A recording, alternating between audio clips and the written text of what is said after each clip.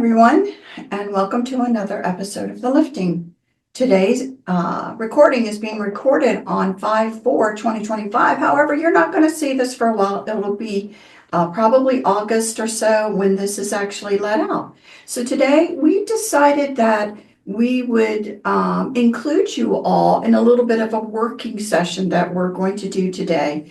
And we'd like to do it because we want to really make sure that we have full and good presentation material for the 2025 Disclosure Now conference, where we're going to talk about the 100-year disclosure. So we thought maybe we would go ahead and record it. If it ended up being well, then we would release it after our conference talk. And you could kind of see how we do some of our own inner workings.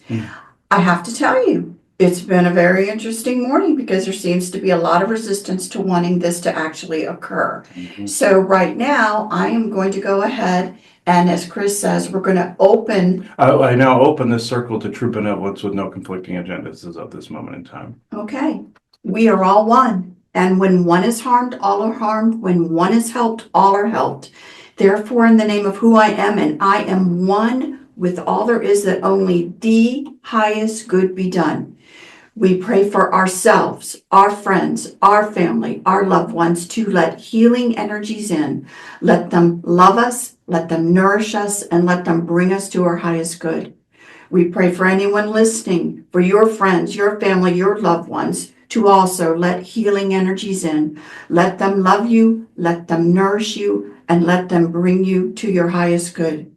We ask now for benevolence with no conflicting agenda to come in now, be it the great titans, be it our perceived oversoul, our family that is out there, for galactics that are out there, all those that want to participate so that we may receive the information that we feel is truest to form so we can present it at the 2025 conference. We ask for now malevolent and mischievous and harmful beings to be swept away and taken away from this conversation now, so that we may have it in great understanding and peace. And for ourselves and for anyone listening, we always send benevolence and goodness your way. And with that, we say, so be it. So be it. So if Pele would like to support this, she is the enforcer, basically, of the earth and the earth elementals, from what I can understand. I certainly ask for her assistance now, and also Chrome and other ones that are out there that can help pull away some of this, unfortunately, elemental resistance that is going on right now. We would be asking kindness that be done so that we may have this conversation. So we'll give it a minute here. Okay. All right. It's clearing enough to do the work today. So, all right. So the first thing, we're going to include in this, and we'll just take a pause for a second. Were you going to potentially add to it the clip of the channeling from before? Yes. The clip that you're about to see is from Valiant Thor, talking about the 100 Years Disclosure narrative, and his involvement directly with the 100 Years Disclosure narrative, and why he feels he had to do what he did. He's benevolent, so we gave him a chance to show his perspective on this. Other beings have their own perspectives, so we will show this here for you now. And then just one quick word. One of the things, again, that we will try to give a bigger picture to in conversation is, in one form or another, the Galactic Federation has been in existence for hundreds of thousands and millions of years. This is not something that just has come about. It existed long before we, Earth, were settled with the colonists from different places and started to do anything. So it's important to have kind of these perspectives. There have been wars, there have been different things going on. Valiant Thor and his group have been a part of some of that. But in truth and in disclosure, whether he says it or not there, but I wish to say it, Valiant Thor is a representative of the Galactic Federation. He's a company man, but and so is Injured Cold. So I'm not saying that they are not trying to act on humans for the humans better, but let's just say that he is not independent of it. Apparently, most parties are not and cannot be. So the only things that seem to be not beholden to it are things like, or persons like, let's just say, beings like the Titans. They're not beholden to any of this. Our grand oversouls are not beholden to any of this. Those potentially that are in spirit are not beholden to this. But if you are actively in an avatar type form, participating in this expression, for the most part, most people are somehow involved in some sort of agreements or some sort of, working relationship. So I just want to put that out there that, we're going to try to get the best information that we can bring forward. And so with that, we can go ahead and exit and go ahead and let you see that clip. Obviously, that means because that clip in and of itself is an hour long, then we're going to have more discussion. This is going to be a long show. Take some breaks between it, but it's going to give you an idea of how we work through things in order to provide a good presentation. Yes, and here it is now.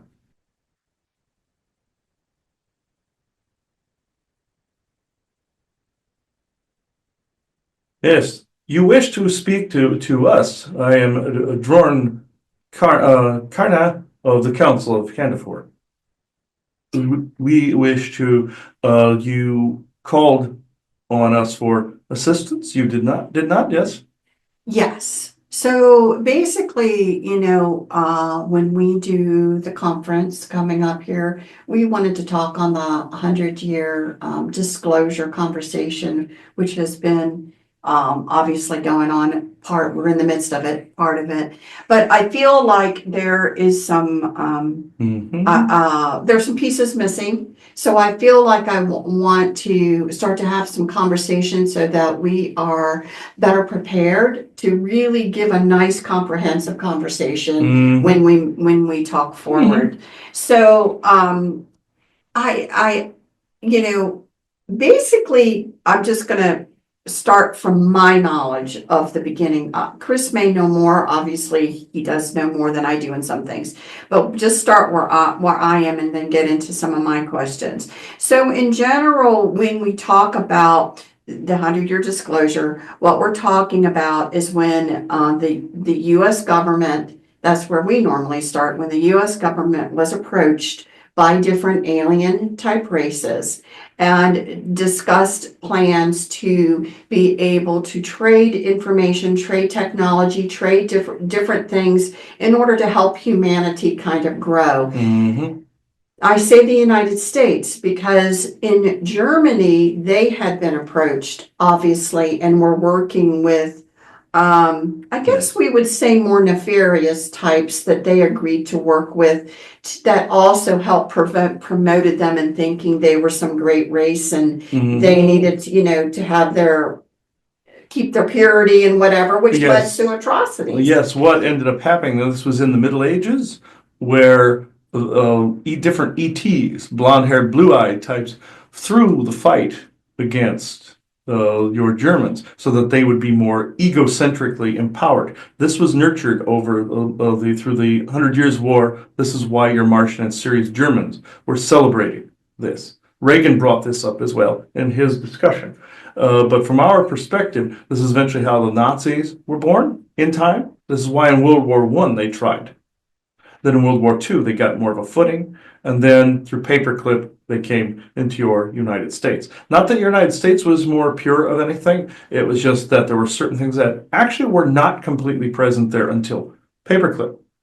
So with that, I also wished to point out that your Valiant Thor is eyeball deep in this, where he is slowly changing things over in academia, in religion, in politics, and in the private sector, where Say, okay, here is an example. Say you're Edison and you're Tesla, and Tesla creates AC current, and your Edison was DC, and AC became the standard. But yet Tesla did not get any. He got historical prominence, but he did not get financial prominence. Valiant Thor sometimes will do this, but this was also other aspects of the Venusian colonies that interfered previous to the 100 Years was the disclosure narrative. Now, fast forward to now, where even things in computers are expanding, channeled, expanding, and basically claimed by a multitude of different corporations. This is Valiant Thor's doing through and through to expedite speeding headfirst into the great black, which is your 100 Years disclosure narrative. But this started with your president, Dwight D. Eisenhower. When this occurred, he was concerned more for your economy, which is fine, but also at the same time, the aliens that traded the technology in exchange for abductions. The reason Valiant Thor did not interfere with that is because he integrated himself into that narrative, convincing Eisenhower that this could be slow dripped over a 100-year period, both good, bad, and ugly, and all in between, convincing that family lineage that they needed to be the stewards of this integration, that they needed to be watchers in this integration. Fast forward to now, this is still going on. This was also decided in your Laurel Canyon. You've talked about this, where creating the for and against. During this for and against conspiracy, this is your government's way of fulfilling that promise, or that re-upping of contracts. This is more of an Orion thing from ancient history. But with this specific thing, fast forward to right now, you have your controversies as to what political side you take. You have your controversies as to the constant state of war on your planet, which, yes, there's looting going on and all of this. But say if you go from the 1950s to the 2050s, this is the 100 Years disclosure narrative, where this information is slow dripped through various generations. This is where the yield takes place. Valiant Thor agreed to this, even though he's doing it his way in a much more sped up fashion. He is still a company man and doing it within the time brackets that were agreed upon in the original contract. Both sides came to an agreement, very much like your Galactic Federation and the Orions did. But in this instance, this is why Valiant Thor, and I do not approve of this methodology. This is why he holds people back in order to bring about a globalist view. In this, it's like in your Star Trek Enterprise, where the Vulcans were holding Archer's father back because they believed humanity was not ready for a particular stage of being out in space. This is that, where they would be more of a match to what is out there, regardless of how ahead of their time they came in. Like what you always say, people come in ahead of the curve. No, this is not regarded the same way by some of the Venusian clans. They will put watchers in place to make sure a certain company is steered towards either an ends or an expanded means. They will put this in place to honor the narrative of the 100 years disclosure narrative. Just like the 100 Years War in medieval times that the Orions and Draco did, 100 Years War of clans fighting. This is the 100 years integration of both the knowledge and the genetics and the technology. So therefore, your economy is preserved and it matches that of galactic standard. Now, your Martian Germans want the globe to be theirs, to have some semblance of control of what that market looks like. Other factions disagree wholeheartedly with them. This is where you get the fight of all of these particular factions. So, I think, one of the first things I just want to, just again clarify, because I don't think in our conversation we can actually have the 100-year disclosure unless we talk about what led up even to the conversation. And you have to talk about then the Middle Ages. And I'm assuming do you focus on when we say the Middle Ages and I'm going to say the pruning of the Germans to get them to play this particular role, let's just say. Plucking would be more accurate. Plucking. And regrowing new roots. Plucking. The master race, of that of which they were more reflected of Orion interests. Yes. Okay. I'm just making some notes. Your Mosen were highly opposed to this. They felt the Darshan of Cassiopeia and the Draco reptilians and the remaining Orion were in violation of galactic law. This is why they got involved. So, when we talk about these cabal families, and then how much knowledge did they actually have of this plucking and regrowing new roots happening? Some of the descendant lineages, like your Eisenhower, was not completely aware, but in ancient times his ancestry was. And yes, was there a vigil, like the forest people said about the natives against the Jotun? Yes. There is a vigil to keep alive a particular methodology, a particular torch that is passed. It does not matter which one is on for or against. They carry the same torch. And you know what I am referring. No matter what. If you have a particular name, they carry the torch whether they know they carry the torch or not.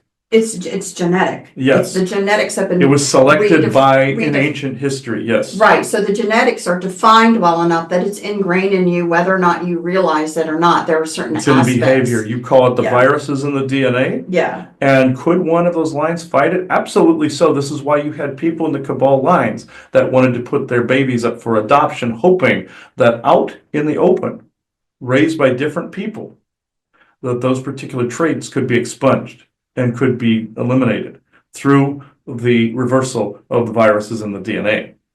There are curses that sometimes are attached there, but this is why you ended up with that, because they snuck them out and made them look like they had died in childbirth or some such. Very much like in your Willow movie, where the baby was slated for death and the handmaiden puts the baby on the moss raft. This is essentially the same practice you are seeing, getting them away from evil, very much like that Bab Morda character in Willow. Same difference. So, but there was a lot of effort put through, although some escaped it. There was certainly a lot of effort to, in general, let's say, pluck and regrow new roots with the cabal families. If they saw any of that, we called it the uncorruptible gene. Let's just say that there was an uncorruptible gene that was within it, and if they found it, they would kill off their own cabal family members. Very much like, again, you saw in Willow that little girl was supposed to be of that. Granted, they were more plucking or on the heartstrings of the whole sacred feminine scam that is out there, and also some of the New Age scams that are out there. The New Age religion was eventually going to be the New World Order's religion, to switch over via Blue Beam and the New World Order, essentially, but that has been kiboshed. But with this, even though there are good sides to this, there are also negative sides to this, where humanity will see some people just aren't answering for their crimes. Very much like your Fauci, for instance, or some of your politicians. They're just not answering for the crimes. And it just slides right on through history. This is part of the negativity of this. I do not agree with this tactic. There's action and consequence as far as I'm concerned. And the council agrees with this assessment. And so do the future kind. But with this, if you go from the 50s, just like in 51 is essentially when Valiant Thor showed up. Then you go to, I believe it was 58 56, I believe. It was where Eisenhower came in. Then he was given the task of re-upping a contract of abducting people, because you see the contracts of old were running low. And so he had to pick up that torch. And it's very much like in your Star Trek Enterprise, where Malcolm discovers he's of a particular lineage involved in Section 31. It is very similar that it's his family. It is a similar thing. It was a similar thing with him. They were concerned about how the economy would just ultimately implode, and you don't want that to happen either. That whole Great Reset nonsense. The Sorry, you don't want that. It would hurt all sides involved, the controllers and the controlled. It would hurt everybody. The gold and silver would have no value. But in this, going on to the 2050s, this would be via also planned conflicts in between, planned controversies in between, planned distractions in between. Generationally, as you know, the cabal works. This is how Valiant Thor felt he could get humanity out of the darkness, was through that. Now, can this be sped up, as the Force people said in your previous recording as well? Yes, if you do not want this to take that long, you need not only say so and co-create that differently. Just because Valiant Thor had some benevolence behind it doesn't mean that his plan is the only. So I gotta really get into some clarification here because, as you said, you were saying, there was negotiations being done with Eisenhower during his presidency to re-up the abduction. Mm-hmm. So when I think of abductions, I think of, tinkering with humanity's genetics, experimenting on them. Yes. Do you also include abductions of humans for nefarious reasons to utilize them out in space? Yes. Oh, Okay. yes. This is unfortunately still going on. Okay, so, but you also made a statement to said renew them. Renew. So who were these things done through before, the cabal lines? How is Yes. this done prior to Yes, this was Eisenhower? done. This was done through those specific cabal lines that stretched back into antiquity. Okay. Very much like, say, your Solomon was charged with the ring and the recapturing and usage of Asmodeus, the demon or jinn. This was very similar, where kings were charged with, very much like your Knights of the Round Table were with the Holy Grail, but some of that was crap, I must say. But some of it not. Anybody that was charged with a task of protecting something. Sometimes we're good, sometimes we're not, but they would say it was like a holy quest, holy task, very much like Arthur and Camelot and some of them. Now, with that said, not all of that was bad. Not all quests were bad. Not like, of course, you had Hercules and the 12 Labors. That was Enlil's deal, where he couldn't get at some creatures that he created or equipment he couldn't get to because of what the Force people said, where they had been into a slovenly state. But it's very similar in modern day. They're doing the same thing because of the frequency is off a little bit. They have to enlist people in this dimension. So, in order to carry the torch. So they read up on a contract to continue this on into the 2050s. And what would happen after that if this was allowed to come to fruition? What would that yield look like? You may not like the result because of the fact that generations after will forget the atrocities that came before. But also the yield was that good things came out of it. To us, this is unacceptable. So if this is unacceptable to anybody that would hear this, then of course, co-create this differently. This is the message we wish to convey to your disclosure crowd. If you do not like this, make sure that it is known. Make sure that if you want disclosure now, you get it. And you will get some, but this was like, again, the narrative of the races they wish to introduce.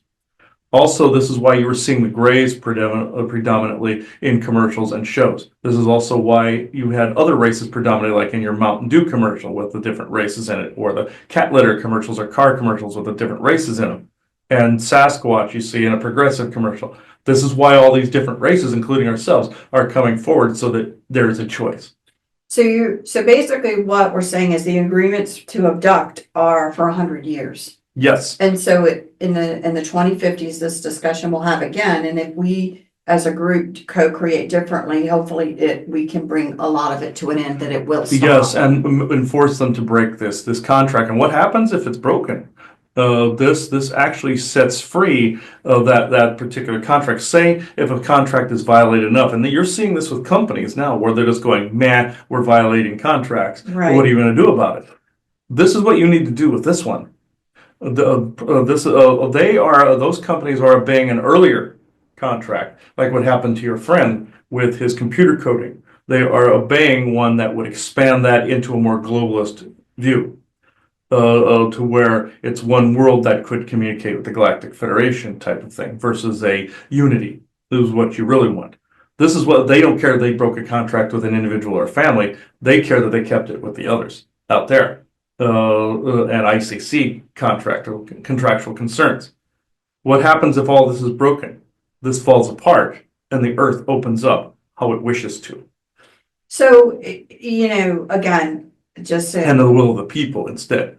So Yes. the picture is that the Cabal families in history agreed to allow these things to occur. Yes. What did they get out of it? Why did Power, influence, and even if it was a puppet state like your president usually is, it's more like the life of luxury. As long as they get paid homage, this is also why they save luxury, gold, all of this stuff, worship in some cases, depending on which Anunnaki lord you're talking about or Orion lord you're talking about, and they got an easier life versus that of the series of unfortunate events, like what Reagan was speaking about, whereas he had a slightly easier existence getting to the presidency. But others have it's always a mountain out of an anthill, or as you heard at your conference, someone stated that it took them several hours to get to a place that was only an hour and a half to 2 hours away. Though that kind of in series of unfortunate events, this is why you run into the mighty hamster wheel, because of this agreement. There's also the psionic dampening, the chemical dampening, the dumbing. It's all part of this agreement. This was the yield between what you would call dark and light, or yin and yang.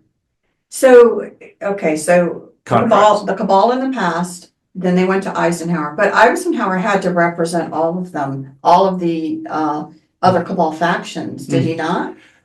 I mean, yes and no. Why did they just pick him? Yes and no. It was more of a moot or a consensus, like how the Forest people have a moot consensus of what the next actions are going to be. And the Vikings did the same with the All thing. This is essentially how the Cabal families operate. In a good capacity, it will work great between the Roman Senate view and an All thing. Your North American coalition needs this very badly. But with them, it is more of a moot consensus. Some did not agree to this. Some did not agree with how it was being laid out, but the Eisenhower line agreed to carry this torch forward. It depends on which Cabal family they agree is in an ascendance at any time. And this is essentially the Eisenhower family took the torch. Okay. Yes. They thought that they were. Yes, they were more the heraldry of that torch, or the secession or order of operations. Okay. So this is how that came to pass. Other families tried. The one Truman belonged to tried this as well, and it did not quite pan out. This is why there's a debate on when the 100 years disclosure begins and ends. It was with Eisenhower, though. Okay. So, which means, again, so this is happening with, again, we're talking the Anunnaki and Orion lords, and then here comes Valiant Thor with a plan. Doing it his way. Doing it his way. And so what it seems like to me is that Eisenhower made plans with both groups, is what you're saying. Yes, this is why he could not tell which side was made the deal with. It's both. This is the actual history. This is why Valiant Thor does what he does, even to your allies. This is why him and Bjorn were so angry with him, because of seeing these yield deals. This is the you're going to be angry at this. This is the literal origin point of what you know of as the you. Okay. So he was not wrong with all the historical stuff that he stated. Valiant Thor, from what we understand, and his people are fairly benevolent. But at the same time, they feel in order to mathematically plan this out to where humanity all comes through out of the darkness, This was their plan. Again, we do not completely have consensus with them. We vaguely agree with certain things. Not this. This was more of a handshake and a nod and a wink. But he would disagree with me on that, but that's how I view it. Well, he felt he had to negotiate with everyone. Just like how you see, like how Reagan said, he had to negotiate and bump shoulders with people he didn't care for. This is how Valiant Thor does it. He's more like how Reagan had to run the presidency in that Right. way. So we don't begrudge his decisions and the position he has been put in, but there are certain things that he could cut corners on. But he has very strict calculations. No matter if he likes the people or not, he still obeys the calculation to the Right. end.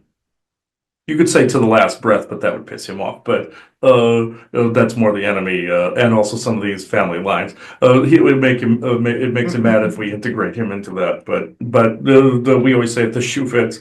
No. Not that it matters because we're living in this reality, Mhm. but for people to be looking at this saying that, I don't agree. Would you guys have had a plan, that would have, been better? I mean, I'm not saying that for any Revealing- other reason, but when you judge something, it's like, It's revealing it at the time fully would have been disastrous for humanity. But integrating slowly, yes, this is where we agree with Valiant Thor, but not with the wink and the nod type and handshake. It is more or less he could have gotten rid of the Orion contracts altogether and integrated it slowly the other way. And by now you would have had flying cars and all this other stuff. So and also knowing he had to knit through the timeline changeovers as well. Again, we don't begrudge him, but there is a part of us that does indeed judge this situation, and we would have handled it a bit differently. Also, Time Core is involved as well, and again, we would have handled this a little bit differently then. do you feel that your knowledge level is greater than Valiant Thor, that, he didn't see what you guys see as a different alternative?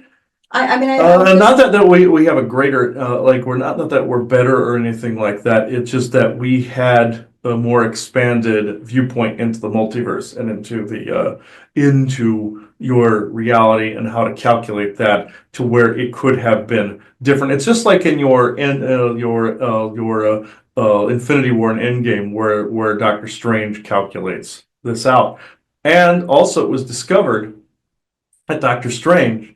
The thing about it is Frank Strange's. This is where they got Doctor Strange the idea from. It was a merging of him and Valiant Thor as well, like with Gary Seven, like with your Star Trek Picard season 2 with the Watchers and all of them. All of that. That's all Valiant Thor. So we hold him in the highest respect, and the Venusians in the highest respect. But at the same time, we couldn't. It couldn't just have been thrust on humanity. Humanity had forgotten so much over the ages. Did it need to be slow dripped in? Yes, but as of right now, it can be revealed. It can be sped up a little. It can be revealed in this decade because of the fact that there can be some allowances. It doesn't have to go 25 more years. No, it can be revealed now. So again, I'm just gonna ask this one different way another time. Do you feel that Valiant Thor did as well as he could do with the abilities that he had at the moment? Yes, he did. I mean, This is why we don't completely blame him. Well, that's where, and again, that's why I really want to ask that, because I do believe that there are groups and there are beings that have different perspective at a level greater that maybe could have seen an alternative way. But the question is, at the moment, with the beings that were dealing with it, even though unfortunately there was a yield put in place, did this person do what they thought was honestly the best at their time? Yes, They and weren't this is why. intentionally trying to shortchange anything. No, they don't. The Venusians definitely don't believe in shortchanging.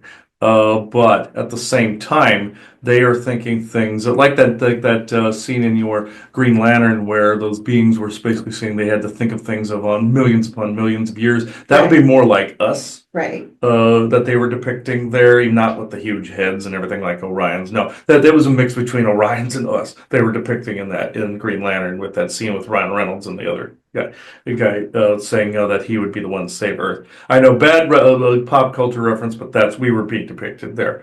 But with Valiant Thor, he did the best he could with what he had.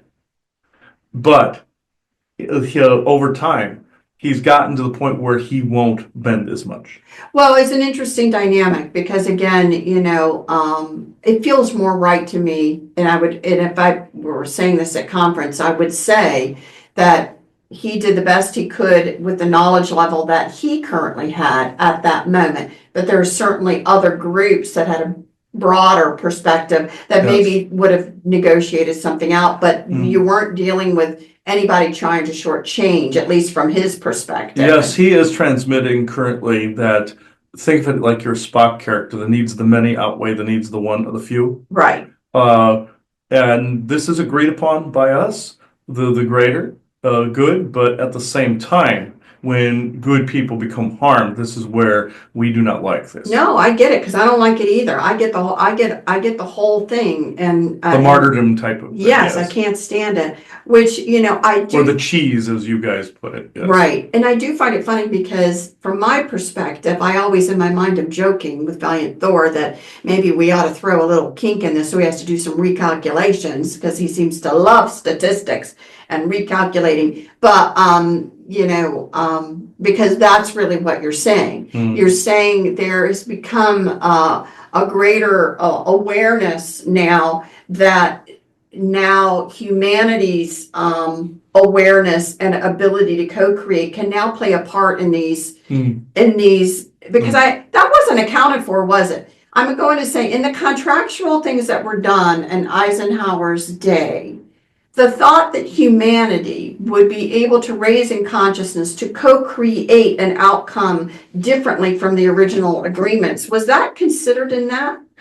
Yes, but it was shot down because of the whole needs of the many argument.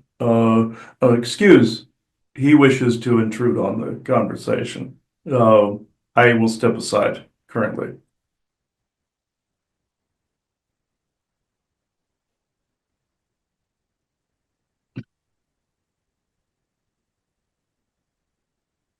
Yes, I may not be your favorite person or cup of tea at the moment, but just know that you are also being looked after as well.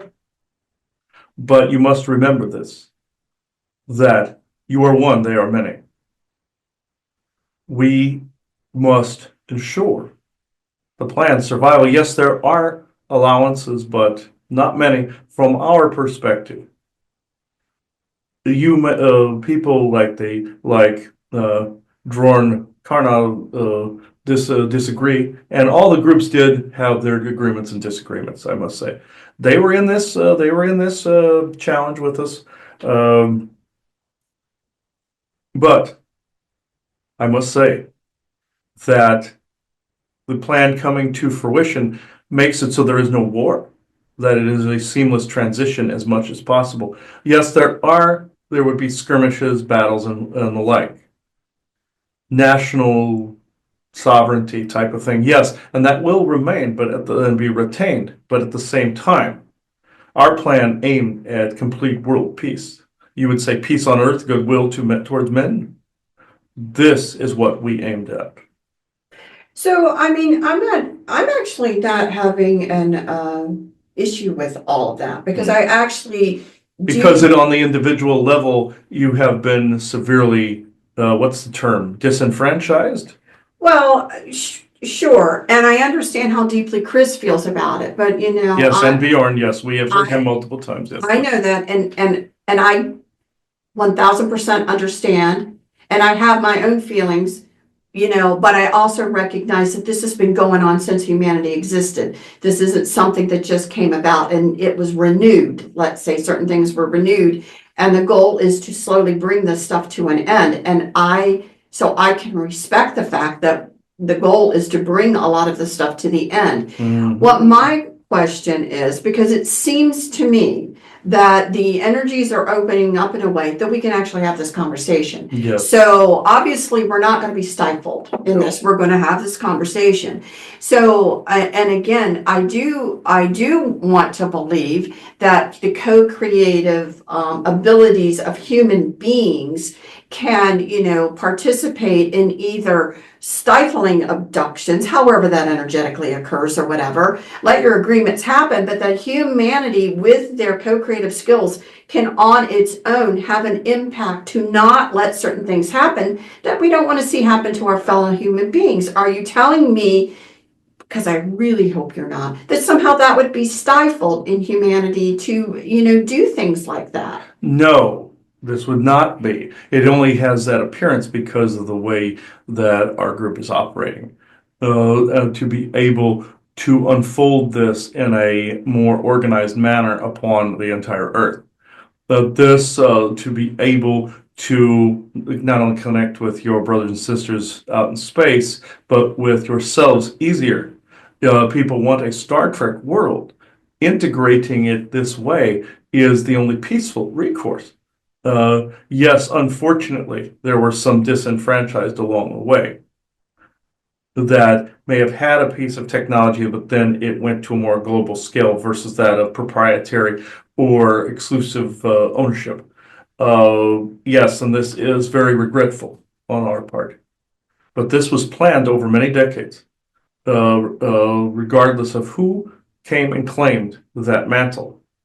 Now, does this mean that that mantle can't be reclaimed in a different way? No, not at all. It can be reclaimed. Does it not mean that? No, it does. It does mean that it can be. And I'm not a will wisher or anything like that. I'm just saying what once was on the timeline of exclusivity became global. And this may seem like the whole DEI thing and the whole thing with the Galactic Federation. No, I do it my way, where I will keep not only the contracts derived, but that of not allowing people to fall by the wayside and become disenfranchised. That said, what once was in one form then can take another to make sure that you are not disenfranchised. Not only from franchises that you all hold, but that of what comes next.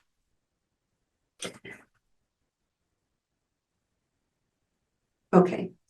I just accept what you said. I know a lot of what you just said is for his ears and for Bjorn's ears. I know, I understand that. What I'm just trying to get to is, it seems to me, although the contract is going to stand as the contract, that there's nothing wrong with trying to get people to en masse in their minds co-create a series of unfortunate events that doesn't allow for the abduction to occur, that doesn't allow for, their goal of achieving so many humans to take out into space. That doesn't allow that actually thwarts it. So when the next round of... This is why it's not happening every day. So in order for the next rounds of negotiation, that they really look at how painful it is to keep this up. Because Yes, you have nailed it. You are bucking up against humanity's will. Not only from the disenfranchising, but also on the other end from the actual physical harm. This is what needed to be seen by the powers that be so that these things change. Right. And so that is where we now have a forum to talk about it, to try and help people understand who that they are, so that they can put their co-creative forces into play in order. But again, if you don't understand what's really going on and all of the dynamics behind it, then of course you don't know how to participate in it. And that's my point. I believe we can have a force that, again, will make people uncomfortable with wanting to try and take people of our humanity, because the energetic consequences are painful and unprofitable. Let's just say like a Ferengi engaging in a bad business deal. Let's just say, and that's what the word Ferengi actually means, bad trader. But that's a Hebrew word. But in this, think of it that way. We wanted to make the consequences greater, negatively for those groups to do it than to not do it. Just like what he was thinking about, say, storefronts, for instance, he was thinking of the economy, whereas it would be harder for somebody to end a storefront business than to keep it, therefore it would balance the economy out. He was thinking in terms of some of these contracts. That's where he was getting this from, myself and others. Whereas we're making it more difficult for these people to do the deed than to not do the deed. They have more of an incentive to not do it. This is essentially like what's going on with your Trump politics, where it's the tariffs and also the incentives to actually be in America versus other places. It's a very similar process that I'm attempting to broker with these other groups. And it's not like we can just say, we stand on the bridge so you cannot pass, kind of thing, like some people would want. But meaning we defy you, you cannot do this. These are groups that have been entrenched, and I'm saying groups that have been entrenched for a very long time. Getting them to back off is actually more difficult than you think. To actually make an incentive to not do the things they're doing is actually slightly more difficult. We've accomplished it on multiple fronts. This is why you're not seeing as many abductions. But there are some that break the rules, military factions that break the rules. This is why he saw a faction a military faction that was disguising their genetic collectors as bed bugs. They were collecting samples for another ET group that has now fallen off the contract cliff and wanted things to trade out in the galaxy. Others will take, like, say, chemicals from the liver or from the toilet or wherever. Like, your sewers are like considered to be like maritime law, where it's right of salvage.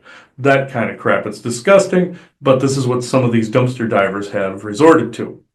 Now, we have accomplished it on multiple levels where we have basically said, you can't do this anymore. We are making it more worth your while to not do it. And there are some groups that think, no, we have to be able to continue to engage in that form of piracy. So therefore, they are going by through some of these military factions. It is still unacceptable, and we catch them. We say they are now in violation of the current contracts, just like before, revealing to the public would have been in violation of those same contracts. You see, this is why the Orions and the Draco got in trouble by the Mozen and them, because they violated those contracts. Even though they had slow drifted the belief system through the Middle Ages, they still were called to task on it later when it became more evident historically. It wasn't completely evident because they did it so damn slowly.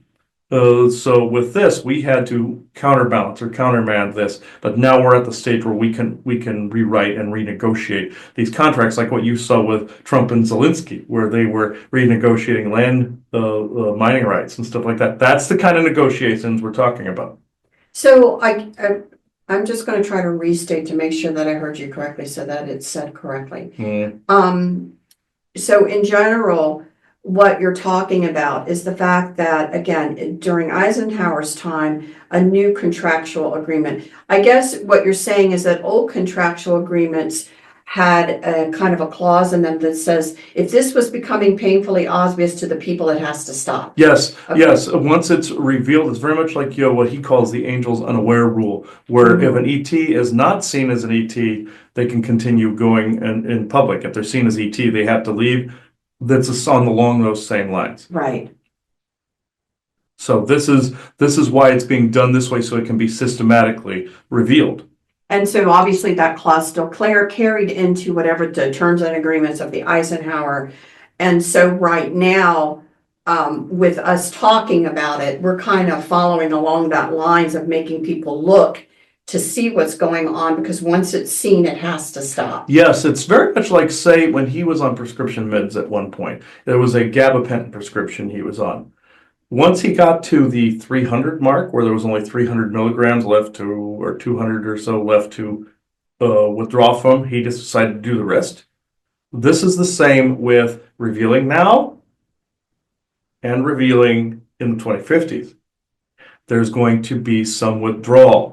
The closer you get to the mark, the less of a societal withdrawal. Very much like a druggie has to taper off. This is why this was planned out this way. If you do it now, there's going to be some shakeup. But it doesn't mean that it can't be done. I recognize the fact that it can be done. But we equate it as to, yeah, it's like more like driving with your feet kind of thing. But it can be accomplished. It doesn't mean certain things aren't being revealed. But this is, as far as some of these other groups are concerned, still up in the air. But if you want this to happen, of course, you co-create differently. I am not dissuading this. But this is where the state of current affairs are. So what basically you're saying is that, you turn a blind eye to both sides. So you're just the contracts guy, and this is what the contract says. But again, as much as you say that you're turning a blind eye that they're doing this, you're also turning a blind eye to anything that's going to make humans more aware so that they can notice it, so the other folks are in violation of a treaty, and then other groups can step in and force them. Hence the objective of what you call the cheese, because they then become noticed. We then can put the cuffs on them. Okay, so I get that. And again, that's really kind of a big message that we need to get out to people to make people want to look, to make people want to see. Agreed. so that it can be stopped. And there are the again, other contractual agreements that have been made that are the enforcers of the contract. It is very much the breaking of it. But also think about for a minute, this is all more on a humorous level. Think about in your Middle Eastern nations when some of your progressive groups tried to go in there and shake things up. What happened? They got cuffed because that was that person's turf or that country. Whether you agree, disagree, or indifferent of those laws, that was those countries' laws. This is the kind of thing I'm dealing with these different races. Where they all have these different opinions of what reality is. Right. And what their contracts reflect, what their own personal reality and or wants, needs, and all that in between is. Right. And this is why this is so much more difficult. You're literally dealing with the Galactic United Nations. And they feel they have rights here, both ancient and newer, and have familial rights, both ancient and newer. Lanilos, for instance, they have a banking type of tasks, whereas they hold the like what your Fort Knox is for your planet for the planet is what they have a banking issue with galactic standard chips. They have the talent and the ability to manufacture them. They see on a particular spectrum and can see visually how these things work more efficiently. So they agreed to be the holder, very much like Australia charged England with holding their monies and gold. It's very similar. Prospect. Take them for an example. They have a very strict set of contracts with the Galactic Federation. This also says with who can be on their world. Even though they are within the dimensional space of Earth, they also have a physical manifestation in what you call the Ganymede galaxy and an aperture. They constructed a planet on that end of the tether or the portal. That also shares the dimensional space. They wanted both. It's like basically saying having your brain and the eyeball, or a continent and a country. They wanted this. Then they constructed it. They needed it out in GF territory. These particular rules, yes, are slowly changing there, so people can come and go like it was in extreme antiquity. But say this audit of, like, say your Fort Knox, for instance, which there is a lot for show, I must say, but say a legitimate version. This kind of thing is what needs to happen for that.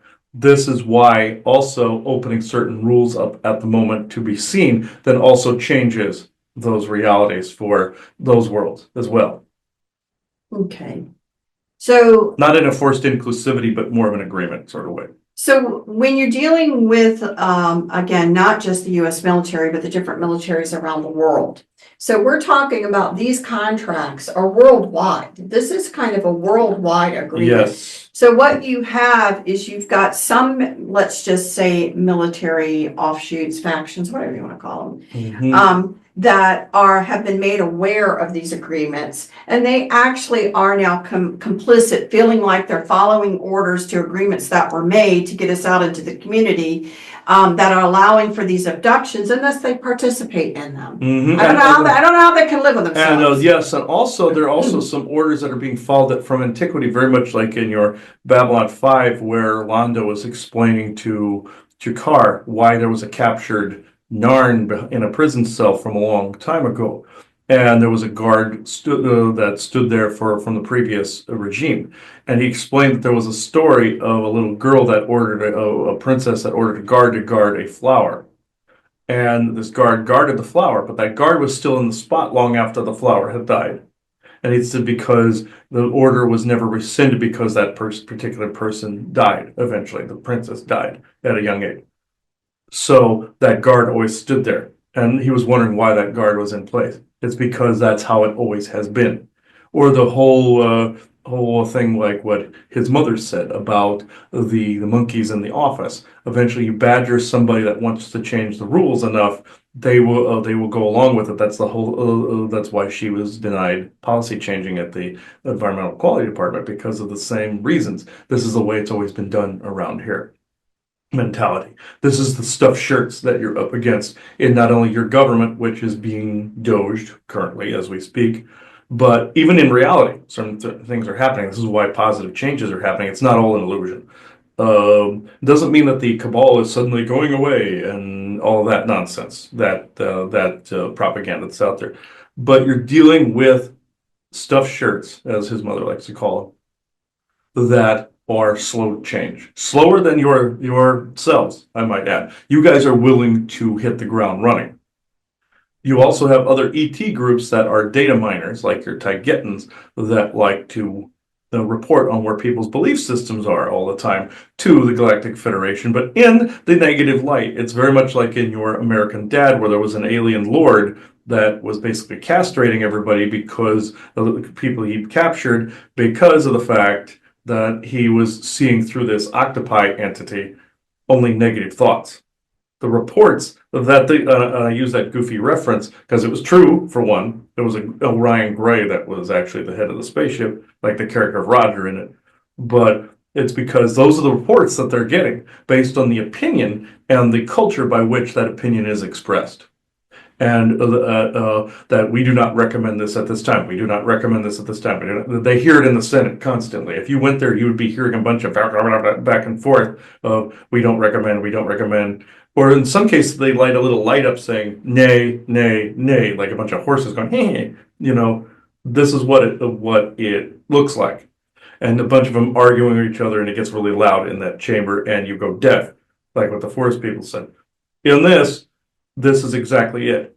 Your stuffed shirts that don't want things to change, that just want to go, they seem to enjoy just going in and just sitting there and being obstinate. This is what we're all up against currently.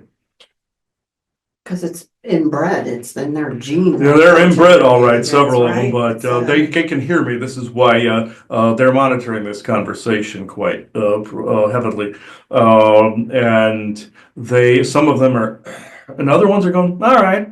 And then other ones are going, This is essentially like what you're up against, like with your Congress, for instance. It's the same difference. Or UN. So I have to ask this because people will just want to know, when you're dealing with these certain military factions that are involved in the abduction side, it takes a special kind of human to even wanting to be a willing participant in crap like that. Yes, Isaac showed him a representation of some of these military in a game he was playing called Cyberpunk 2077. These medical military came to collect somebody who was sick and injured. It was an ambulance, but it was a flying ambulance, which they do have those, by the way. It's like in Firefly or the game series or something, where they were more concerned with your character and one other being too close to them as they were trying to treat the person, and then they wouldn't go back for the other person that was dying in the other room. He was being shown the exact mentality of how these people operate. More of a heartless mentality. They're doing the job. Okay, we're going to stick this person. We're going to do this. We're going to extract this chemical we were told to extract for this group, etc., etc. If you were to be completely conscious while they were around, you would basically see somebody that was slightly more far removed from where you are, mentality-wise. Right. And again, is that because of something being spewed out and through the air that dominates and controls them, or literally their genetics are a little different? It's being spewed out. Yes, the genetics are being nurtured, like the Martian Germans want a heartless mentality, very much like he saw in someone's session where this person was seeing a dying alien, and the Nazis wanted this person to not care, but he was caring a lot. Therefore, they would whip this person. He was a guard during this time frame in his SSP history and saw it from his own memory banks, basically. But the being around these other people, this is what he's remembering as being around these particular guards. And some of them are genetic, very much like in that Y-Files episode. You saw some of those soldiers were genetically bred to not be as emotional. This is essentially, some of them are that way, but some of them are people that were abducted and put in those programs, and the emotions were dampened, like your Rutherford character that had the eyepiece in Lower Decks. It was blocking some of his emotions until he removed it, and then he couldn't handle some of the emotions coming in. Or like your Spock character that became all human and he was more like a teenager. It was like that, where if you removed some of these components, they would be just like everyday people, and they would have to readapt to that. So you are seeing a mix within those programs. Also, a movie reference by the name of Equilibrium, with your with a set of events where emotions were outlawed and everybody had to just go neutral. And but this is exactly where I'm at with this. If that movie reference, other people know, but it had to do with all the soldiers were completely heartless in that. And again, just to give counterbalance to that, there are also military factions that are fighting this. Yes. It's not just all one way. I don't want people to It's think. not all one way, but it's You like the know. resistance was in that movie against those soldiers. You have other factions like that as well. Right, because in general, regular humans are not this inhumane to other humans. And I think it's really important to understand that the ones that are really knee deep in it, Mhm. they've been altered somehow. They have been altered. It's exactly like what you saw in that movie. It was a chemical alteration. Yeah. In that movie, they'd have to time inject something into them in order to be able to remain that way. So And when it wore off, they were human again. Yeah, I think that's important for us to say as well, because again, a lot of people, like we've always said before, if you could remember your SSP memories and you can remember some of the things you were involved in, you'd want to kill yourself because you Mhm. can't believe it. But there was alterations and different things that were done. I think what the other topic that it comes up, you know, to why I'm a little bit nervous of who's going to be at the conference. When we get back and we talk about again, the Eisenhower family from the perspective of the Council accounted for, is that the reason they were being spoke with us, they were the ones seen in ascendance of the cabals. They were the ones to see in that ascendant spot in Yes. order to be able to have the conversation. Yes. So it was like they were saying, a moot or a council that would then determine which family, like in your Dune movies, whereas where the Harkonnens were passing the spice over of Arrakis over to the other family, Right. Where the over to the Atreides family. That's exactly what I'm talking about. And so I'm going to call it a yoke. The yoke was placed When a on gift is not a gift, that's what they were saying in the movies. Yes. Yeah. So the yoke was placed on the Eisenhower family to see this through their descendants. Is that fair to say? Yes. So Yes. through the descendancy of the Eisenhower family, along with the other cabal family lines that are working with them, you know, in agreement to this one thing, let's just say in these contracts, that, you know, the whack-a-mole began, because if people started to rise above it, they had to be pushed down. And so be it just regular people, be it, you know, other cabal family, you know, be it whatever, there was always this give and take in not letting truth rise above what the narrative was going to be with this 100-year disclosure. Mhm. And I think it's important to point out in that, again, there are groups that, you know, you may think a person, and again, do you agree that the presidency, they have all been a member of a cabal family? Yes, yes, with the exception of, like, oh, you said Carter, and Reagan was part of it too, but they were more on the amicable level.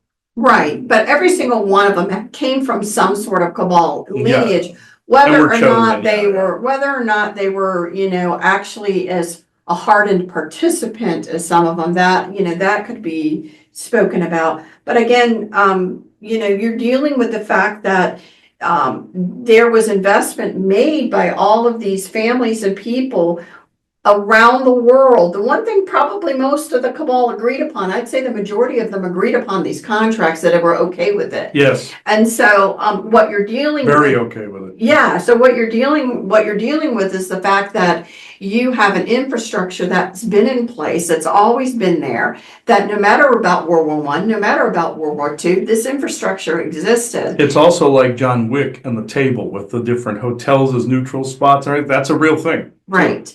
And they're all invested Mason, in yes. the big deal about these 100 years, or these contracts, and what has been decided that is going to drive the narrative of the conversation that they want to have, the playing how they want history to be seen, all of it deriving down to how are we now going to move out into the galactic community. And it's all based upon these contracts. And so if people choose to try to, I hate to say it, as Reagan was explaining, where he wanted to speed this up, and it was not acceptable to the rest of the groups, they had mechanisms to be able to interfere. And Trump wanted to speed it up as well.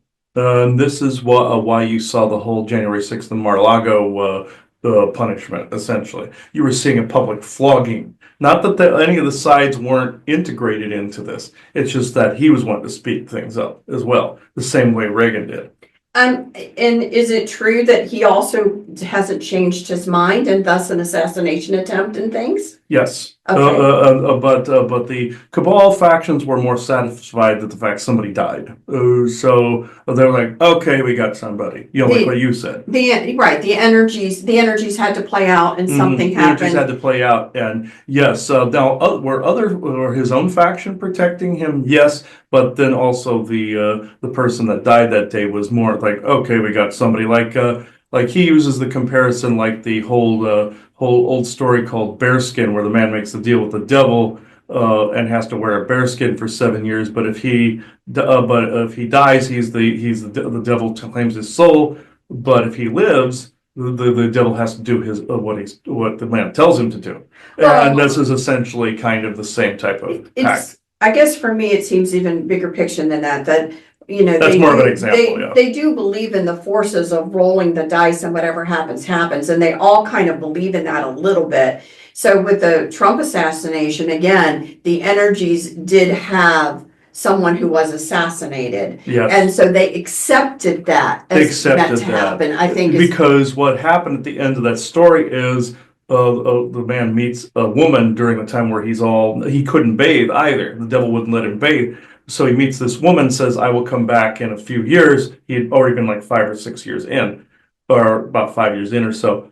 And the woman's two sisters, like the evil stepsisters, were there going, ooh, this person's gross. Well, he comes back, he cleans up, he beats the devil at his own game, makes the devil say the Lord's Prayer, the whole bit, goes back, meets the woman because he has a ring with him that she gave him. The two sisters die in that. The devil comes by and finds a way to make them have an accident. He goes, well, I don't really care because I got 2 for the price of 1.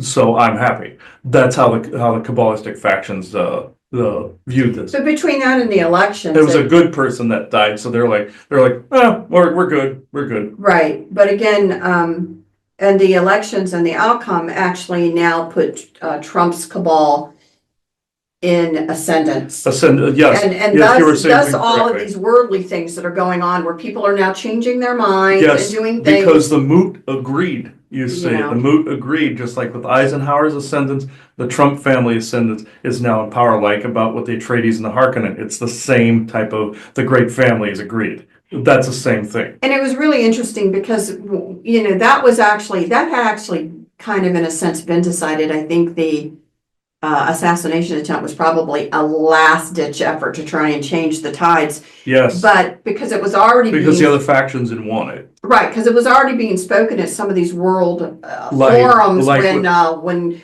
Charles Schwab was trying to say to people, we're going to have to, accept the fact that this is going to happen. Yes, and other factions do not agree, and That whoever's it's in gonna be there. and whoever's in ascendance has to be listened to. It's very much like how like in the Dune with Paul Atreides' father gets killed and things of that nature, and then he learns how to manipulate the timelines better than the Bene Gesserit. This is kind of the war that's going on at the moment. He who has the biggest prick, pretty much, and the other factions didn't want him or the Trump family in that position. Like the Atreides family, they didn't want in the Arrakis position. And the Harkonnen said, "What is it? When is a gift not a gift?" They were being set up to be the fall guy. In this, the fall guy thing was the assassination or the martyrdom in that way. It didn't happen. You see, these were the clans fighting each other. The families fighting, the great families fighting each other. So in the agreements that were made, that again, that are still in existence, even though it would make sense, you're already trying to negotiate any new ones, I get it. Mm-hmm. But, people look at how far along, Black Ops and different things, hundreds and hundreds of years, they're further along than the regular surface dwellers. Mm-hmm. Was there anything, there written about, things dealing to the health and wellness of humanity being released and not being able to be kept forever in a way? Yes, under certain specific stipulations, could all that be released. It was slightly more harsh then, but it's similar to now with the disenfranchisement, but a more advanced version of that. The extreme caste system of have and have not, poor and rich, or wealthy. Even though this is still going on now, that is starting to be frowned upon and being delegated differently. Again, me doing it my way, kind of thing. But at the same time, others, unfortunately, are getting disenfranchised. You see where this is going, but it was worse then, much worse. So People romanticize like the Middle Ages and like the ancient times. There were good things, a lot of good things that happened there, many good things, many things that need to return, like the all thing, but there are also equally as bad things as well. Like your church was in more power then. It is not now.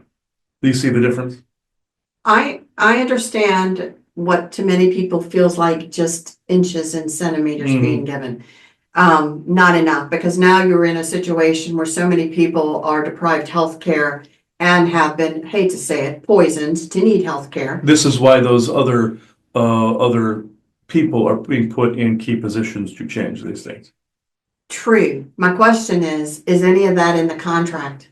Yes, it is. So, if then within the contract then should be written when the healthcare of humanity and the well-being of humanity, it must be coming up in the next, however many years, that healing technologies and things are going to be made. Even though some of that was carrot and a stick with the healing med beds and all that. So that's why they've been using it as a carrot and a stick to beat people over with since the 90s. Right. But there is truth to this where this is switching over. Over those past few decades, it has inchwormed its way towards what it is now. Things are getting recognized, being pushed out in the open, very much like your Daredevil character pushes criminals out in the open where they can be tried and arrested and tried. This is the same thing. It does not mean that you would get a set of tribunals like what you were saying. You might see a little bit of it, depending on what humanity co-creates. But the thing of it is, though, yes, the medical stuff is on a collision course with being opened up. So basically, we're at getting towards the end of this contract, where basically the next 20 years is the changeover. Yes. And that's the only way that I can see it. If it's in the contracts, of course, it would be waiting till the very end. Yes, unfortunately, the medical stuff was put at the very end because these other factions, like I said, with the withdrawal of chemicals, all this other stuff, that was the most exploited area. Therefore, it had to be the last to go. Very much like how you were told about Dreamtime, how people would master that later. This is the same thing. The medical thing is the last one to be changed, even though it should be the first. Okay. So you would be telling people that, again, there's a big fight, there's a big discussion going on is what, and I get it. Why wouldn't you say this is too good to be true, that this really isn't going to happen? They're going to be able to find a way to stop it. We're just, we're not seeing real things, but we really are seeing real things. We really are beginning to see a change that is going to occur, and that these changes in the structure of the United States and what's going on now is going to lead to positive change. Yes, but it's at a fork in the road where the timelines favor one or the other. You must co-create a non-new world order in favor of unity. Okay. Okay. Hmm. Are you planning on speaking at the conference? Or I could do so. I mean, I'm assuming that from your last conversations with Chris and Bjorn that that was coming off the table. Yes, They were not happy with you. because of the disenfranchising. I try not to make light of this because I know it is not. But there are things being changed, yes, to accommodate. But the distractions are not my doing. That would be other factions doing. Different distractions where you guys have been getting hit with certain things are not our doing. But it's like that Good Omens scene where Gabriel goes, "Oh, we just don't stop hell." This is essentially the position I have been put in. We take the worst of it, but not all of it, because we wish some of these other groups to pay the piper. This, I know, is a harsh reality, but this is what we are up against. If we make them pay the piper, their contracts are null and void immediately, without having to negotiate with them. If they are caught doing something criminal, every contract they ever had is null and void. These are not just my rules, these are GF rules as well. So therefore, if they're criminalized, whatever deals they had are done. This is the easiest way to get rid of them. And this has happened hundreds of times over the past 8 to 9 years. Right. But we're I guess what I'm saying is I don't think that we're doing anything that we should be left homeless over. No, not at all. So The other groups may have a different opinion. This will not come to pass as far as I'm concerned. right, because we're really not doing anything, and it is time for this information to come out. It is time for these conversations to have so that these turnovers can occur and people need to be aware of things. Mhm. So in my opinion, we're not in any off timing. We're exactly where we're supposed to be doing what we're supposed to be doing. So that's my opinion. I don't know if you agree, but It's not necessarily off timing.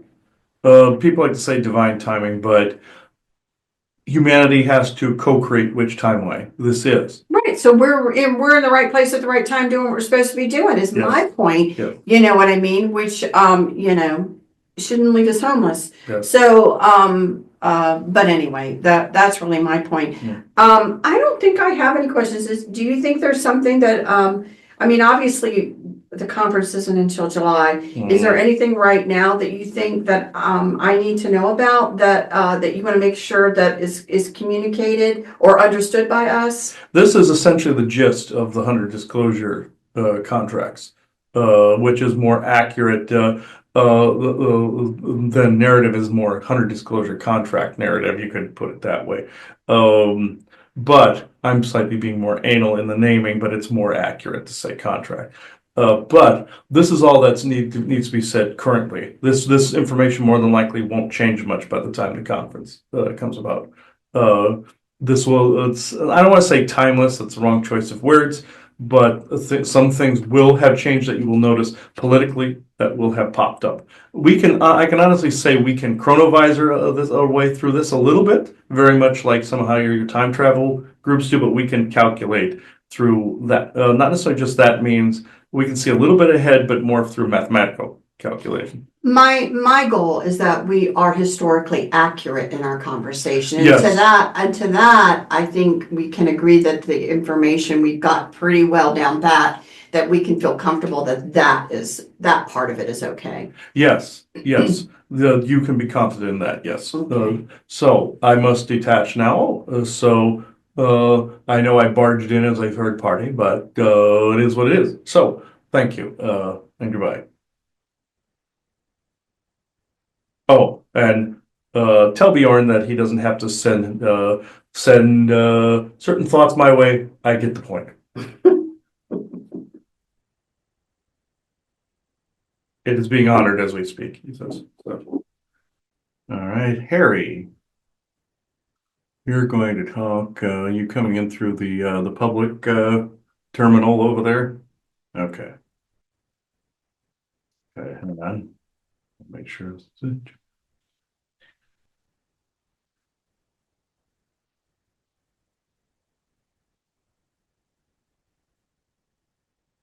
Okay.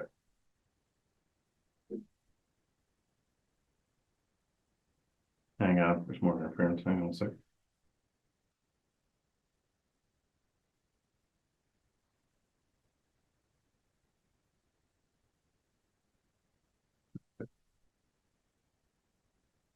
Range 4, Harry, for anybody listening. Okay.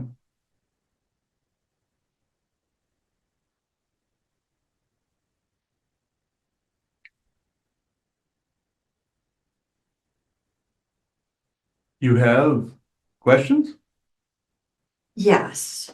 So, as we understand that what we are going to be doing at the conference is going to be a condensed version of the material that we have. But I want to make sure as we're working out this material that we have a better understanding and present it correctly. So as I've been putting it together, and I'll go through some of it to make sure I got it right. But one of the first questions I want to make sure that we get back has to do with the ascendancy of the cabal.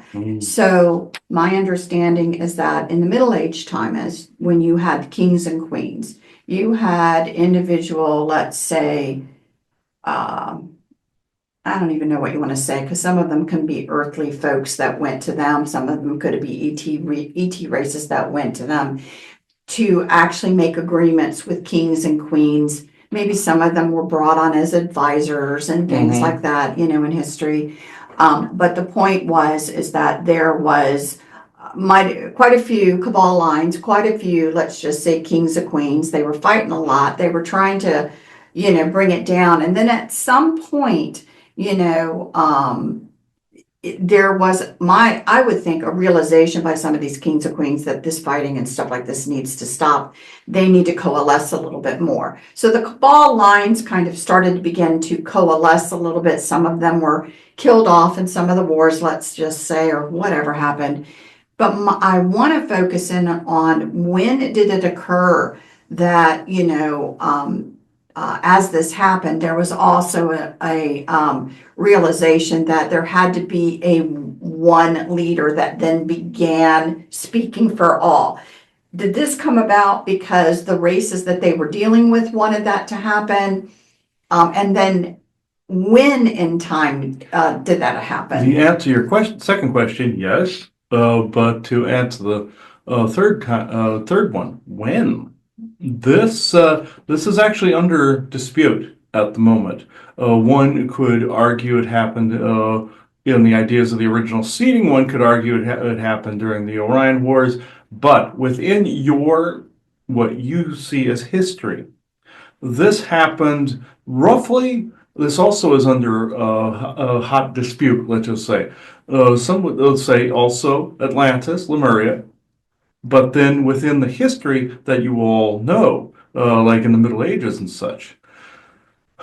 Before that, it was some dispute Egypt with trying to start the one world religion, and it got conquered. Some say Rome, where Caesar took those ideas from the Library of Alexandria. And then the Vatican Library eventually spawned from this, and Christianity did as the one world religion. You had your New Age religion, which was supposed to be the New World Order. Then when that didn't work, they defaulted it back to Christianity. This is why other religions are going to this, as he would say. But the one that seems to have consensus would be essentially the just around the time of the formation of the Catholic Church. This seems to be the consensus. Other people may debate this answer, as I've said, just like you have some that debate what came first, nature or space kind of thing. This is a chicken and egg kind of thing. Which ones actually started it? Some would say view the totality of history, but if you were breaking it down, the most that I've spoken to see it as the formation of the Catholic Church as a major control mechanism. Granted, Enlil started world religions much, much earlier when he was anointed Lord High Commander of the Earth. But in your history that you all agree upon, this would be the formation of the Catholic Church. Okay, let me look something up. You would say also which way Christianity would go, like Council of Nicaea or Nicaea. Mm-hmm. And also Roman Empire would be the formation of Christianity itself. He says an actor played Jesus. Yeah, okay. But and also the whole Christ conversation. You've heard that with the drugs and the child peddling, and they created the religion to hide this. But at that point, but it is actually essentially more the formation of the church because they wish the Vatican Library to be the Earth Library. Now, the world leader type of thing, where some ETs wish a world leader could be consulted like how it is in the GF or Galactic Federation. It would be easier, but with Earth, that is simply not an option.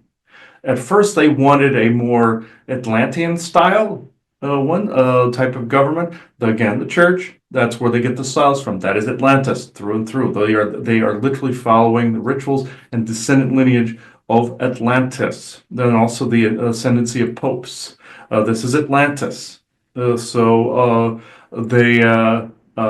a council then, but just like with Lemuria, it actually got broken up because of dark elves on that side. With Atlantis, it essentially was you had some of your transhumanistic things going on, but you also had a sense of world domination at that time. A black army swept across the land, some people would say.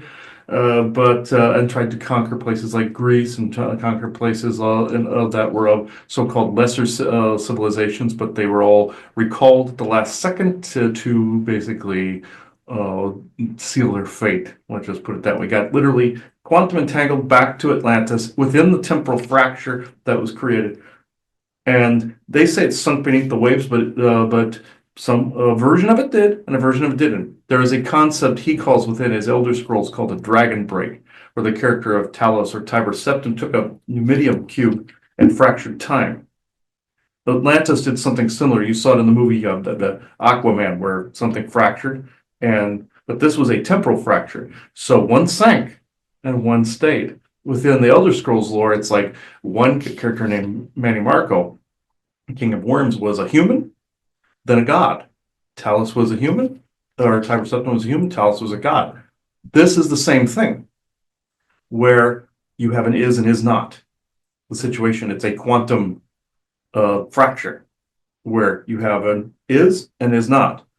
Is means stays, is not means sunk and broke apart like Antarctica. This is why it's confusing as to what happened there, because it's both. So this is the problem with temporal fractures. You have an is and is not. Same thing with Lemuria, is and is not. So that's why he was having trouble with the story of Anta of Lemuria, and he was asking those questions with your GIC because he was confused as to why there was an is and is not. Temporal fracturing, temporal nuclear weaponry, the temporal breaks and fractures, Bermuda Triangle, Dragon's Triangle, etc., Nevada Triangle, etc. So this is why it's under dispute, because one could say both. So again, back to a one world government. There would be a council, yes, if the NWO were a thing. You have your North American coalition, which can go good or not so good. It can be a unity, a world unity, which would be under one currency, but at the same time, each nation would have their own. But the Vatican Library, one could argue, the communication point like what was shown in your Futurama with the antenna from the Vatican or the religious order looking for God in space kind of thing. This is, they were making fun of it, but this is exactly what that observatory does. So one could argue the formation of the church because they wanted a one world religion, a one world order within that, and it was the more successful of them. This is why the consensus is the beginnings of the Catholic Church.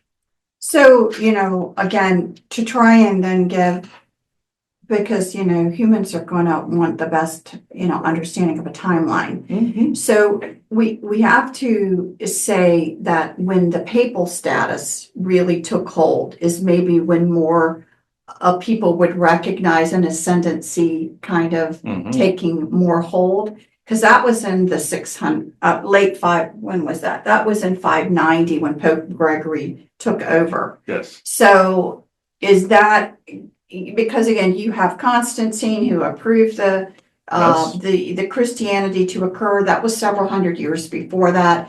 But the Pope and that legacy really began in a linear time frame around the 590, although it was being developed before that. Like I said, developed Roman Empire. Yes, they formed a world unity. One, again, this is where the debate is. One could argue Caesar. Right. Well, then one could argue the Catholic Church too. The reason I'm clarifying that is because, during that time frame, those are the time frames that we refer to as the Middle Ages.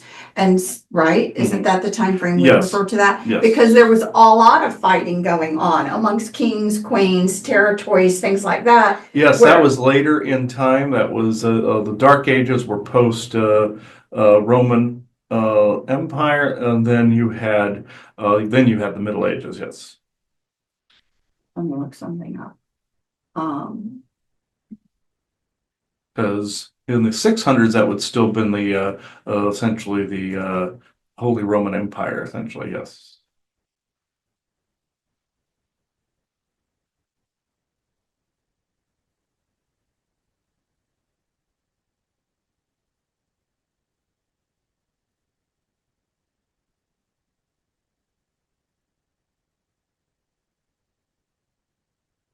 So they think the Dark Ages were from the 5th to the 10th century. 500 to the 10th century would be 1,000 years. Mm-hmm. And then the Middle Ages they include the 5th, they include that time frame still from the 5th to the 15th century. They call it early, high, and late Middle Ages. Yes. They're kind of anal. Academia is kind of anal when it comes to but they're going to put it on a timeline somehow. I realize I certainly understand, especially then when you think about timelines merging and stuff like that, all of those different things kind of happening, that it's hard to put it on a linear timeline, and I can respect that. But for conversational purposes, for people that do adhere to a more of a linear time frame, I just feel the need, because again, where would the time frame that we're talking about, where the kings and queens were individually being gone to? Because if we're saying about when the popes came along, that there was more of a looking to that popish ascendancy for things to for guidance of world government, because every nation at the time, except for outliers, bowed to them. They saw them as law. Except, of course, eventually you had your King Henry VIII, but of course he did his own thing and created the Church of England and all that stuff. But before that, it was and also the Templars bucked the system as well in the 1300s, but 1300s. But then you essentially, well, that's more of a banking system at that point. The rent banking system, credit, all that stuff. But the biggest one though is, again, a singular head figure. Again, the formation of the the papacy. Right. And so again, speaking specifically by that time, a lot of the contractual agreements that were made about things referring abductions, for example, were actually going through the church for a period of time. Now, once, yes. So I am saying then it must have been before that with individual kings and queens and clansmen that you had aliens and or again races that lived on this earth but would be considered alien, let's call it, Mm-hmm. were making deals with other Well, individuals. yeah, making deals, and also you had the immortals of history that some were popes, like that were around kings and queens, and then later on it started to break up a little bit more again, and then have around Henry VIII's time frame, you saw it start to fracture again, Right. and then you had other handlers for them trying to kind of steer it back to center again. That's essentially what their job was. And so when did so again, in the contract that was prior to the one that we're talking about with Eisenhower, the one prior to that, was that pinned with, again, a Vatican, or by then had there been recognition that there were other people coming from different areas that the agreement for all was pinned through? That one, the agreement that all was pinned through. The Vatican was a major signature, kind of like with your Declaration of Independence, you had a bunch of signatures. This was the same with the Okay. previous incarnation of that contract, So- 100 years previous. So the very first time that it has been signed outside of when the Vatican took over was current present amendment with Eisenhower, you're saying? Yes. And so. He did not completely want it. He was not necessarily the boogeyman history makes him out to be. He was more of a scapegoat. Mhm. So we felt actually rather sorry for him at that Right. point, because there are scapegoats. They do that so people focus on a singular figure. Even though the GF wants to focus on a singular figure or organization, this was more like an underhanded sweep under the rug, let's put him out front. Mhm. Kind of thing. Many people think, oh, he deserved it because people got abducted, etc., etc. Well, when you do this, when you judge like this, and I know the judging of the cabal, yes, absolutely, but when you judge that individual, not only is there a playette going on, but there might be an innocent, false flagish type of thing going on. I shouldn't say innocent, but an innocent person being pushed to the forefront. Think Roswell with your Jesse Marcel. What did they do to him when he found the UFO that time? That was a Martian German craft that he located. They put him to the forefront and made him pose with all the weather balloon crap. Mhm. That's the kind of crap I'm telling you they pull. But you're saying that, as far as the signatories. Eisenhower's name was on there because it represented the United States. So So Eisenhower was there, obviously Valiant Thor Yes. was representing the Galactic Federation. yes, You had, I'm assuming Orion interests were a part of this meeting. It is very similar. He's equating it to in your Elder Scrolls, the elves that were in there, making the Empire and the Stormcloak Rebellion have a contract between them to where there's no Talos worship, and the elf representative must be on the council, make sure that that contract, the White Gold Concord, is not violated. There had to be a representative of the Orions in the same identical fashion to make sure certain previous contracts were not violated. This he uses these game references, but they actually spell out the actual history that took place. Mhm. Previous one, says the whole Sigic Order and the Daedric Lords being kept in check by other humans. That's further back in history. That's basically saying, okay, like Molag Bal couldn't manifest on Mundus again to create zombified people like he did. That kind of thing. The Daedric Lords were basically kept in check, saying, no, you cannot show yourself. That's more the Angels Unaware rule that was established. That was further back in history. When the gods, quote unquote, left, they never really did. Mind you, it was more in the background. He equates it to the show Cupid, where Zeus says that Cupid and the rest of them can't sleep with mortal women again, that kind of thing. It's along those lines. That was much further back. This one I'm speaking of, Valiant Thor, Eisenhower, Pope, and several others made up that next one that started that also started your 100-year disclosure narrative. The one before that was essentially the church. Was essentially the church and a couple other, what you would call nation states in Star Trek vernacular. But I feel you get the point, though. Right. So again, Or United Nations-esque type thing. Your United Nations is more of a shill organization. There's actually another one underneath that, okay. So a smaller one. okay. So again, Eisenhower, Valiant Thor, Horizon Interest, the Pope, And what about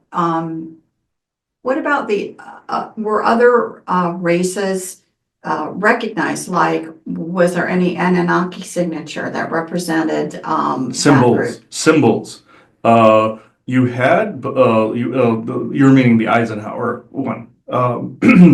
Yes, correct. I'm meaning the Eisenhower one, and I'm wondering, so I think about the forest people. I think about the tall whites or whomever's here that considers this place their home. Were there other races, as well that, that even the Lonulosians, different ones that we affect them? Unfortunately, there were other race signatures on this because think about the galactic treaties that are out there.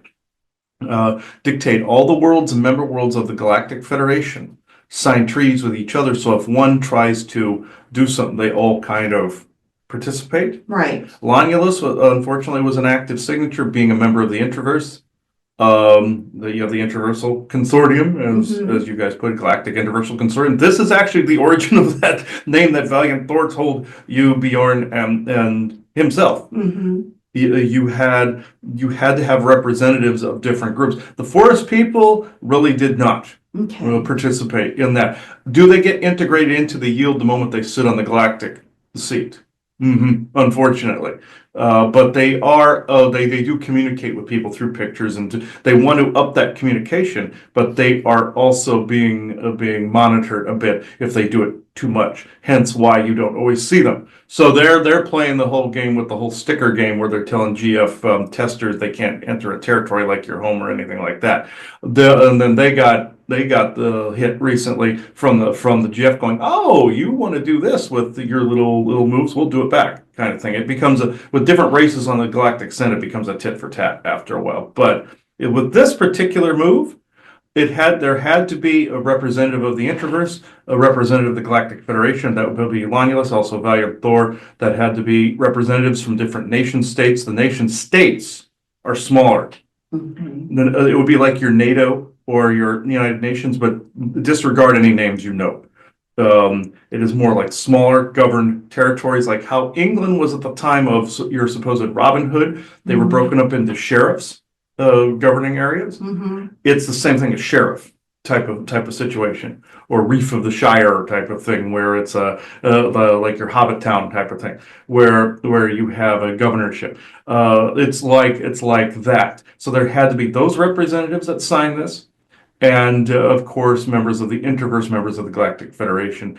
And Eisenhower's signature was on this, yes. And then you did mention Anunnaki with that the Anunnaki had something within this as well. You might find this distasteful, what I'm about to say, but you had different Anunnaki that were in that part of the world at the time that put their symbol stamp on it. They speak in a different language. Some of them, how can I put this?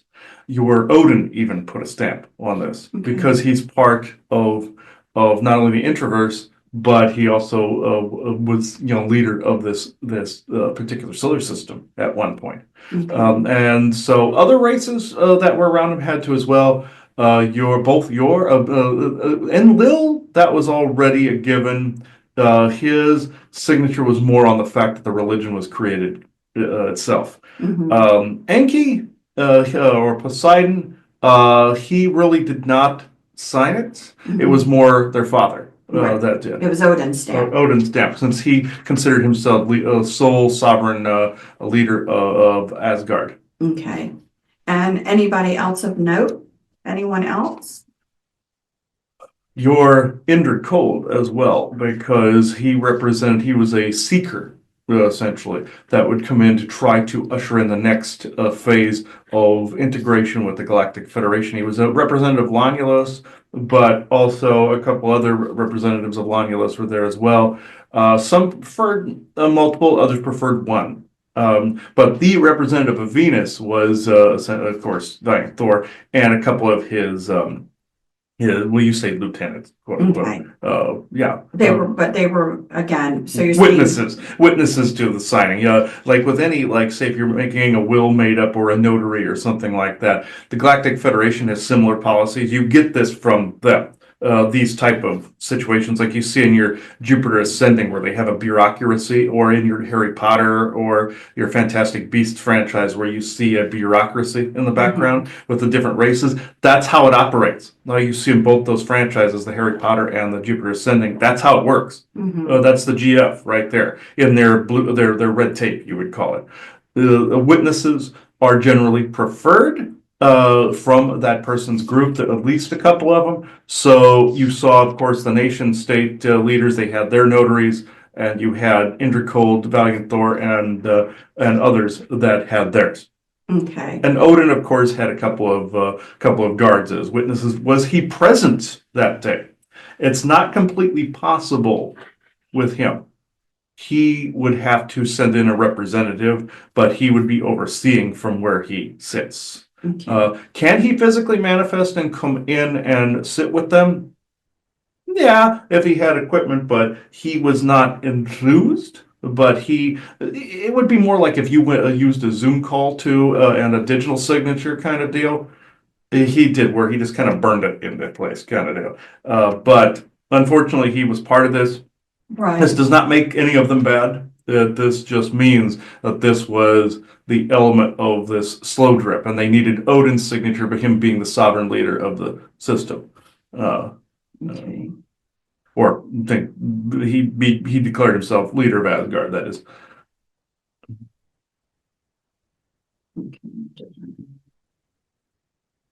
Some people have even blamed him for being a satanic leader for this reason, and that's unjustified.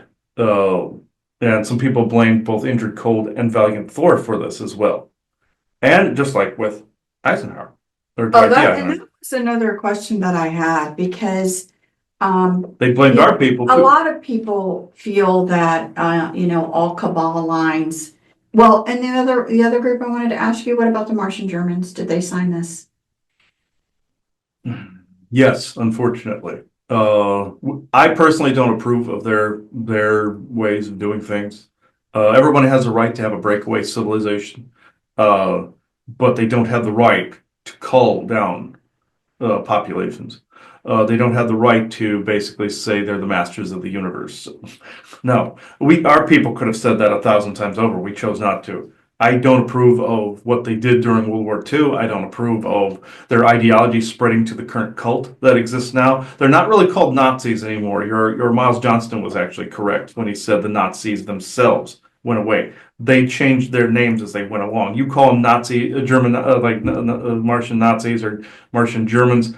It's more of a New Schwabenlander Well, name. that's Yeah. kind of what we were doing. Yeah. So we really, when we say, okay, New so Schwabia is like the name of their place, Right. and New Schwabenland is also name of it. New Schwabenlander is kind of what they go by.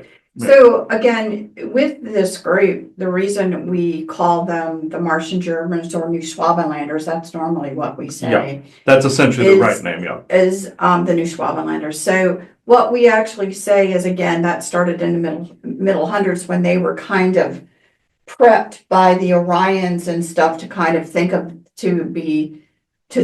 themselves as a master race, as a whatever, and that their origins come from Mars itself, with a group that was living there. The group that was living there had a similar mentality back in the times of Odin, and later on, of course, the planet gets screwed up. Sidonian Plateau is bombed during the whole nuclear conflict, all this other stuff, and part of the atmosphere was ripped away. And of course, you had the big scar on the side because a sphere went by and just ripped it. And it has a nuclear signature as a result. This is where some people are getting also the nuclear war in their head. That came from there. It came from Atlantis, Lemuria, past. If something's in the past undealt with, you see it ahead of you.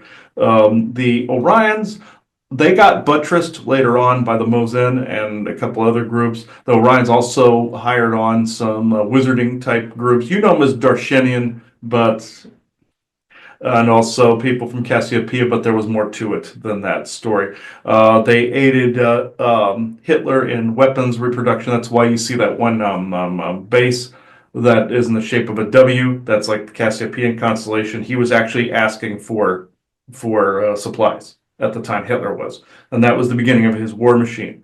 Other groups thought the Orions and Draco and them went too far, and decided, even though there were a lot of henchmen involved and all this other, so they did it covertly. They did it in World War One, and they did it again in World War Two, and finally, the Mosin and other groups had had enough. Treaties were violated, so they came in and tried to buttress them. The Mosin did not approve. He's always wondering from them if they approved, like Operation Paperclip and things like that. No, these were your people that approved this.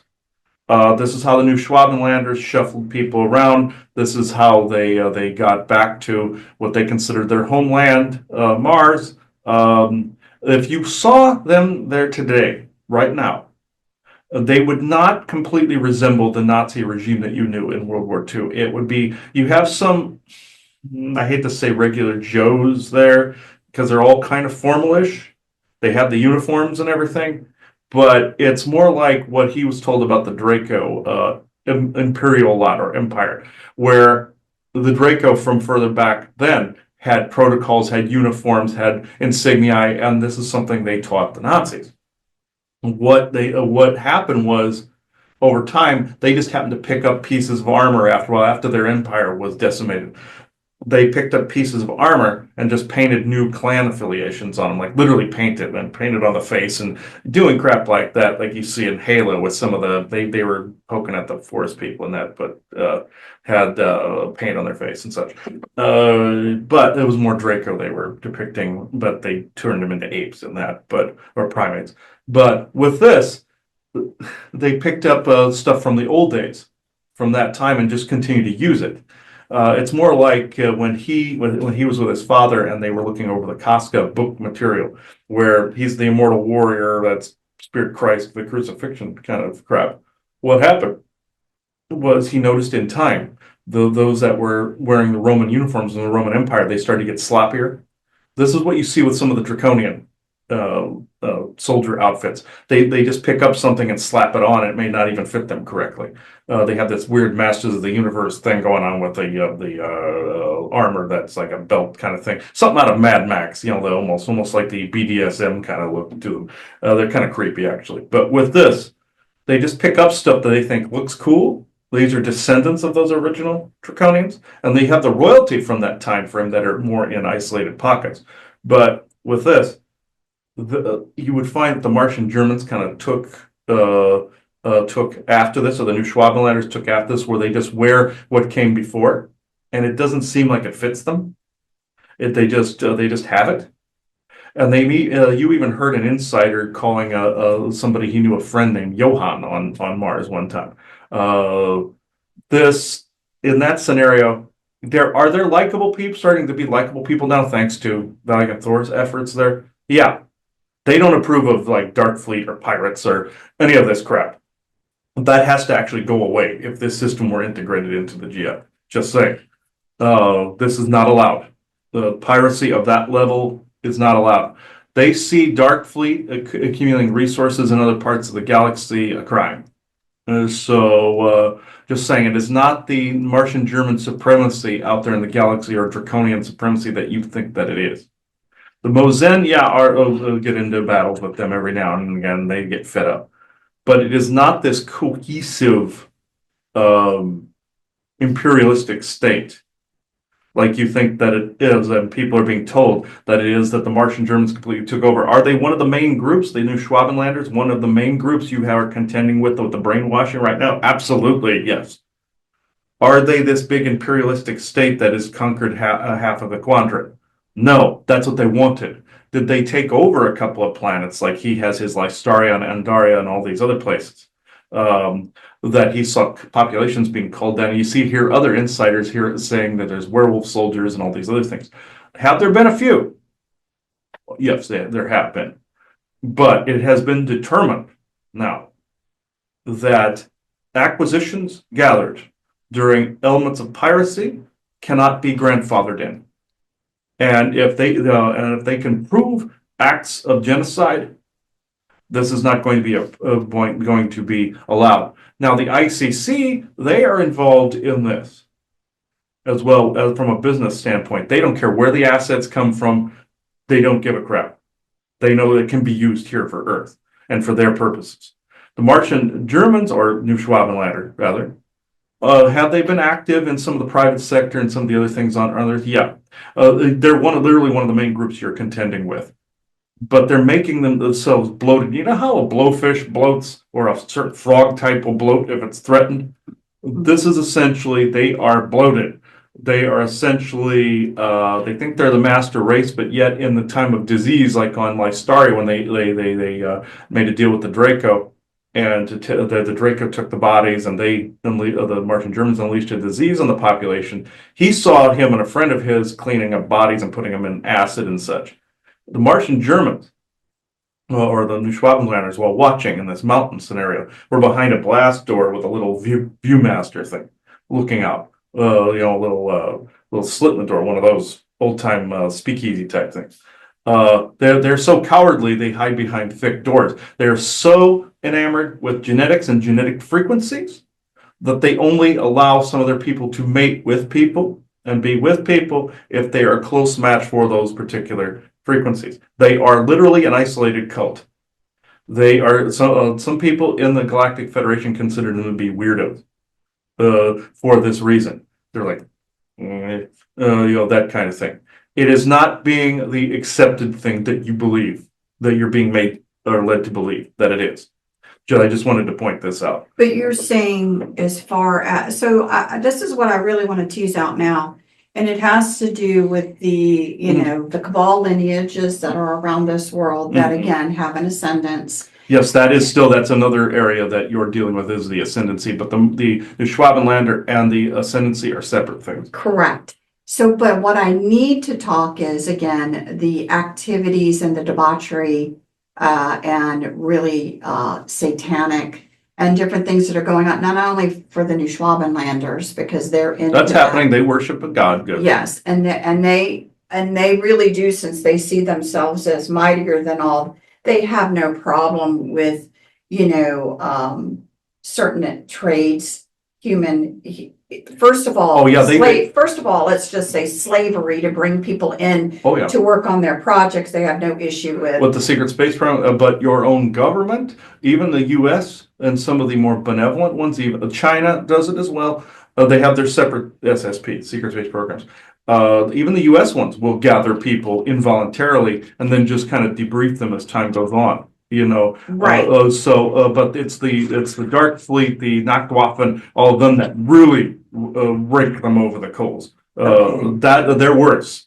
U.S. aside, like if you had Air Force and Navy, those are not completely affiliated with New Schwabenlander. They still have to dance around the razor's edge with them, though.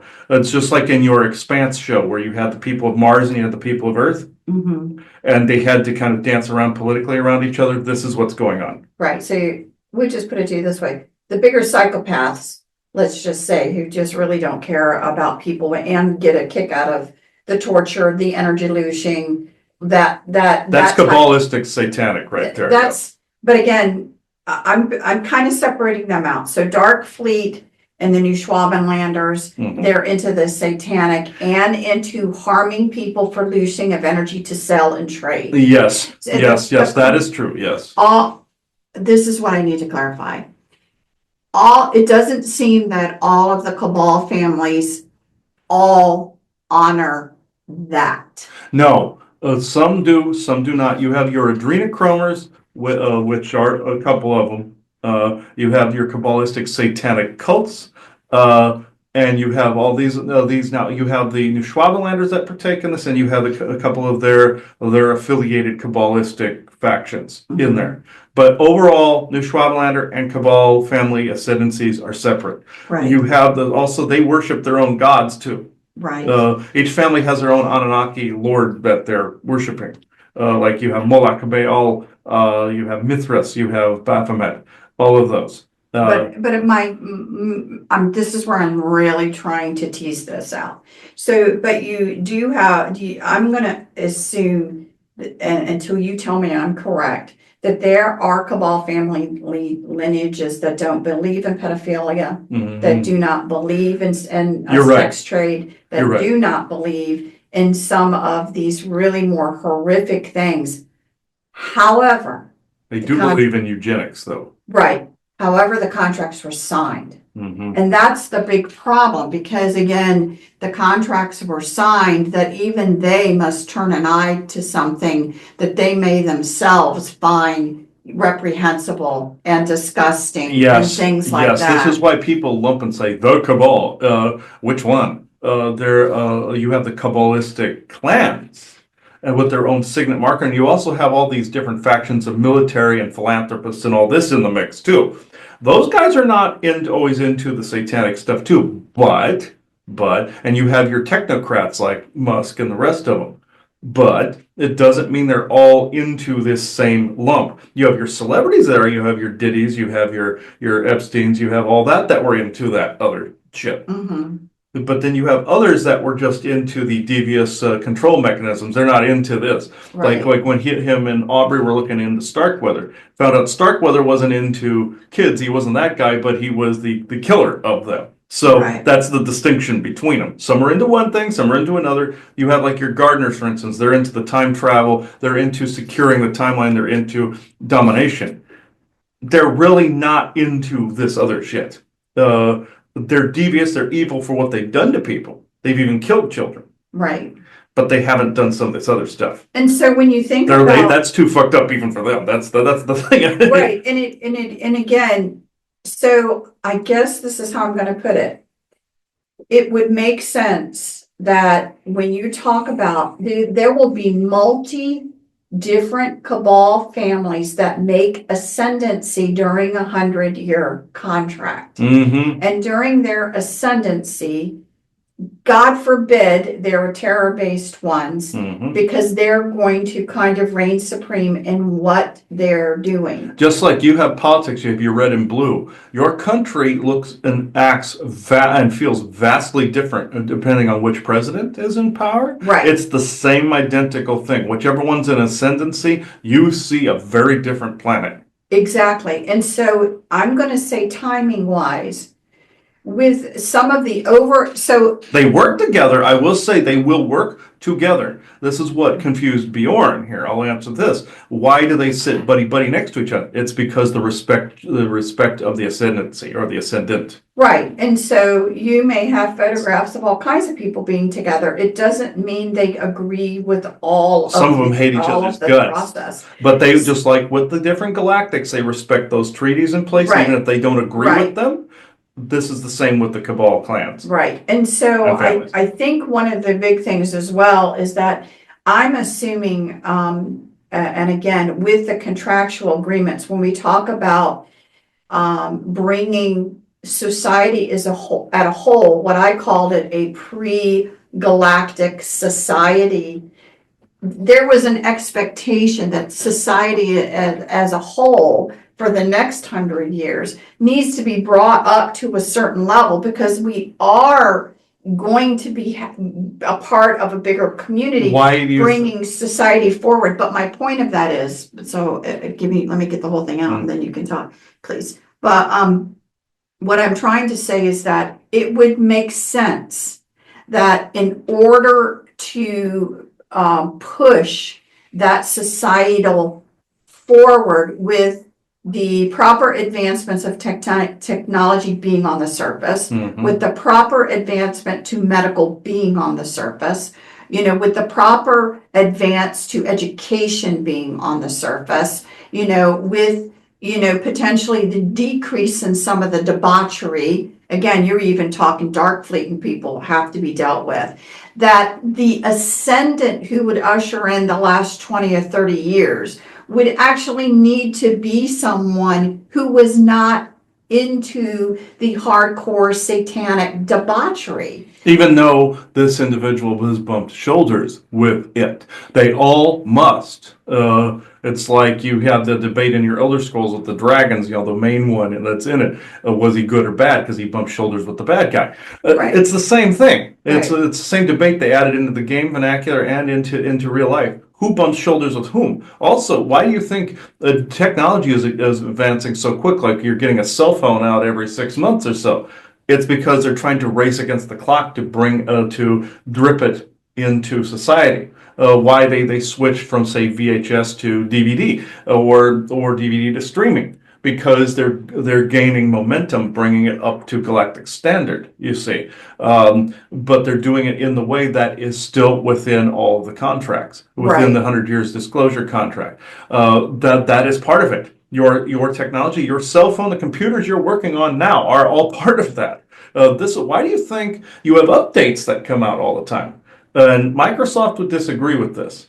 At least some of their employees, like, oh no, no, no. They have disclosure agreements. Also, why he saw Verizon FiOS when he was uploading stuff to Amazon AWS, where it went past Washington D.C. This is part of the contracts. They monitor this. Let's say updates that come in.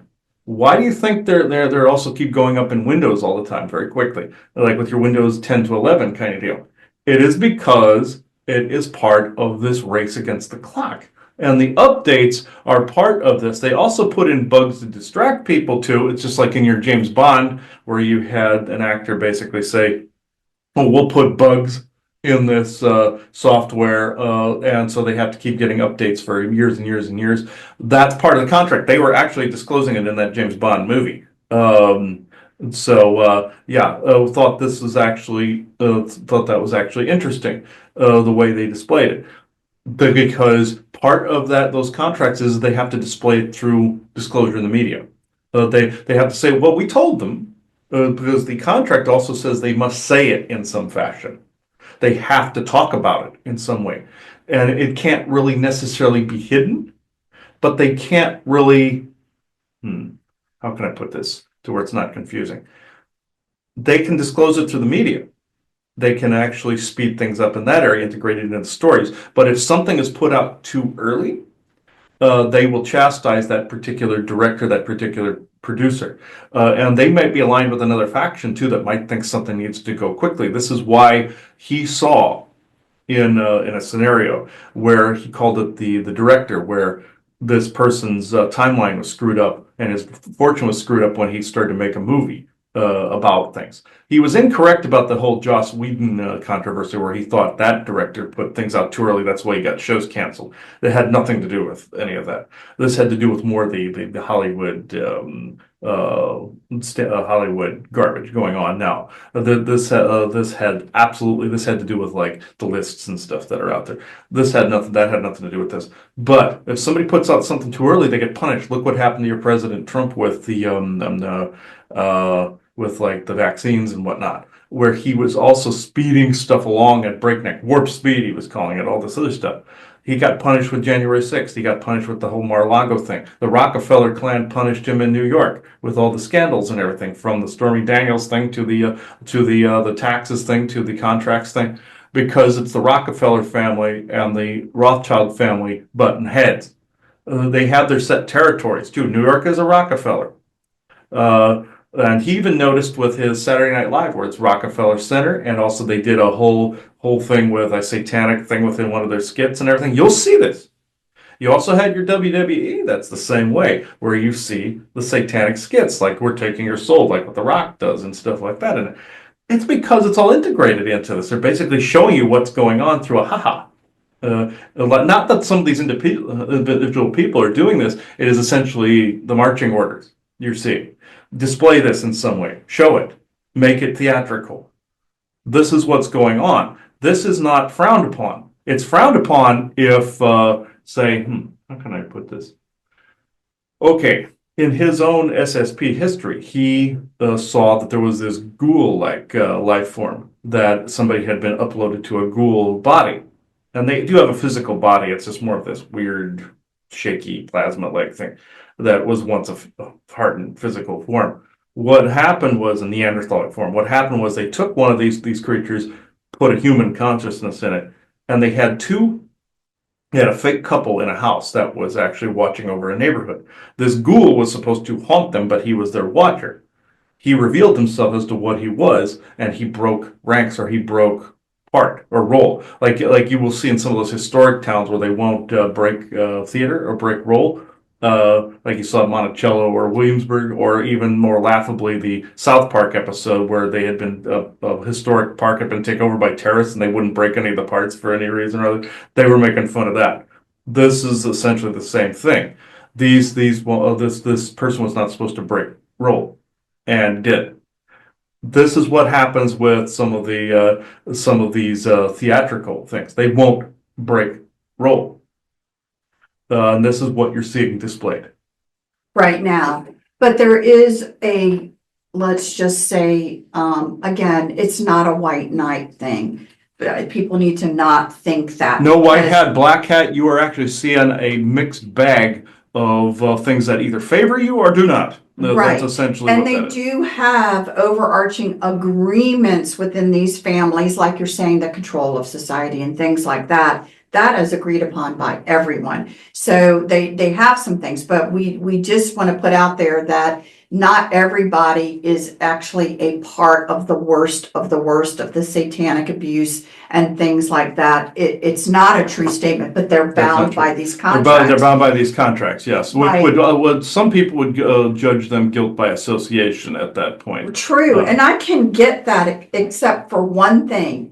It's been going on forever. Yes. And so right now, Centuries and centuries, yeah. yes. So from my perspective, we're getting to the point of that becoming less and less, not more and more. You know what I mean? That being aware of it gives us an opportunity to have, not that contracts aren't going to be written between Earth and the Galactic Federation and other interests. They're always going to be there. Yeah, you want your own federation, but you want to do dealings with them. They might think differently, but you're on a collision course with the Galactic Well, right, Federation. but I'm just saying, in life, there are agreements. There are contractual things between entities. These things are actually real, and are not going, it's not going to go to laissez-faire land. These things are going to be, but again, you want to be able to be a seat at the table and a part, the energies of what people want need to be a part of that conversation, which they have not been to this point. Yes, you're So,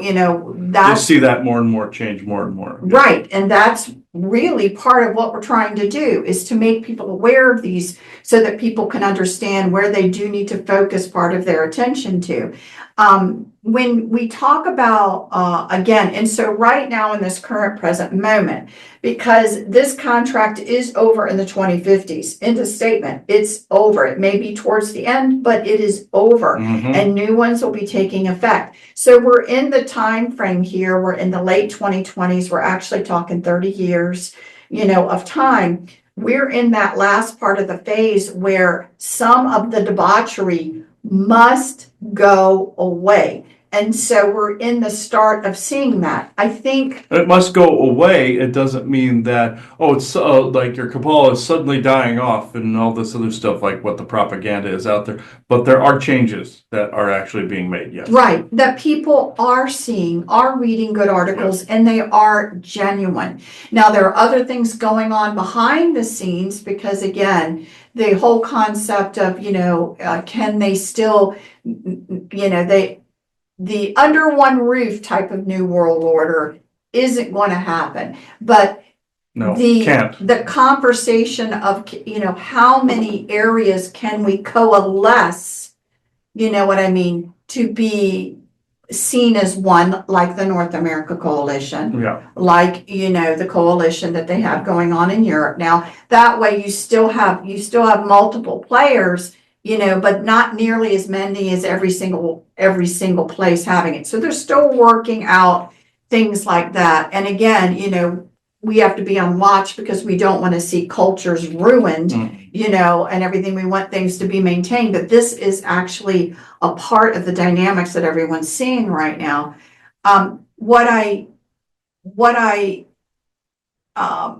again, I guess what I'm getting to, and so am I right making the assumption that the ascendancy of the cabal, the people that are going to be in play as the leadership within it, moving over these next 30 years, aren't going to be the ones that are still going to be doing all of the main, let's call it debauchery and negativeness? You're actually correct on that. It isn't a bunch of white knights out there, or Right. white hats doing anything. It's actually how the how can I put this? The evolution of this goes. Can this be dealt with now? Absolutely. Can your Star Trek world be closer to now? Yeah, of course. You have to co-create that. If you don't want to wait that long, by all means. Right. But with this, you are correct. These are the finalizing of a lot of that junk. Is there debaucherous stuff out there in the galaxy? Yeah, of course there is. A lot of it. In some areas. There's some piracy too, both good and bad. He would say the cool kind, like Jack Sparrow, and then you have the bad kind, like your Somali pirates. Kind of the difference there. Like you have your theatrical type, and then you have the I'm your captain now kind of thing. You don't want that. But it is pretty close to the Federation, like you see in Star Trek. But yeah, are there some rules that need to change within that? Are they pretty slow to evolve? Yeah, they are. And then, But you guys will change some things out there as well, and already have. well, I'm glad to hear it, and we'll keep going. But what I guess I want to say is that there will still be a huge difference between either tech, medicine, or whatever, when you talk about what they know as far as the deep ops and what's released to the surface wall. It's like there's a minimum requirement, which they're planning on meeting. Oh, minimum requirement, like he likes to say, like an insurance or credit requirement for buying a car or a house or renting an apartment or Right. something like that.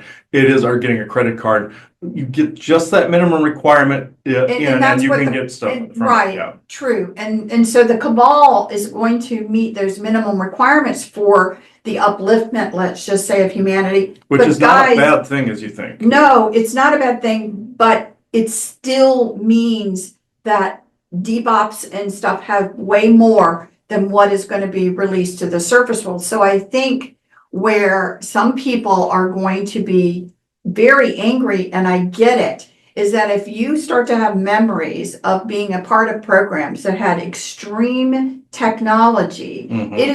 it can really be hard to You're going to always function. think that it's from those out there, which, yes, they participated. You're right. But you're always going to think that. So, of course. But yeah, are they trying to do the whole secret space program light? Yes. Two reasons. One, propaganda. Two, the other is, we built bases out there, like we're going to do this, but it's already been done. If you hear it, it's been done. Like North Right. American Coalition, there's stuff already being done. It's just being surfaced. Right. But with this though, not all the programs were really malaligned like the Martian Germans or the New Schwabenlanders. Of course, you have these evil, despicable programs out there, your sex cults, all this other stuff. But there are others of I don't want to say the majority, that's wrong. You'll have all the majority of the experiences of people when they start remembering the bits and pieces of these things, they're going to be pretty pissed that it's not being acknowledged. That means anybody listening to this, they have to make them acknowledge this. Don't let them just sweep this under the rug, but just know it wasn't every single SSP program that acted like the New Schwabenlander. Granted, did they take people involuntarily? Yes, they did. Did they get signatures from parents and stuff like that? Yes, they did. To approve this. Did they drug people and do all this? Yes, they did. But there's varying degrees in this. I'm not approving of any of it personally, and a lot of your people will feel the same way. It must be voluntary, and eventually that will be. But the history will eventually come out in spurts. With that, you'll have the despicable behavior. You'll even have some people wanting to file lawsuits over it. You'll have people wanting to bring it into the courts over it. But the whole propaganda is thing. Oh, they're going to be this mass arrest. There's going to do. That's never going to happen. Never will happen. Even if it's on small scale. If that happens, that's a planned thing to get people satiated or pacified. So, so the strategy is simple. You outlast the victims, meaning you do not let the information out before the people that would want to sue while they're still You outlive alive. them. You outlive You them. outlive them. So I'm And sad. slow drip it over away You from that do. ideal. And so again, there's no live victim, there's no penalty to pay in a sense. Yes. So I'm sad to say that. I really am sad to say that, but that is a truth. Us saying this begins to change some aspects of this.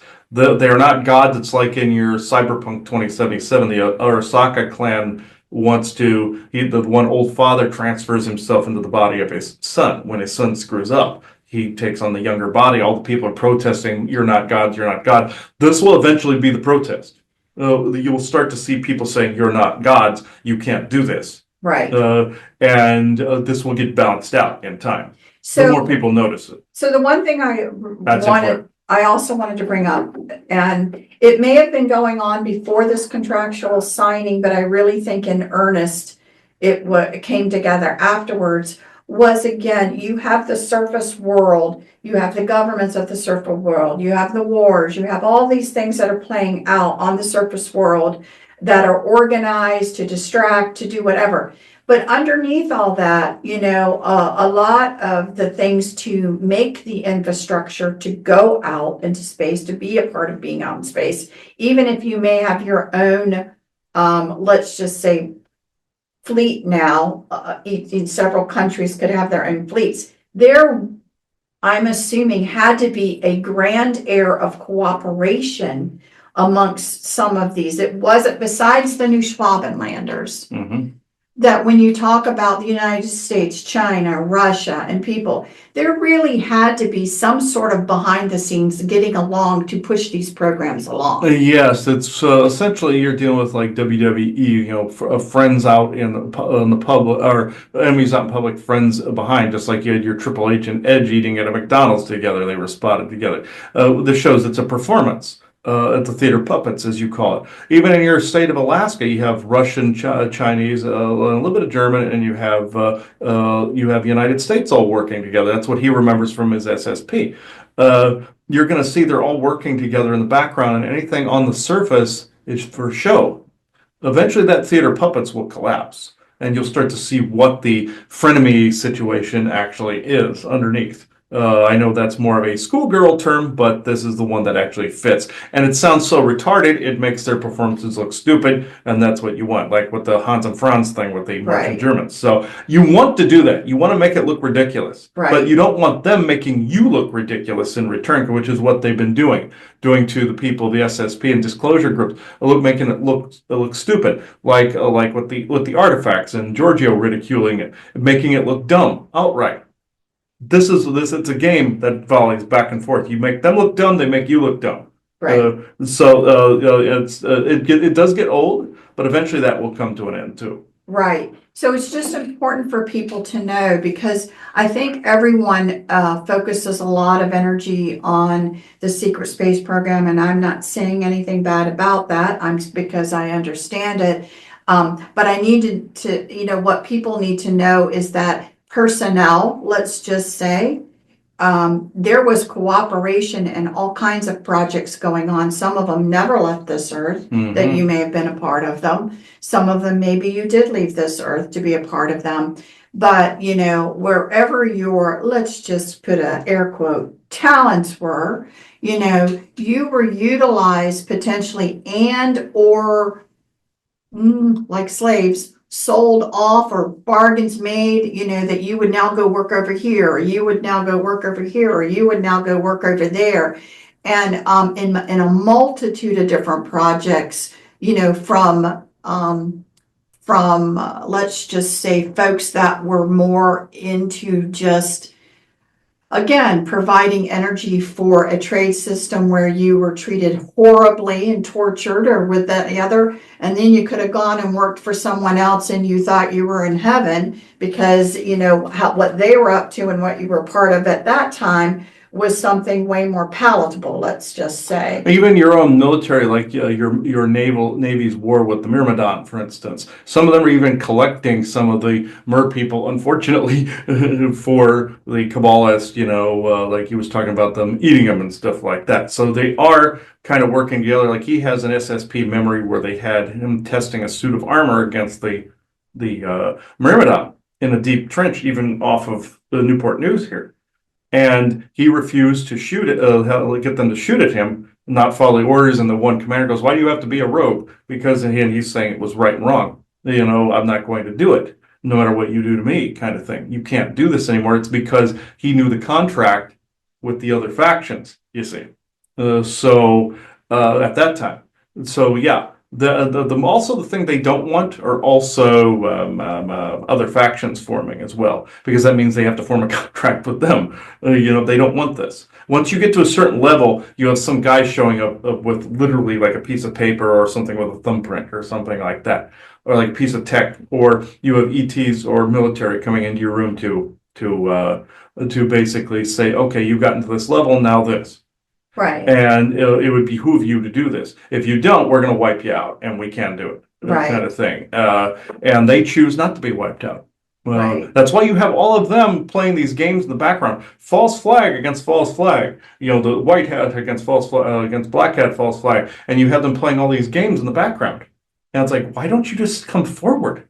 Because they would be annihilated if any of the factions came forward. But he always insists, well, the deed would be done. It's not that simple. A lot of them would have to break it, just like a lot of them would have to break the galactic treaties too. Right. So yeah, those have been around a while. So in order to change that, you have to start changing these things from within and get actual legislation. It's just like with your Trump with the executive orders. There's still things that Congress has to approve. It's kind of that same deal, even though there's a show going on there. I'm not disputing theater puppets. I'm saying it's a similar thing. Right. Yes, is there a bit of performing going on out there and drama going out there in the Galactic Senate? Yes. A lot of it's like your parliament where they're always shouting at each other in that big room and you go deaf, as they would say, as others have said. But I personally have not been out there at that particular spot where they have the Capitol.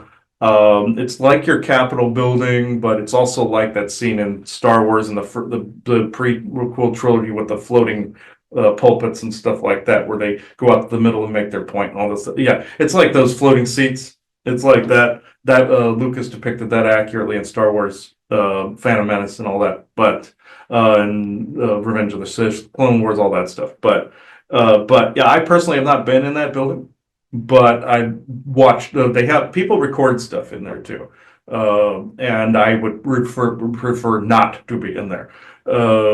It's like with your Washington D.C. Some people it's their cup of tea, some it's not. But I'm getting off track. But just saying that these things are slowly, all but surely changing. Right. And again, and a lot of them are going to be for the betterment of humanity in a lot of areas. Although for me, I'm frustrated because they're just going to meet minimum requirements unless we really push the energy forward to make it more than that. And that is what we have a say in. If we can unify the importance of the unification with the same goals in mind and expectations and focus, the goal is that, how far can we push this to go above and beyond certain minimal, let's just say, expectations and the growth of humanity. Yes. And that's where we actually have a say. I think that's all for right now. Is there anything in particular that you want to say right now? Yes, even though this is my first time talking this way, Charles and I talk this way quite often. He might be surprised I jumped ship over to, I don't want to say jump ship, but gone to a different camp to talk. Just like when he's in Vegas, him and I converse regularly. So, and when the way Isaac and him talk, it's the same way. Even though my name is not Harry, I'm not going to divulge my actual name. And Isaac, he of course he has his elfish like name and everything.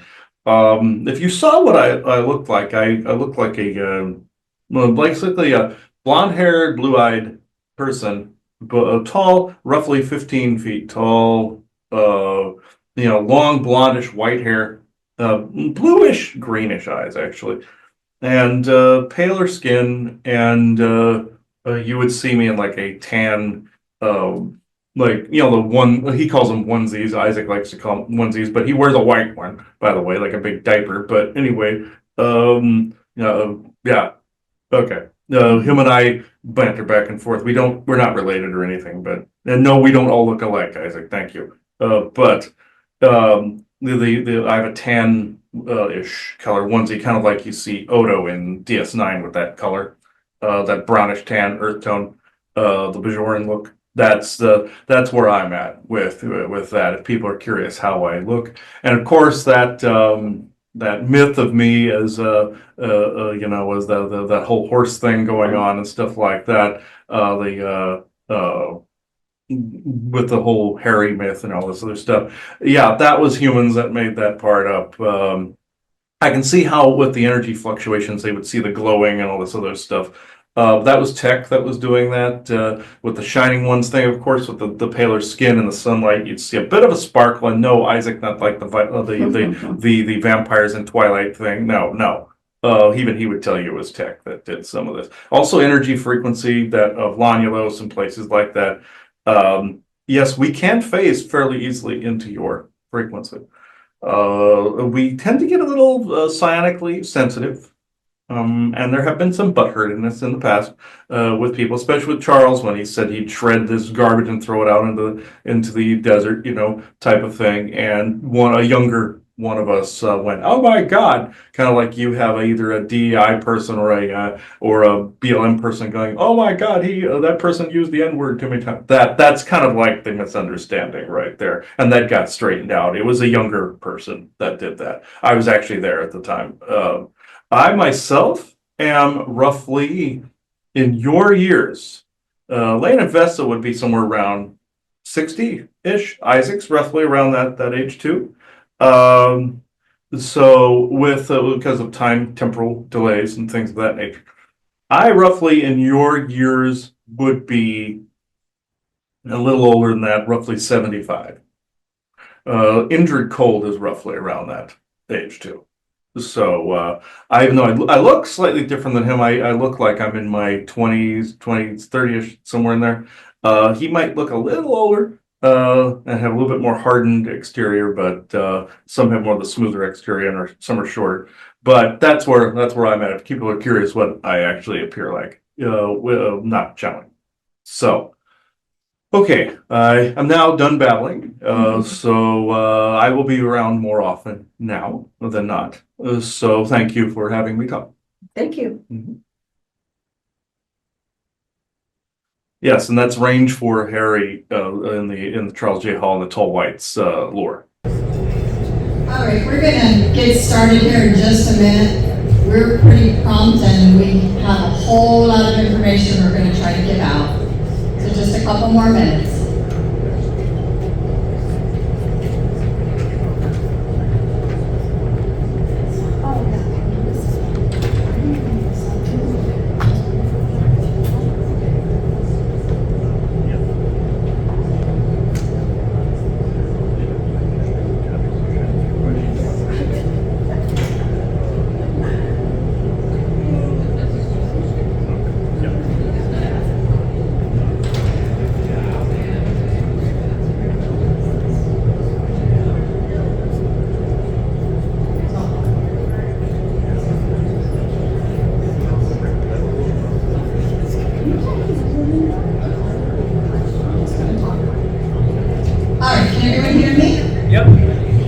Okay, thank you.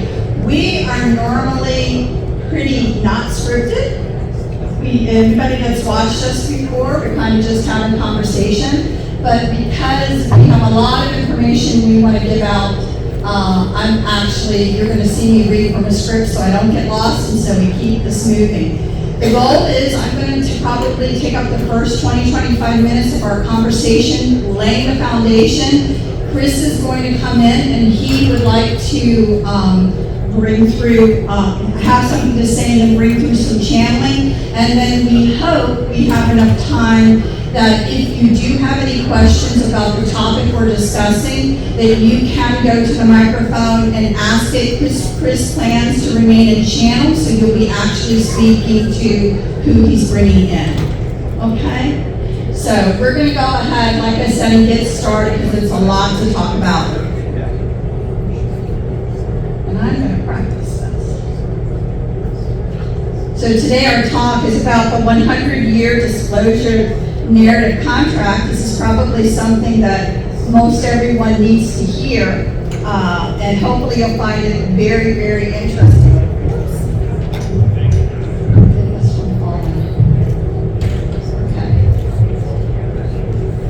One of our pieces of information that people need to be okay with themselves, that the truth is the truth until the new truth comes along. As you're growing and expanding, you're going to find, of course, that your thoughts are going to change as you expand, and that is the way it really works. And again, our belief that galactic history and understanding our true past really will give you guys, and give everyone the context to prepare us for what's going on right now and how to deal with it all. So to have a true perspective of events within the 100-year disclosure narrative contract, we must go back a minute to remind everyone of past relevant conversations that we at the Lifting have had. Last year we were here presenting, and what we presented was galactic history. We thought it was very important for everyone to truly understand, our galactic history and the information with that, and to understand that it actually affects you every day of your life right now. We're going to move that conversation forward, and we're going to talk about some contractual agreements that they've been around forever. They get re-upped, and we're going to talk about the one that we're currently in right now. So again, just to bring a few highlights, extraterrestrials as well as intraversal and other dimensional races have been a part of humanity since humanity existed. They've always been here. This is nothing new. Other extraterrestrial races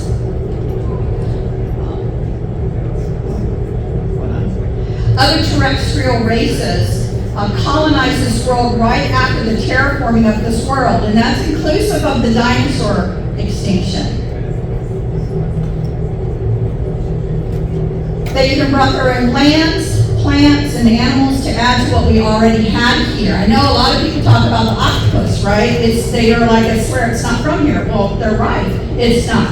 And so you have to understand that when this world was developed, all of these different races that are listed up there decided to provide colonists of their own as a part of this grand experiment. And they all were here. Everyone wants to think that we all changed and look different because of the fact that, there's some sort of evolutionary human event. It's actually not true. Most of us sitting in this room are descendant lineages of these colonists. It's important for everyone to know that.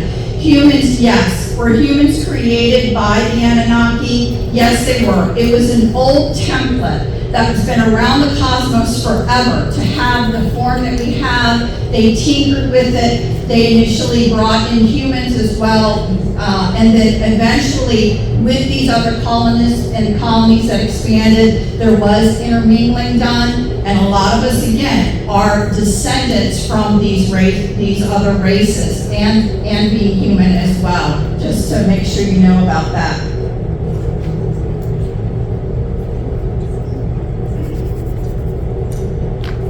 So yeah, I think you guys hopefully can understand this is a pretty long list of different groups that had everything. The Galactic Federation did exist in a previous form, not like it is now. It always existed. This wasn't an agreement to come and make this experiment happen. Listed on the list, the Anunnaki, the Incumbents, anybody that's of an Asian race lineage, that is the Incumbents that were here. The ancient Mayans were here. The Anakim, we call that's the original colonists that came from the skies of the Anakim, the forest people lineage. The Lanulosians are from the Intraverse. The Antiqua, I think that's the one race everybody looks at because they look at ancient Egypt, the Anubis-looking one. Of course, many people have heard of the Lyran races. And again, some not so desirable ones who really weren't all about loving and trying to get along. The Orions and Syrians, they really are not cool, and they really do like domination and control. So once, again, we as humans were walking around all these races. People hear the stories of Lemuria. People hear the stories of Atlantis. People hear all this. This is when things were trying to go well. The Orions and the Syrians, they were doing their best to interfere with everything. They get into your heads. They start causing conflict and chaos. But there was a time where humans were standing amongst all of these people. Yes, they were created by the Anunnaki, and there was a servant line, and we'll get into that in a second. But just know, this all existed. Many of the souls that are here right now are souls that were related to some of these times, because during that time, there was great warring that ended up occurring, and all of the abilities to be able to get along, it just declined with war. Tech was destroyed in war. And basically what happened is the Galactic Federations and others decided, you know what, this experiment is going awry. We're going to kind of quarantine them off and let them try to get their act back together and see what happens with all the fighting. All of that actually did occur. So again, just understand, not in this current form, but the Galactic Federation and all of these groups, they had agreements on doing these things. So there was, the interesting thing I like to say is, if you think back in time, you hear the biblical stories of the Tower of Babel. Think about it. You had multiple races that were here, and they were trying to all get along, just like they do right now out there. They do have universal translators. Most of the time people see the Tower of Babel as people walking upwards, like in an ascension process. But really, think of it going the other way. Colonists coming down onto Earth, and they needed a way to communicate with one another with universal translators. So that stuff didn't exist. During the wars, when all of this stuff happened and the technology collapsed, that included the communication technology. And what happened is that you had all these races run for the hills, or go underground, or go into a different dimensional pocket, right, to save their race that was here. These things really did happen during all that warring. Most of the time we say as well, people are, and these were horrible wars that happened here. Most of the times people are waiting for the Great War now and different things, and they're all, in prophecy. It already happened. What we try to explain is that these are the wars. These are the wars that occurred. And what people are coming in as souls now is with a lot of undealt trauma. So the trauma is ahead of them because it's undealt. So people are afraid that we are going to have war, Armageddon, and different things right now. It already occurred. But you have undealt trauma, which is why a lot of people now who were living during these times in one form or another are here now. Because that was the Great Fall. That Tower of Babel fell, the Great Fall of the experiment fell, and many people are here now. That's why you think about the past. But it's the past. It is not our future. But people, again, are dealing with undealt traumas that they need to hopefully help heal while they're here now. So it looks like it's ahead, but it's the past and not dealt with. So again, like I said, the Anunnakis are the ones that really developed the human race. And what happened with that is they actually, again, tinkered with DNA. They wanted servants as well, besides to hear about mining gold or doing whatever, but they also wanted servants to themselves. And so some of these Anunnaki themselves, they may have had benevolence, prior to this, and they kind of all felt a little crazy themselves. They were tinkering, and they actually brought in humans. They tinkered with their genetics.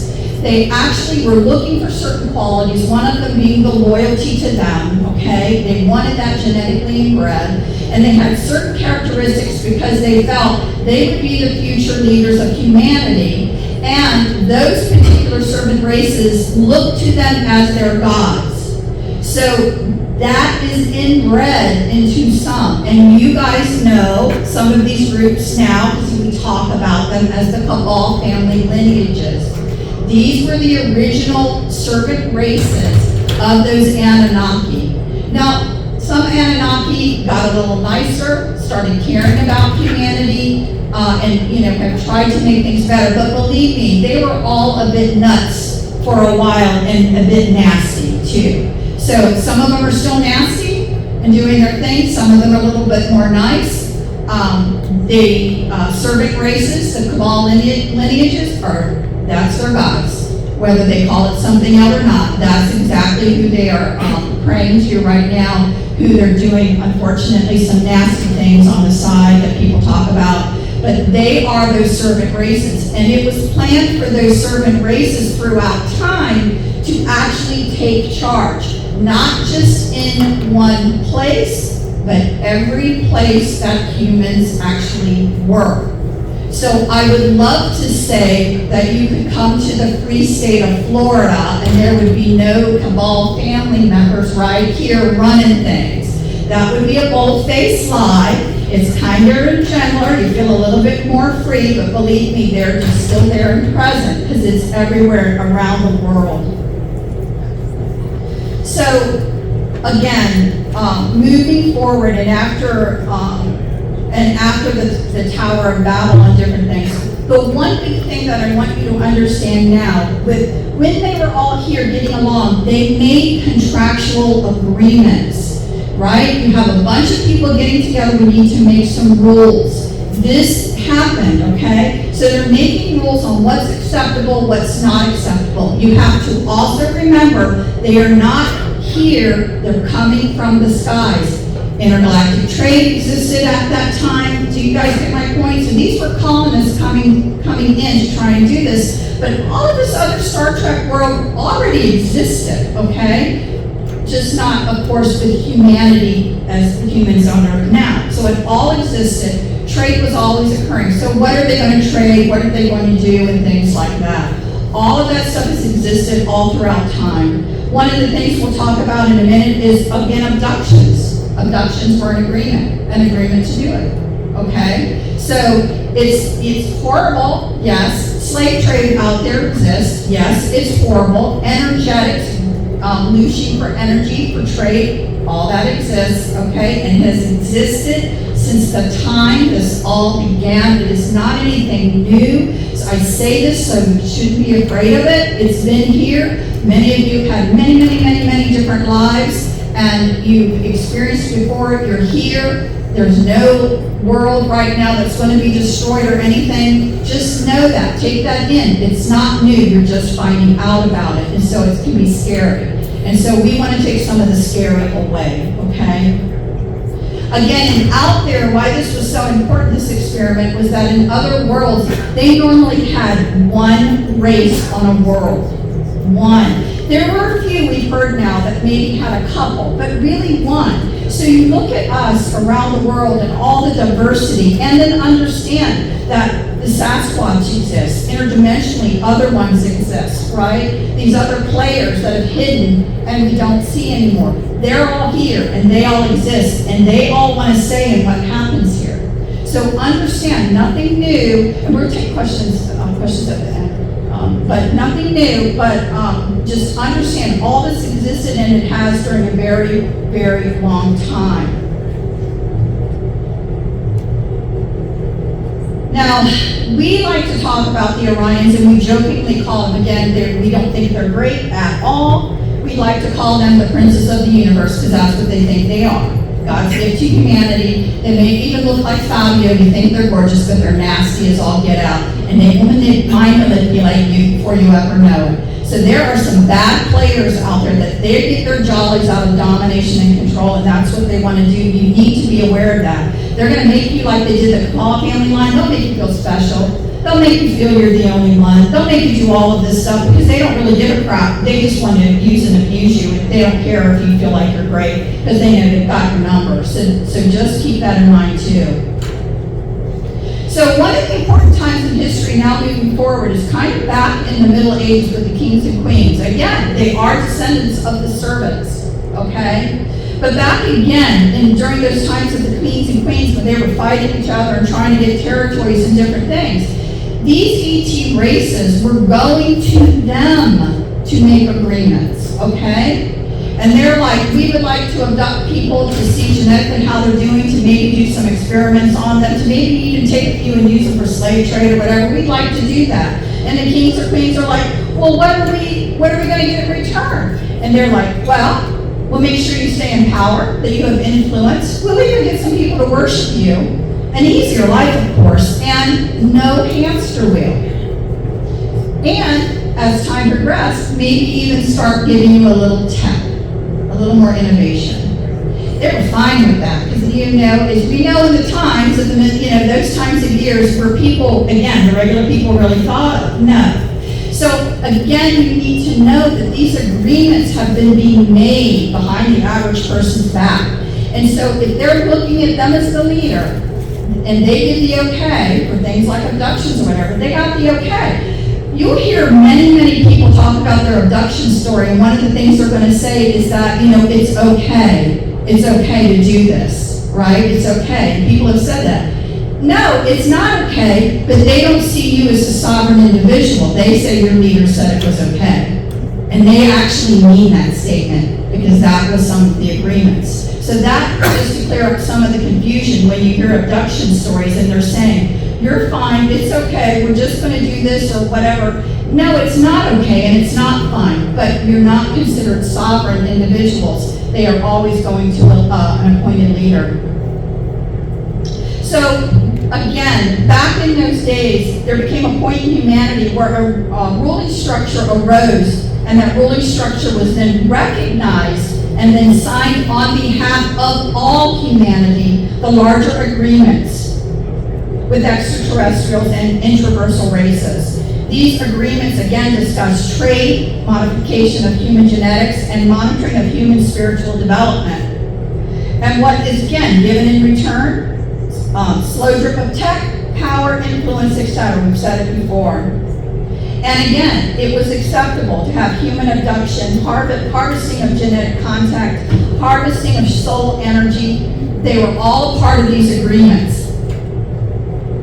As far as this ruling structure goes, its formal shape came to be after the Council of Nicaea was held in 325 AD in Nicaea, Turkey, convened by Emperor Constantine I. This council was pivotal in shaping early Christian doctrine and unity within the church. So as it was spreading, it was now being developed into the speaker for the world and humanity. So my point is that every worldwide agreement since that time was signed by what people refer to as the Great Hope. Okay?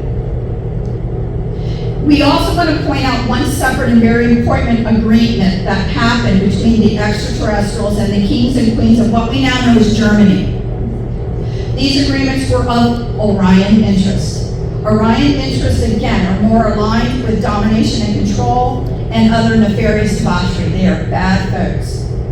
We would put them on an evil side, if you haven't figured that out yet. This was the Middle Ages, the times the kings and queens, again, more interested in their self and not really for the betterment of humanity or the people, just what power they could get. And again, same thing. What did they get in return? Slow drip tech, right? Power, influence, money, whatever they wanted. And one other little tidbit of a lie, that they somehow were genetically superior to the other humans on this earth. Okay? This may now be sounding familiar. This started in the Middle Ages, that they started talking to them to convince them that they somehow were genetically superior. I'd love to say it's because they were, but it's because they wanted their own race to come out and help them and do things and whatever, so they figured they'd let them feel like they were the big cheese, and that's actually what happened. This led to the 100-year war, and World War I and World War II. And finally, to the breakaway civilization that we refer to as the Martian Germans or the New Schwabenlanders. The Martian Germans would like to be the leaders of this world, but that is not going to be allowed to happen by all the other factions. And to this day, They still want to be the leaders of this world. And yes, they are the German Breakaway Society that many of you guys have studied and read about in other conversations. So again, you still had problems during those Middle Ages with all the kings and queens and them and the cabal groups now really getting into alignments and fighting.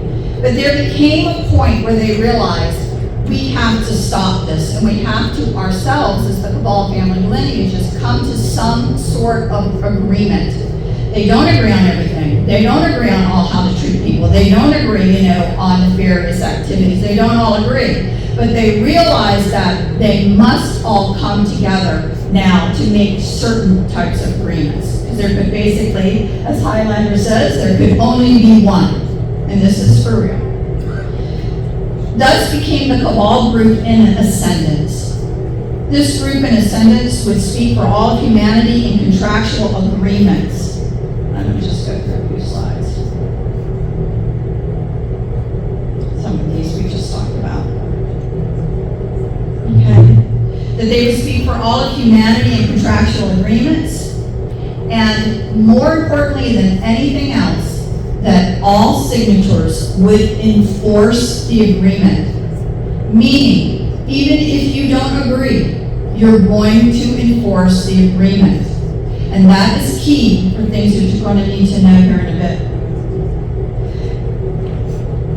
So the last contract signed by the Great Pope happened to be in about the mid-1800s.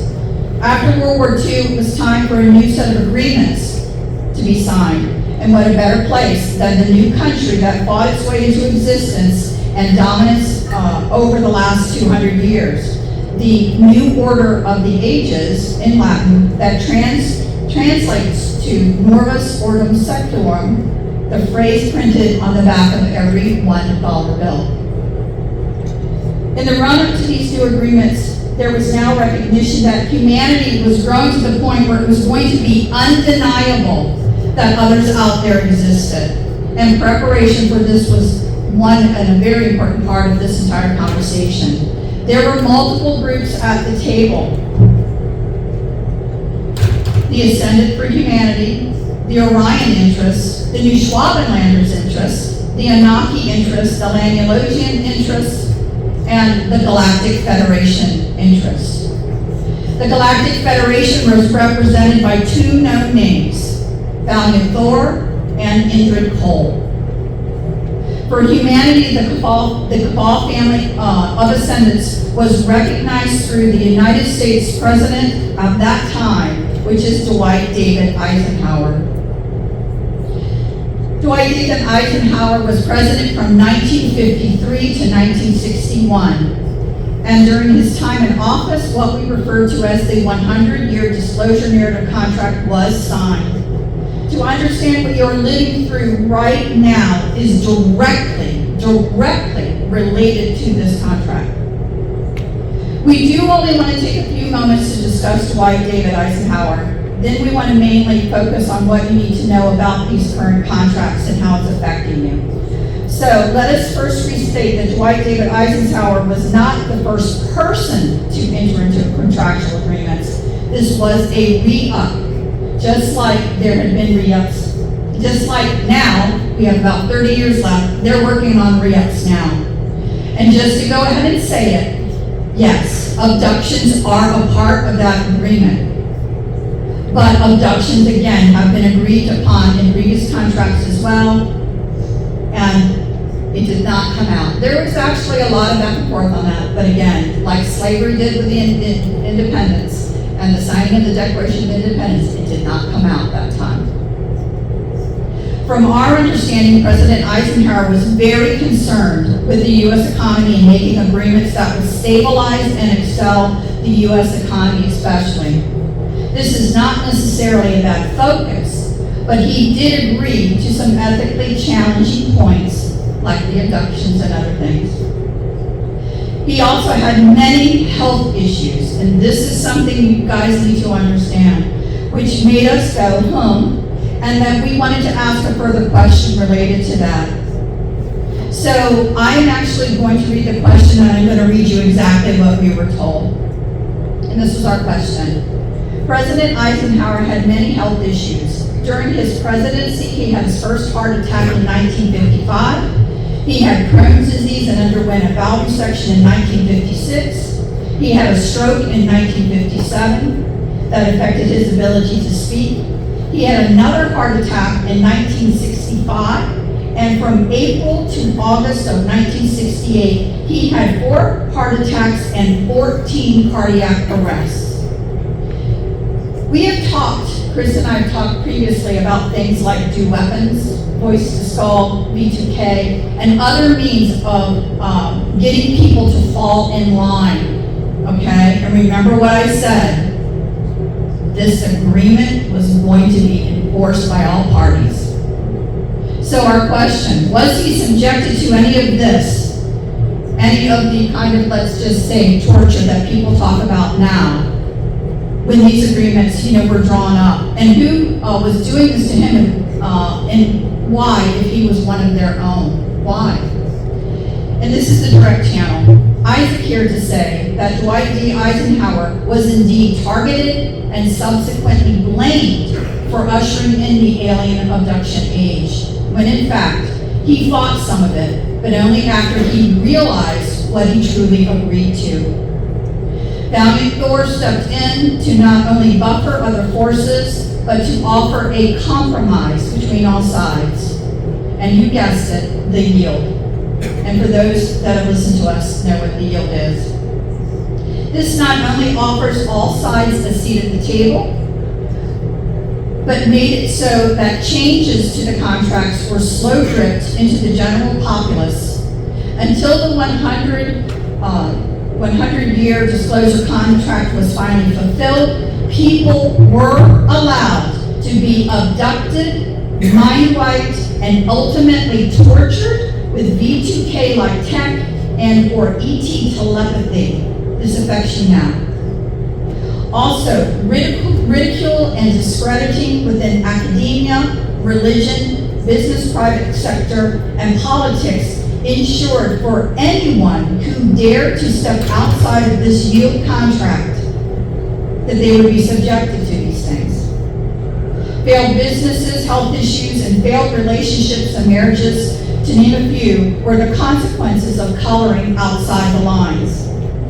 The slow drift within all of said fields would then begin to enhance but also subtract from said fields. The New World Order, or NWO as it is referred to, was only one of several possible variations that the yield contract could play out. Though Dwight D. Eisenhower felt at first that this was a fair and balanced compromise to what he perceived as a total and complete destruction of the economy, he began to change his mind when he discovered the truth about the cabal line ascendancy issue.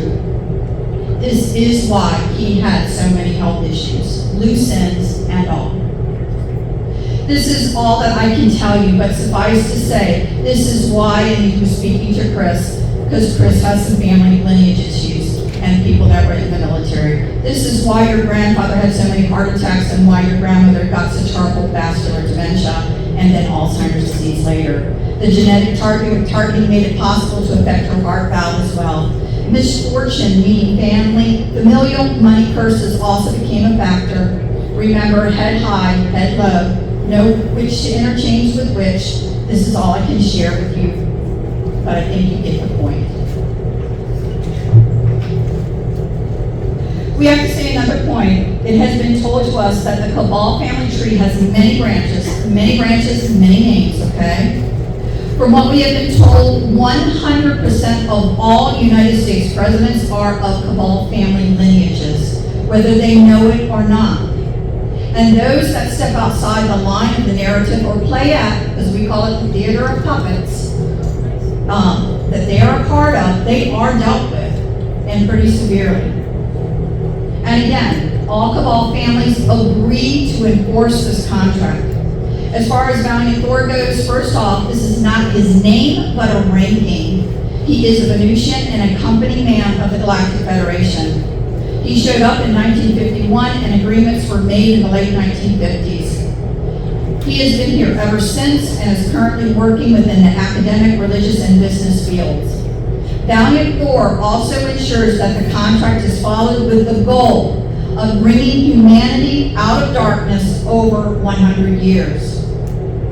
Valiant Thor, to have an agreement on all sides, did in fact broker the yield. That his group as well enforces.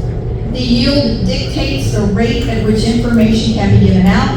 It also allows for a narrative of disclosure that may not be quite factual, but has been agreed upon by the signatories of the contract. There are many groups that do not agree with Valiant Thor or the concept of the yield whatsoever, but all do agree that under the circumstances during that moment in time, that he did the best he could. So now I want to go into some components of this contract.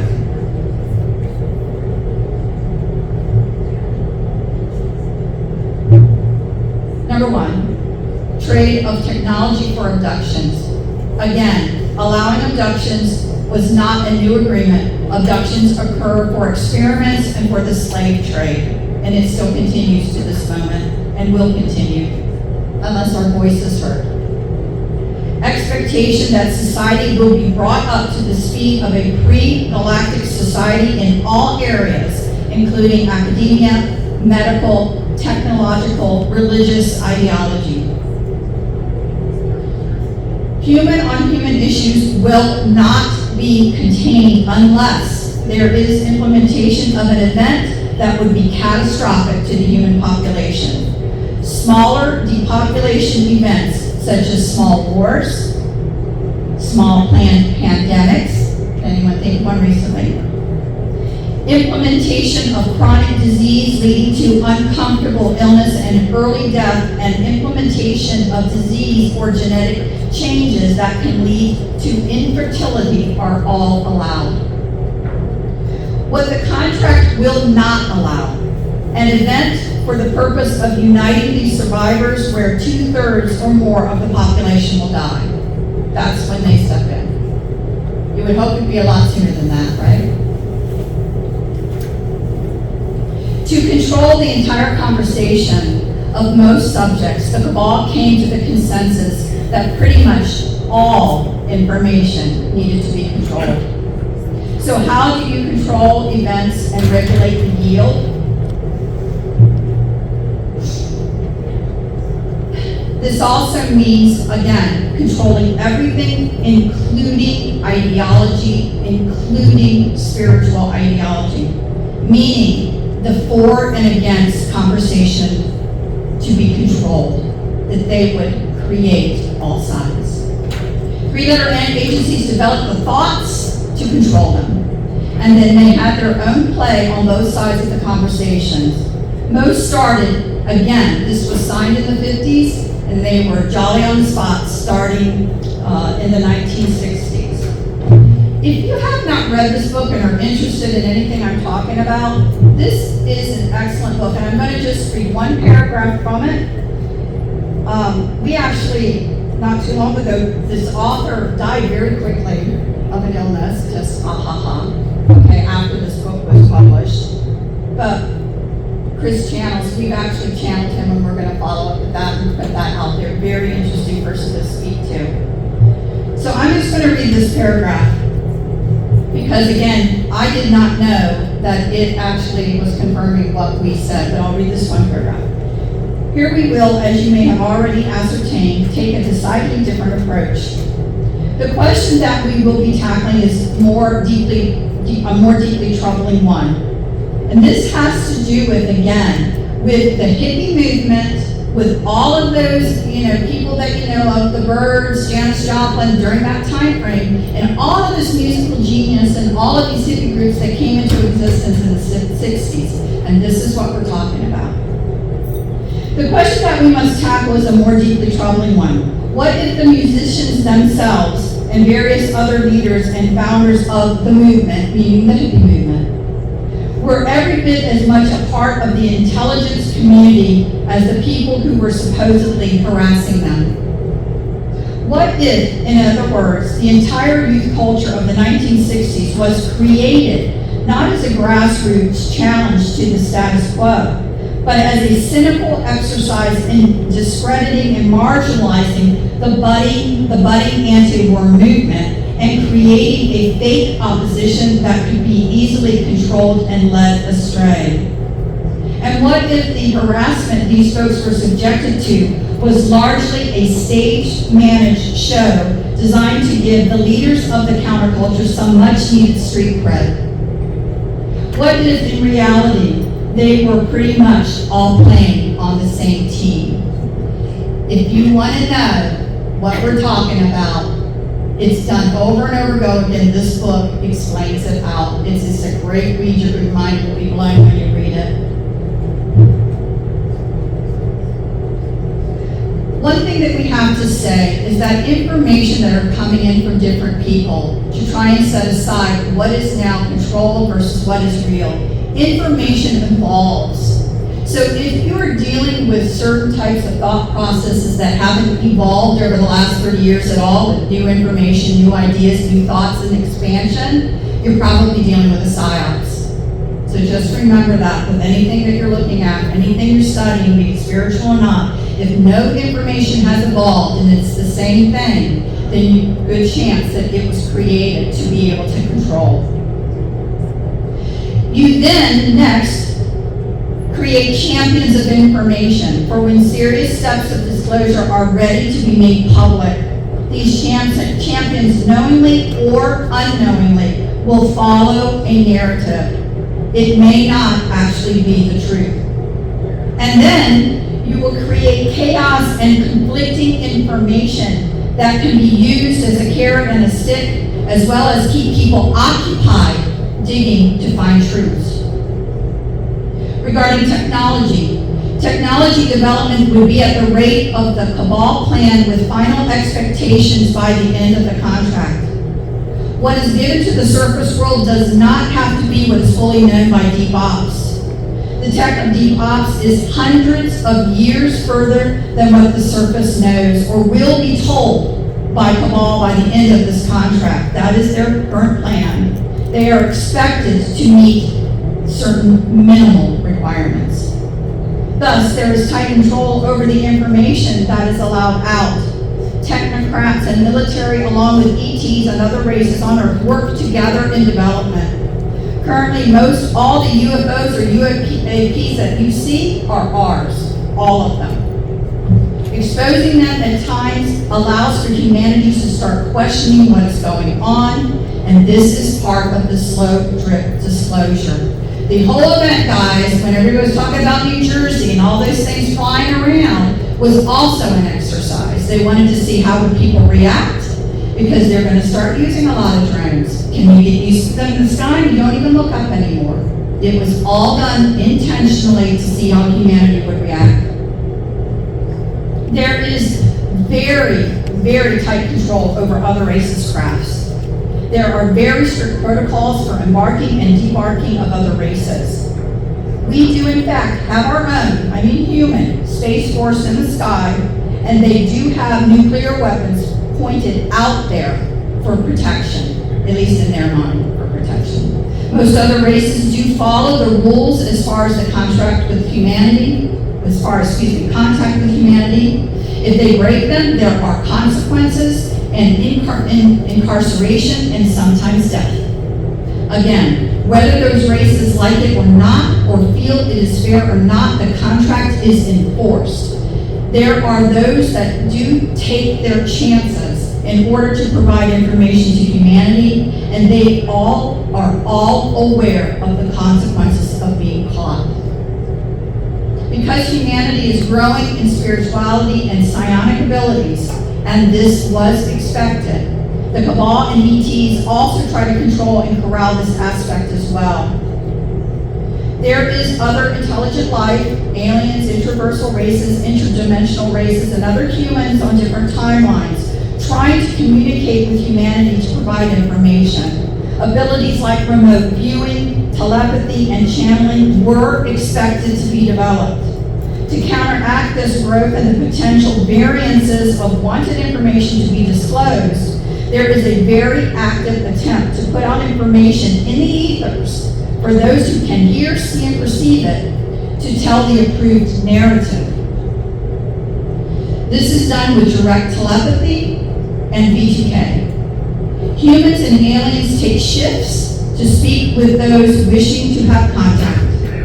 For those who have psionics that are not well developed yet, it can be quite easy to have a conversation and even see what they or the channeler wants to see. If you want to see an angel, they can certainly make it happen. So understand what they're doing. You must discern better. Watchers are in all areas. There is also tech that can help to identify those who are vibrating in frequencies known to have psionic capabilities. This does make it easier for them to target those individuals and help provide them with the approved narrative to give out to others. There is an angel's unaware rule regarding human contact. Bottom line, physical contact, meaning seeing an alien standing before you, is not allowed. If a human accidentally sees someone as their ET self, and it has happened, they must go. And I mean, a lot of times they are kicked off Earth, must go. Channeling and telepathy are allowed. They cannot stop it. Everyone's skills are developing, so they can't stop it. Yes, much is done through TVs, computer, Wi-Fi, and through the media in general to control and focus human thought on what they want you to focus on and lend your energies to. And yes, human programming absolutely occurs.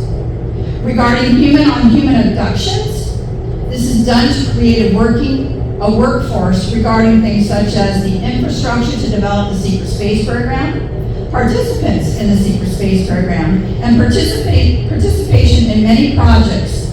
Those many people here will be talking about during the conference. This could be even related to certain social, academic, medical, or technological areas that people are put into programs for. Once learned from the abductions and not remembered, most will embrace this as a passion and be quite happy to participate. So again, many abductions, many trainings, many schoolings that people are put through that they don't remember, and then they come back and they embrace it as their personal passion. One of the things Chris and I have said for many, many, many years is please stop judging one another. You have no idea what they have been through. There are those out there that fully embrace. They're like, they love the Orions and those different ones, those negative ones. They're psychopaths themselves. They love it. They love the domination control. That is not the majority. The majority of people are just trying to do the best they can, bringing in whatever information that they can bring to the best of their ability. They don't have memories of these things, but I'm telling you, these things do happen. And that's why if you follow our work, we do not like to talk about people. If you talk to us and you're talking about something that someone else is speaking about, what we ask you to do is tell me, what is the piece of information that you would like to discuss? I do not care whom it came from. And part of the reason is what I just said. Is that we will not participate in that because we know better. It's hard. And we must say, unfortunately, that human-on-human abductions do occur to satisfy the human slave trade. Most humans involved with this are programmed to do so, although, as I just said, there are some psychopaths involved who are more than happy to do this. And as we've said with a lot of people, with ourselves as well, who have memories and secret space program, if you really understood what you did over there and some of the things you did, you'd want to put a gun to your own head, because it's not actually who you are. That they turn people into something else to do their bidding, and it's not pretty. Experiments are occurring on humans also through human-on-human abductions. So I know some people have said that they've had a case where they're like, I know I was abducted by a little green guy, but I swear there was a human there with it. And I'm like, there could have been. Again, most of these humans are truly programmed. They literally are zoned out like people of the secret space program. Most of them, they want to put a gun to their own head if they can remember what they were a part of. So there has to be, honestly, some understanding and grace that many people have done many things that they would want to kill themselves for if they really knew. So sometimes for Chris and I, if you don't have memories of the secret space program, good for you. We are not people that say you should go out and get a reading, because if those memories start to come back and you really participated in some of this stuff, you're not going to know how to rectify it in your soul. It's going to be very difficult, and it is a lot of the challenges that some of these people face. During the 100-year disclosure contract, the parties could allow for addendums to be agreed upon. These are referred to as bracket treaties, and Chris is going to speak on this in just a minute. But with everything I have just talked about, we want to state again that in these last years of this contract, the goal is to bring humanity to the required minimal requirements of a pre-galactic society. This contract expects humanity to be more united. Thus, certain warring will have to end, and you're starting to see that process now. The contract expects a certain minimal level of care to be met for all humans in the areas of nutrition, health, academia, and spiritual endeavors. Isn't that a coincidence of all of these areas being shown in your face, how bad they've gotten, so now it can be started to be retracted? Are you guys getting this? This is current present moment. This is exactly what's supposed to be happening. For some, especially after so many years of suffering and improvement, will be so welcome that they will accept the false history that will be laid out before them and be grateful for the minimal standards. We feel we should strive for more than a minimal requirement. We should not have to wait 30 more years for healing tech. And again, they can hear most everything. What are we even going to end up with? Right? So we have to unite, and we have to bring this stuff out in the open. We should not embrace the historic narrative and should push for the historical truths. We need to unify. For those of you that were present this morning, we talked about it then. We need to unify and have a collective consciousness of humanity drive the demand for the historical truth and way more than just a minimal treatment for humankind. We need to have, as a collective energy, a seat at that table.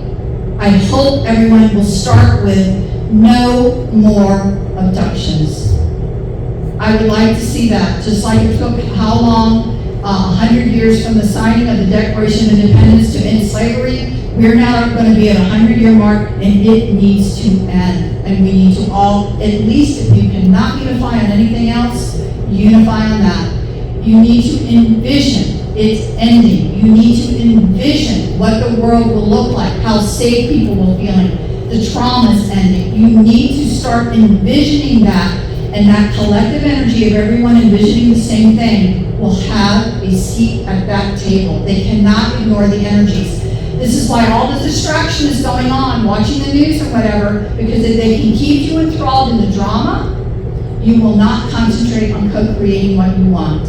So we must bring this out so that we can all do that. And so with that, and again, I want to bring Chris up so he can basically talk about bracket fees.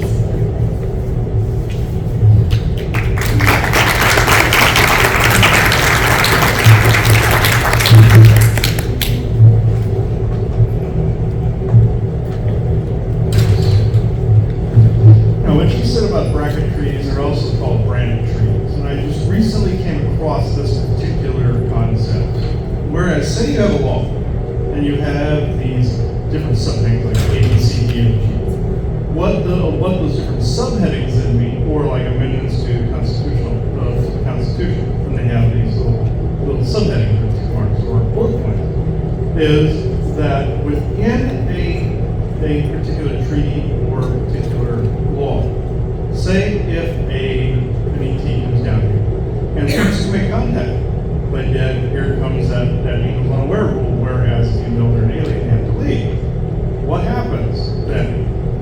can get around that. They came up with the concept of bracket or branch treaty, whereas you take an existing rule, and as long as you stay within that, you can kind of manipulate exactly how you can implement that particular rule. And ETs, this is also how they get around coming to conventions, and how people know, I know that person's an ET. You know where they're from, you know if they're from here, from the introverse, actual galactic, or solar system. They can be vague on where they came from. They can say, Pleiadian. Okay, which one? There's multiple races. They can say, oh, I'm an ultra-dimensional. Okay, which layer?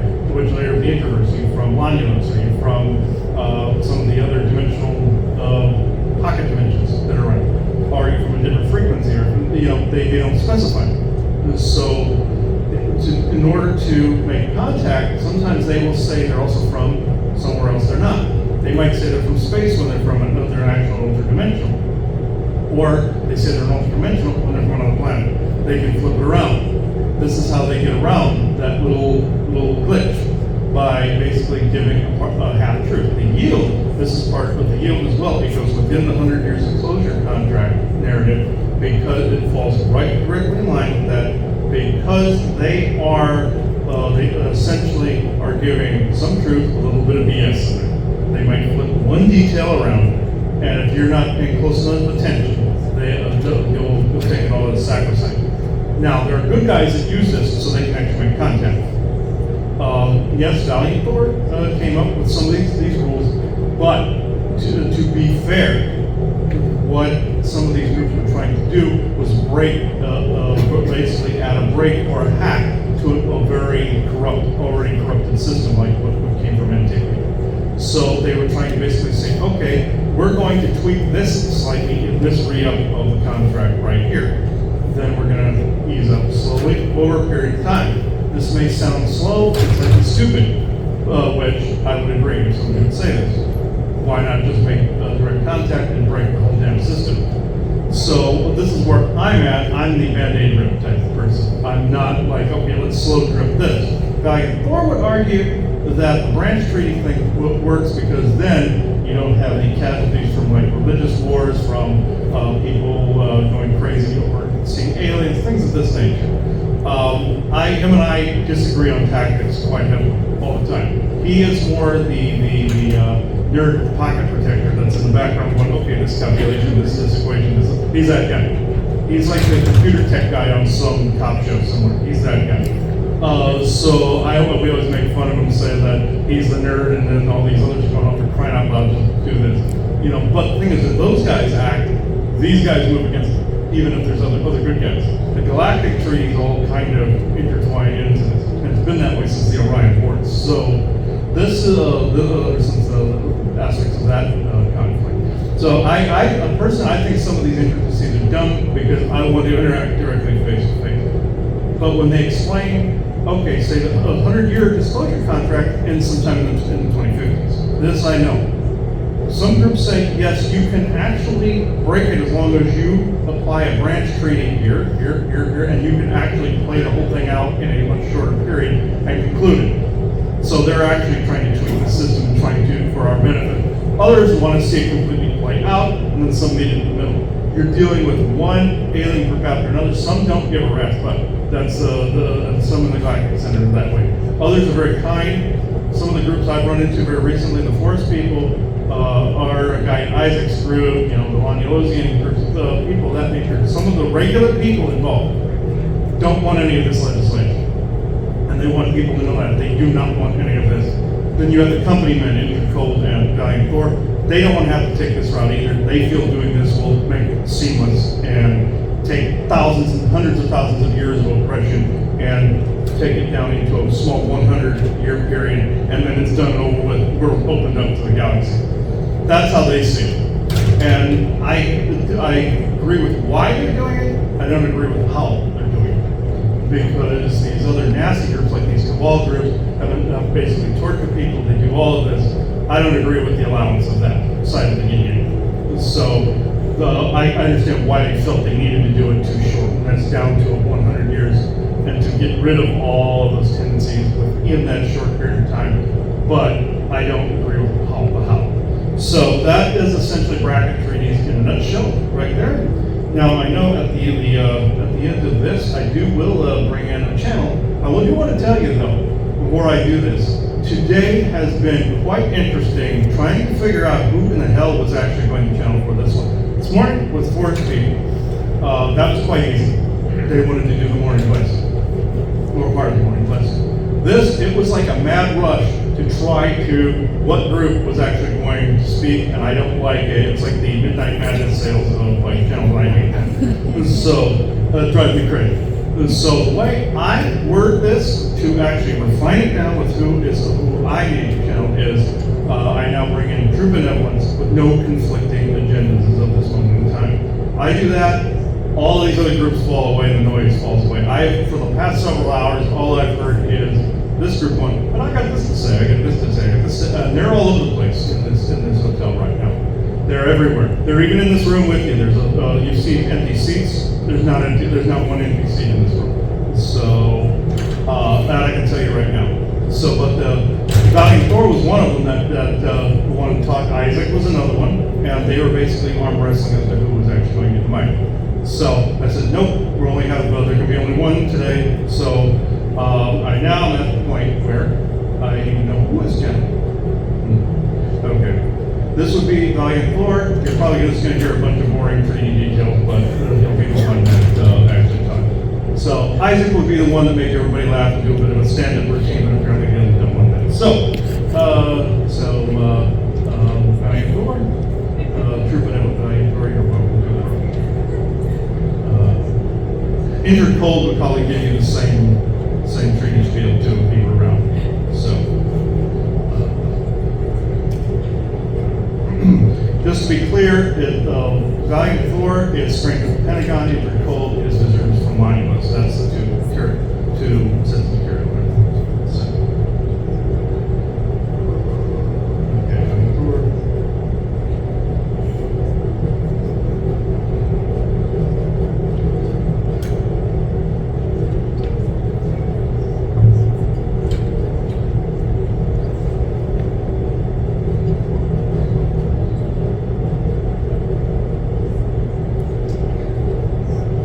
Yes, him and I differ on opinions on how to implement said disclosure, but you must remember you're dealing with centuries and centuries, millennia upon millennia of corruption, and both in the genetic memory and within both self-farming cultural tendencies, meaning different ET races implemented their own experimentations over the centuries. You also have the great seeding to deal with that happened 65 million years ago, where different races colonized this world to begin with.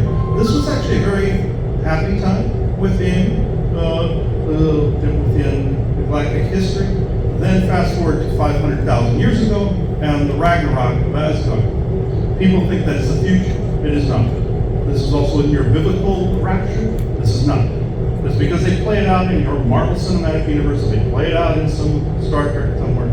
Does not mean that this is how it is. Now, where things of where we had a hand was also in, like say, your Elder Scrolls series with your White Golden Cord and your Civic Order contracts. These are actual galactic laws that were put into the games themselves to show exactly how this worked. But other groups were also architects of putting this in. Now, I myself knew that there was negativity that was taking place. I'm abhorrent to those levels of violence. But at the same moment in time, in Eisenhower's time frame, and I mean quite deep, he had a rough time with this. He was more like himself, Harry, that wanted to bulldoze this, but at the same time he wanted to preserve the world economy at the time, of which I did defend. But at the same time, knowing full well, when that contract was re-upped, it had to be a lesser version of what was out there. It had to basically appease those that would try to enforce things on this world that you would not have wanted. Other groups that wanted to claim mining rights, other groups that wanted to claim ancestral homelands from long, long ago, from the times of the Great Seeding, etc., etc. It'd be like if you won the lottery and your cousin showed up and said, hey, I've been your family member forever, and you have no idea who the hell it is. This is exactly the kind of crap that would have happened had we sped this up. Now, being 25 years out from the end of the contract, is it possible to branch treaty your way out of this? Absolutely it is. Just know the further away from the mark you get, the less seamless it becomes. And the more than likely case that you will have some cousin of yours from somewhere in the cosmos saying, hey, I heard you just won the lottery.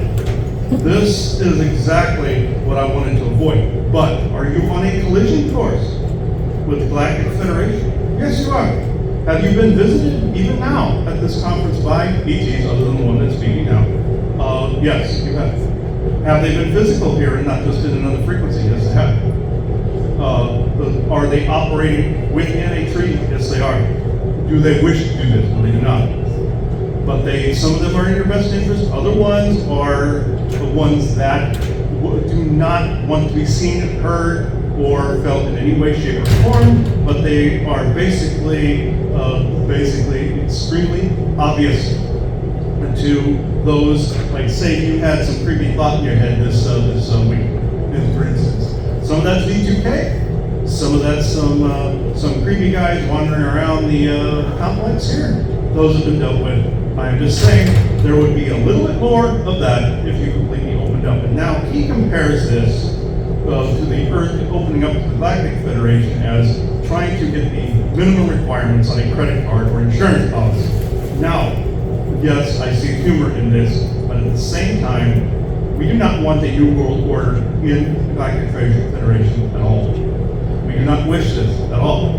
They think that if they can rule the Earth, they have one leader to rule the planet by which then to enter into that organization. Absolutely not. Now, are there separatist councils of the Galactic Federation? He calls it the GF. Yes. Are there ones that are more manipulative and try to do forced inclusivity and the like? Absolutely, yes, there are. To try to speed things up in their own weird ways? Absolutely. It does not work that way. Branch treaties will work if it is done properly and it is done in a peaceful and coexisting type manner, whereas you are not resistant to change. You are not resistant to those around you that are no different than those that are above you in the skies and below you in the tunnels below your feet and in the ocean below and in the mountains all around you, everywhere. These beings have been waiting, and these people have been waiting centuries to make contact. Other ones couldn't care less. The truth of the matter is, it doesn't have to be 100% consensus, but it does have to be a peaceful transition. This means unity. This means that you must understand the similarities and the sameness of those that exist on the planet with you and those in the sky above. That you are family, you are cousins, you are all of this.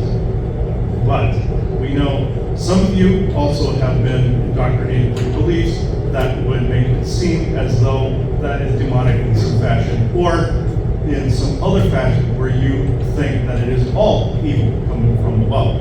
Yes, there are those that have been those races on the planet for a long time, and those are the ones that were allotted to, unfortunately, do some of the abduction. But to be fair, there are good guys that also help out and help with certain medical conditions and things of this nature when they go past a certain tolerance point. And there would be a time, if there were an extinction event, level type event, slated, which there is not, but if it were, all of us would get directly involved in the way that you would expect, right out in the open. But in this instance, I am not trying to defend evil. I am trying to make sure that something that was broken is even further broken, which means dark contracts, Faustian pacts, and the like. I always compare this to doing this my way. The GF Council and also the Galactic Senate do not wish people to do it any other way than the status quo. I chose to put my people into key positions such as your religious culture, your academics, your private sector, and your politics and the like, to try to show people the pendulum swing of what is called the theater of puppets, or the for and against conspiracy, as they put it. I've tried like crazy to show people what the extremes of these ways of thought look like. You've probably seen a few things on television. Again, this is human self-harming of what some of these other races have implemented over the centuries. Now, in this instance, I will also say that, there is a bit of interference, excuse a moment. In this, say you have V2K technology, say you have psionic amber, say you have telepathic ET races trying to take advantage.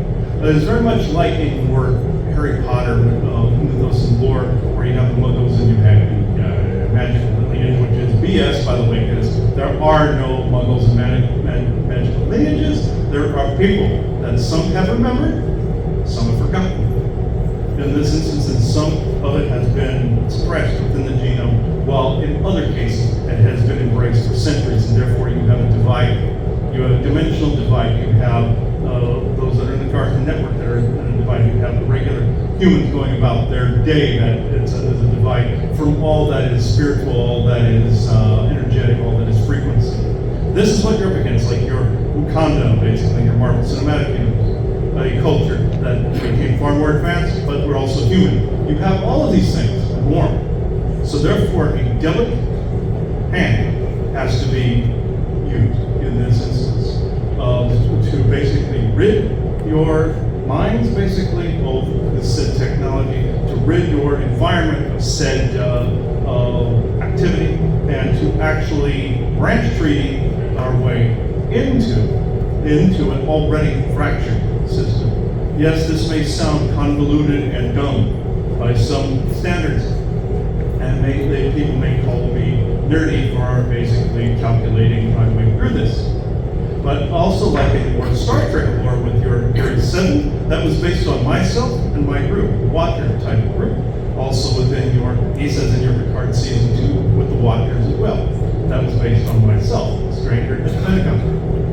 That was based on how we operate in the background to basically get people to the brink of something they do not wish to have.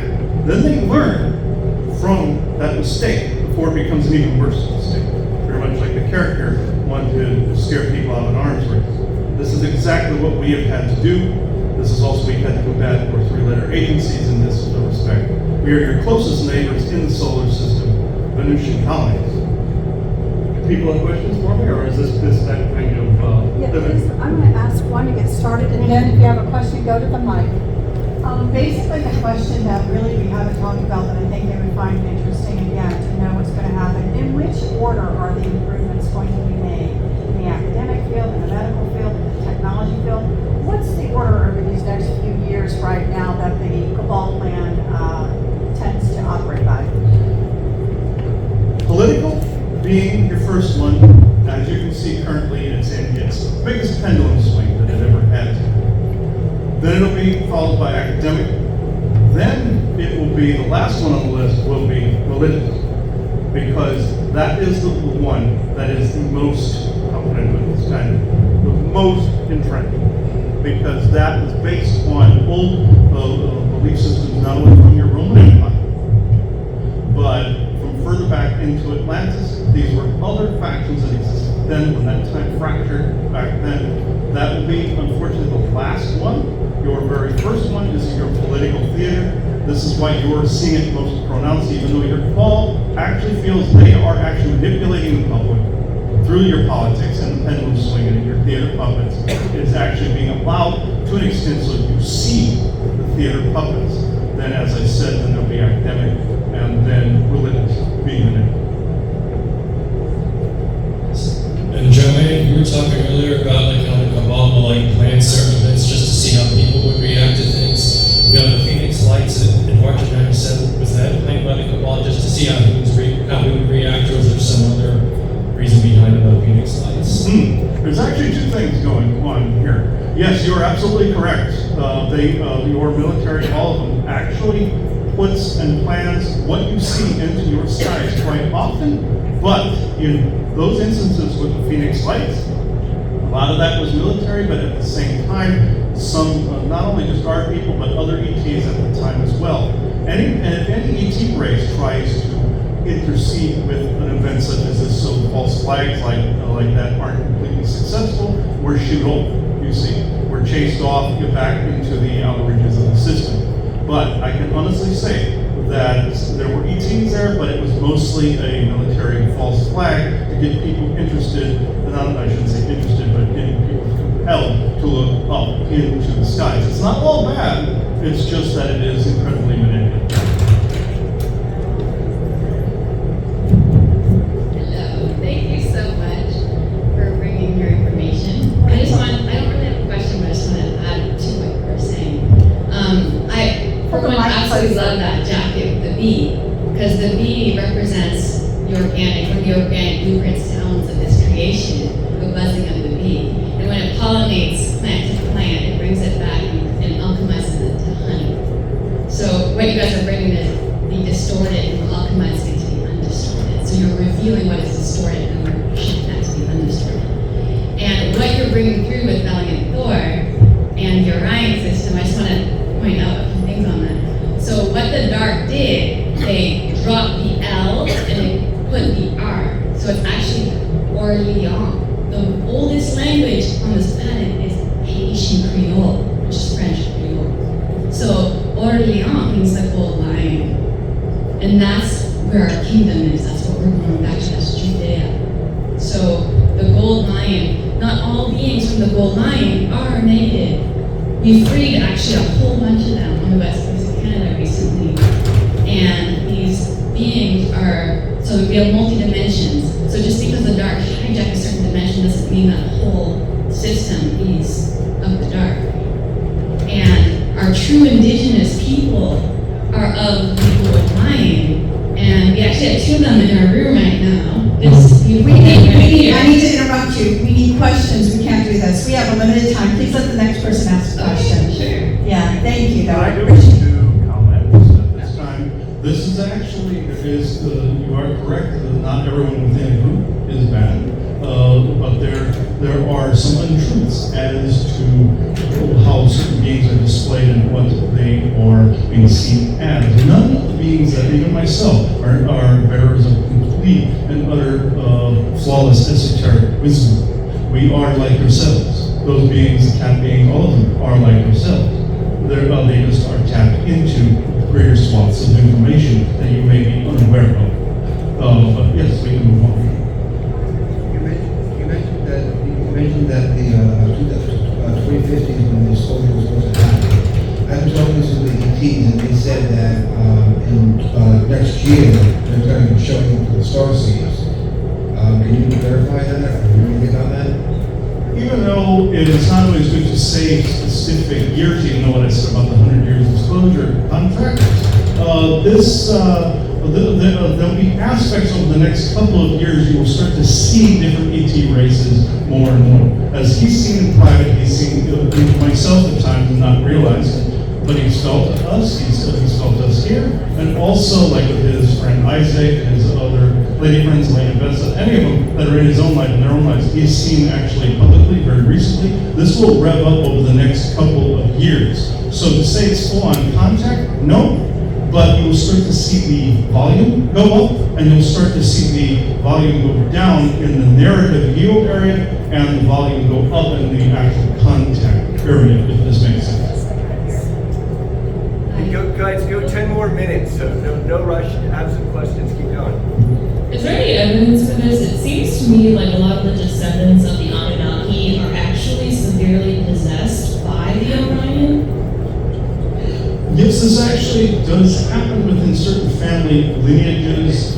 There are good Anunnaki out there, and there are bad. Just like with Lear, just like with my own people, just like with anybody you would run into on Earth. But just think that some of the people, normal, regular people, just with maybe some superpowers, intelligence, that way. But if you have, say, a negative group that fueled a particular bloodline, let's just put it that way, it then goes into that bloodline, and even if you were to have members of that bloodline not be taught certain tendencies by that bloodline anymore, it would take a couple of generations to weed those particular tendencies out. So yes, this does happen from different Anunnaki factions. There are good and there are not so good. These factions war with each other. He calls them different Anunnaki lords, quote unquote, where they have different emblems, different symbols, and different lines on the map.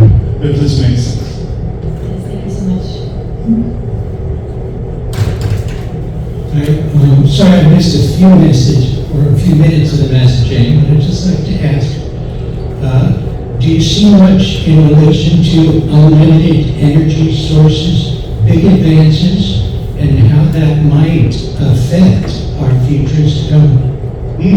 Yes, you will actually, part of the 100 Years Disclosure narrative is actually speeding up your technological advancement. This would be why you see a new cell phone come out all the time. It is because not only marketing, it is actually trying to get you to a technological base that is also the minimum required technological base to be able to present that level of Star Trek-ish type technology to you. It can't be too far off center, if this makes sense. So, yes, there eventually will be free energy, there will be medical technology, but some of what we've been hearing since the late 90s or mid to late 90s is a bit of a psyops, but I will say that, yes, we are heading onto a collision course with a free energy source. You're going to start to see things speed up a little bit more over the course of several years, but you are heading towards a time where electric bill and power bills, gas bills, things of that nature will be an historical footnote. And just let me add to that, this is something, again, if everybody in this room agrees that that's what you want to see, then you've got to start co-creating it into existence, pushing it to come quicker. What does that look like? What does that taste like? What does that smell like? What does that mean for you and your families being able to get together? What does that mean for you to be able to travel because of it? This is how you co-create and save to the universe, basically in general. This is now the experience I want.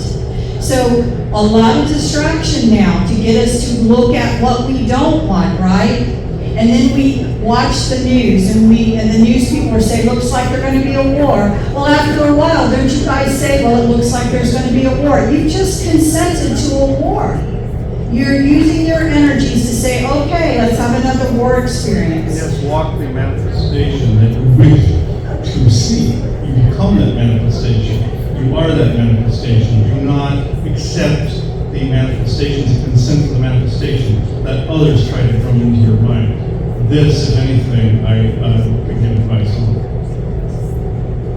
We are one. I am, and we can. Thank you. Yes, this is somewhat similar to the last question I asked.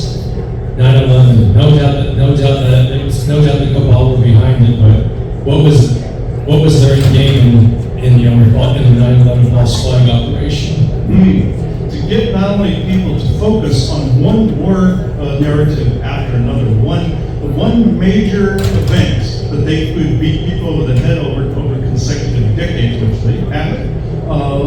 But at the same time, there was a false flag, going to be a false flag ET invasion type event at that time, which was basically disclosed in your Independence Day with the date of essentially September 11, 2001, printed on Jeff Goldblum's computer. They were showing you what they were going to do. This was not acceptable to any of us. So this had no purpose other than to rush through, cull down a population, and then force feed all of the technological wonders of the universe. No, this is unacceptable to ourselves. This level of violence is unacceptable. So in this respect, the majority of the whole reason behind it was not only were there little wars going on in the background, like you see in your Jupiter Ascending, where the buildings were all ravaged and stuff, and a little alien conflict. That was part of it. The other part was a false flag, and another part was to basically get people to focus on the Arab terrorists within that versus the truth in this, so that people could focus on not only a bad guy, a boogeyman, but at the same time focus on a very tragic event, and even if it was well-intentioned, focus on a tragic event so people would constantly remember the tragedy instead of the good things that exist in your environment.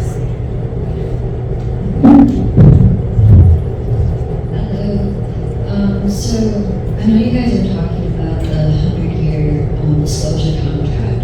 Is there an annual or a yearly review about their contract and what they want to be established or want people to focus on for that specific year or to help with the 100-year disclosure or anything like that? Yes, this falls under some bracket treaties, this falls under additions and addendums and bullet points to said treaties and said agreements, so therefore it can be unwoven in a more diplomatic way.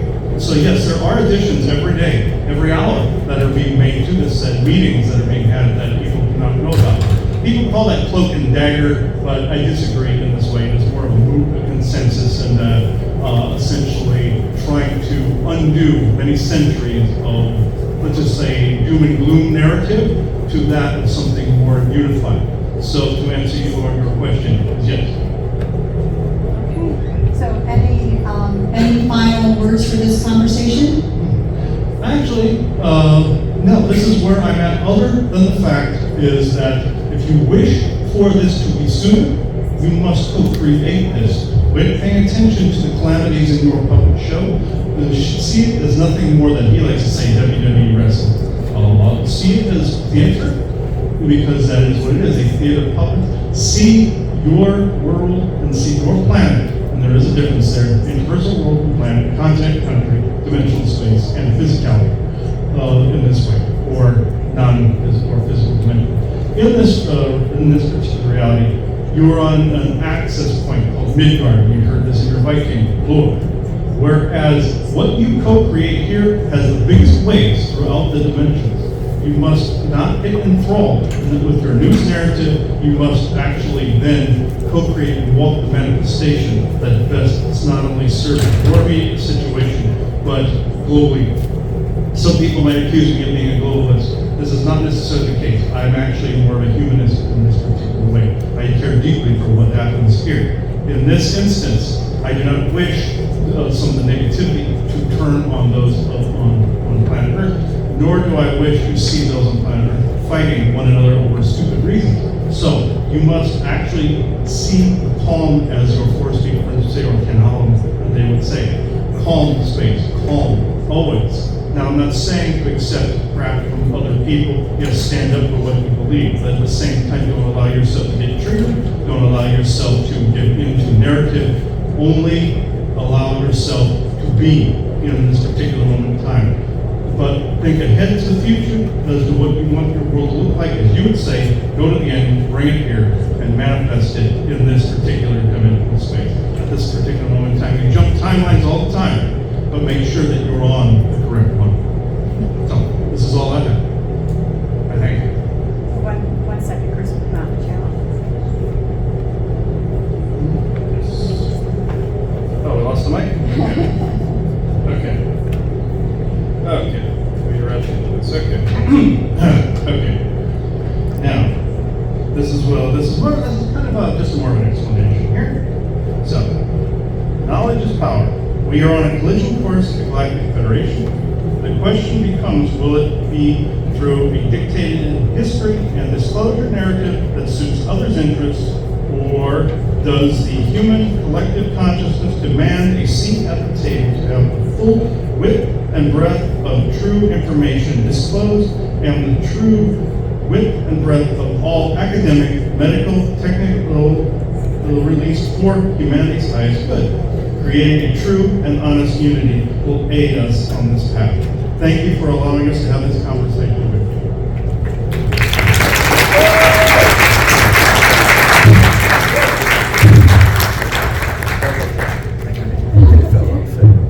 All right, thank you everyone. We're going to take just a couple of minutes break before coming back for our Secret Space Program panel, which I'm very excited about.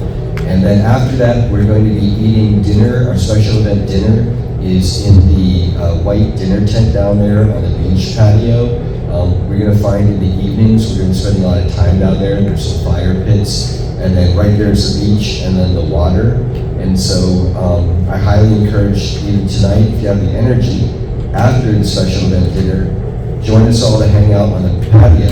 And if the weather, assuming there's no lightning, think about going swimming, because it's really amazing. It's warm enough for me to go swimming at night. The only time I get cold is when when I get out and you need a towel at night with the wind blowing after you got out of the ocean, which is wild for me. So, we just got a couple of minutes, and then we'll be back for the Secret Space Program panel.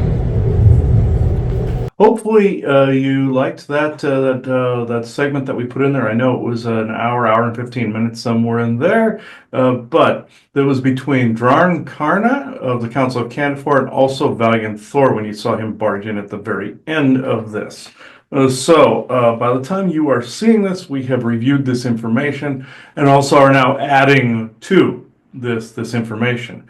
Just know we struggled with getting this information. We struggled with not only attacks coming from this, but you heard Valiant Thor say the whole cheese concept, where those groups are apprehended. Also with putting information out there that isn't exactly kosher with like the metaphysical groups and people of this nature. And disclosure movement in some areas. But this is true disclosure, folks. This is true disclosure where we get to the nitty gritty, and some of it might not be palatable or palpable to some out there. So I just want to put that out there. It's a bit of a disclaimer, but at the same time, it's still true. We could get to a spot here that we could actually bring in a more galactic insight on this. By the time you see this, this will also include our lecture from the 2025 Disclosure Now conference. So, and anything else we choose to add. But at the time of this recording, it's only 4:25. So we're doing things as they are at the moment, like what you saw us do with the whole artifacts and temporal artifacts type of thing. We had to piece it together with multiple fragments. So this is going to be along the same thread by the time you see this.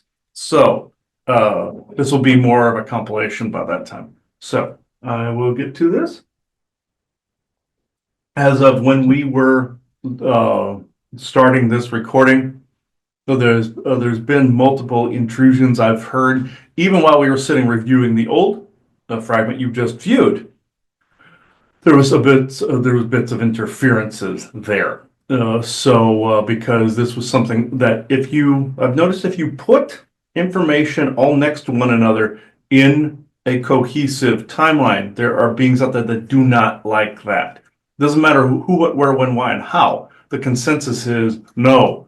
So therefore, we must pounce on that, or cause forgetfulness, or V2K pulling thoughts out of the head. You know the routine by now with the mind control stuff. So I am being reminded to do this.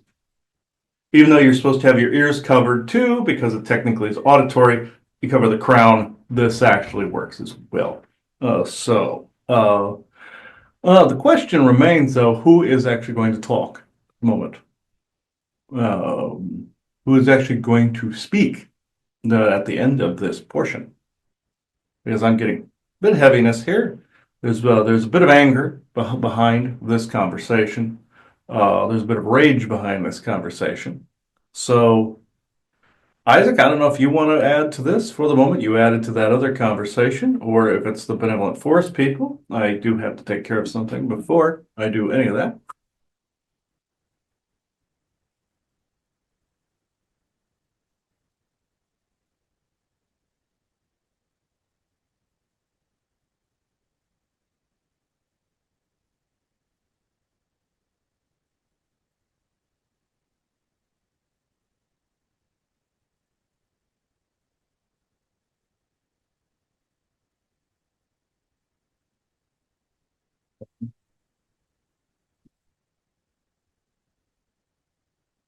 There we go.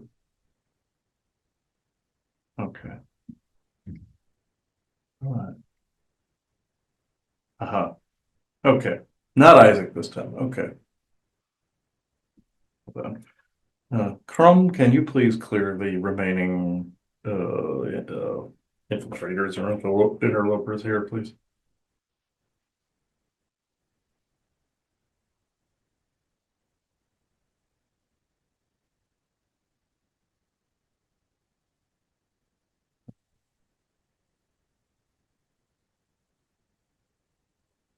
Okay, Chrome, if you will.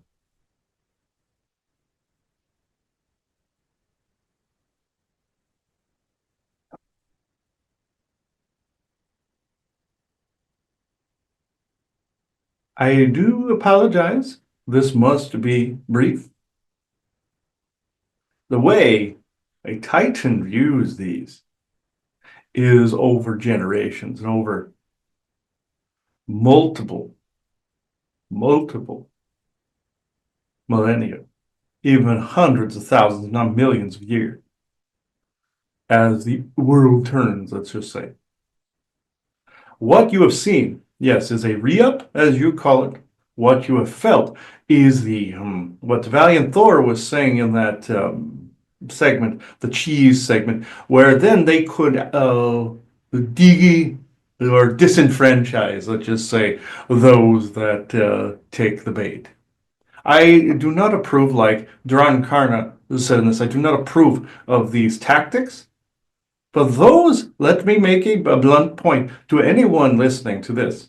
Anyone experiencing these things, either the Oversoul has agreed to some of it, or you are on some kind of mission, soul or SSP or otherwise, that accounts for this.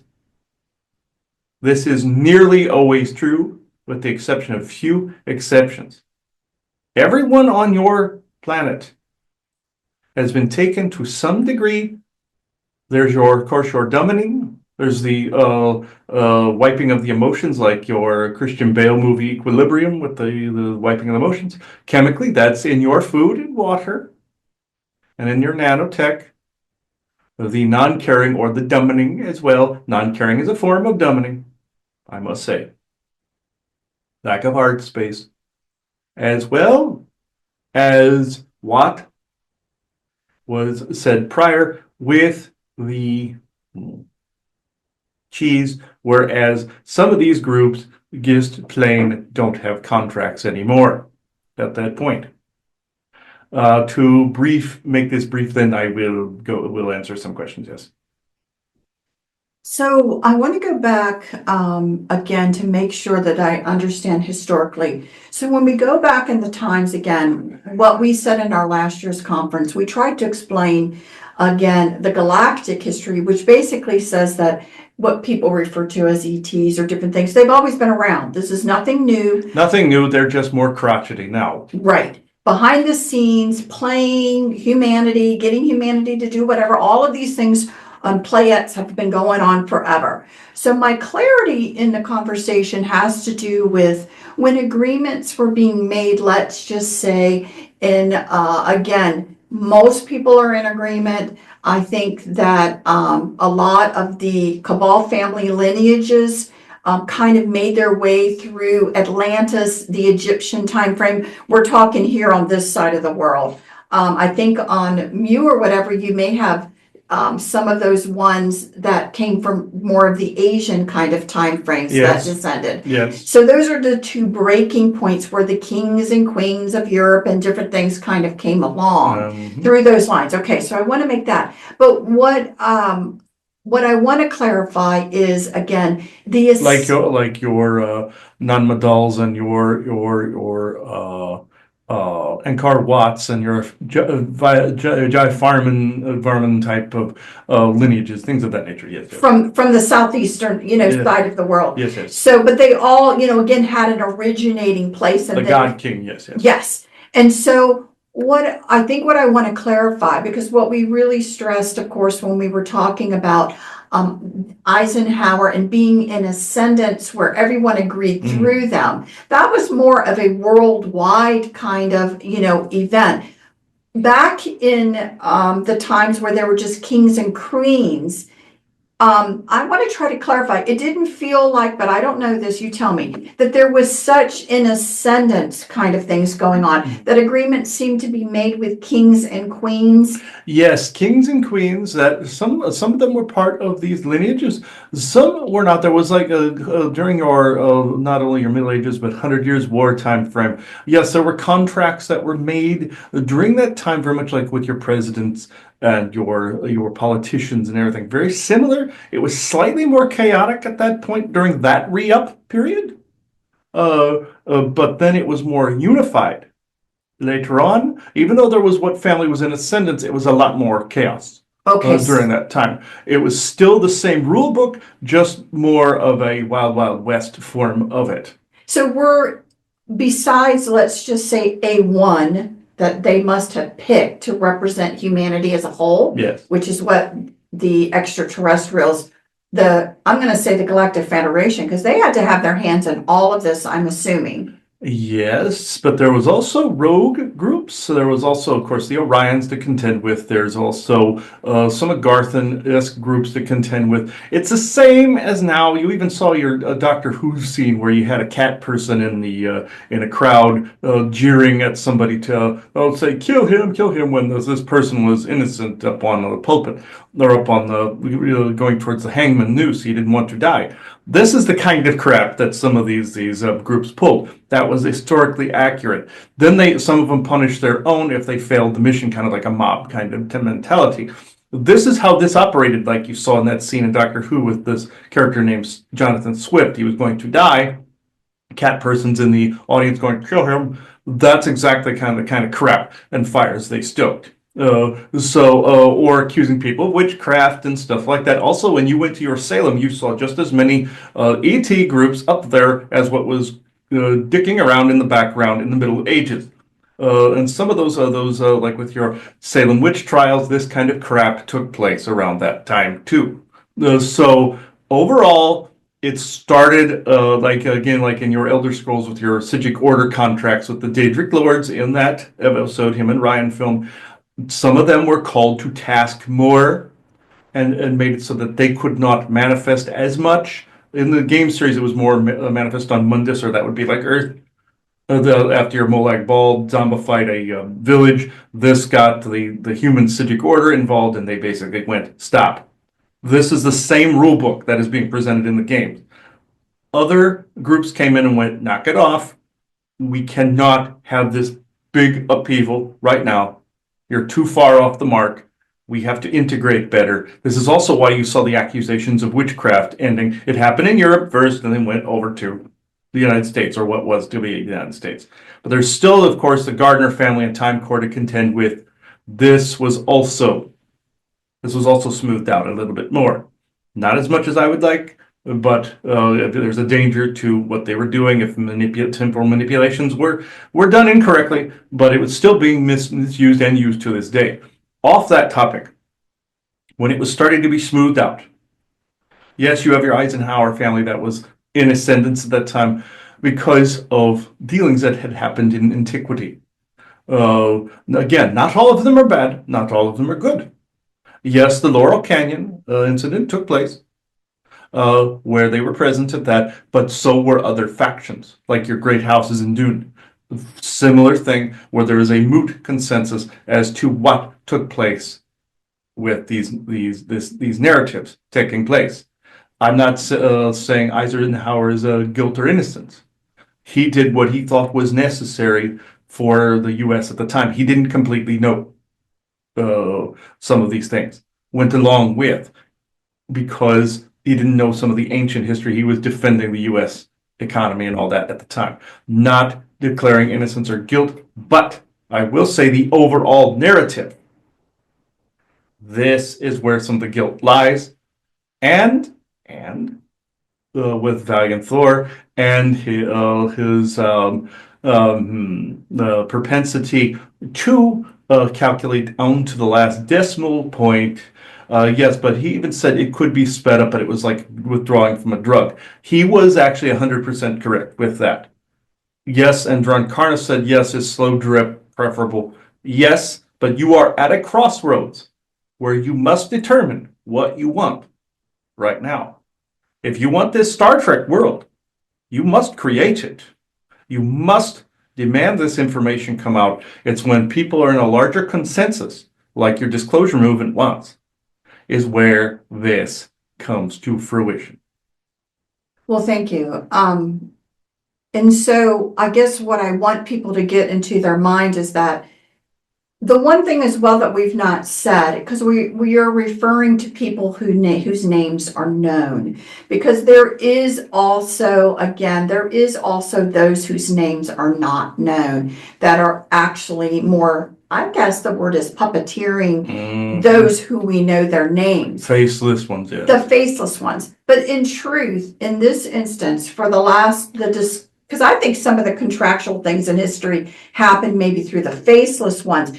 This Hooded ones in dark corners. Yes. right, but this one now, this one that happened that Eisenhower represented, was one that was more of a face one. That it was really, it was delegated down to somebody who had a face, which I find it interesting. Was like that your Trumps and your Bidens, they all have faces. well, my question is, was that then a requirement of, was that a requirement of the contract that it be done through a faced one, let's just say? This was Valiant Thor's idea. That some of the new re-up of the contract where he said it altered slightly, they all had to be more out in the open and have a public face. Okay. This was Valiant Thor's doing. To integrate this as time went on. This is one of his anal retentive calculations right here, where they had to have faces. Yes, there's still faceless ones in the background, but the figureheads that were anointed, let's say, known or unknown to them. Even your Trump does not know some of this. Your Reagan definitely did not completely, but he did and didn't. Jimmy Carter definitely didn't. They had to have a face. People had to latch onto a face to gain to accept an ideal, to accept a path.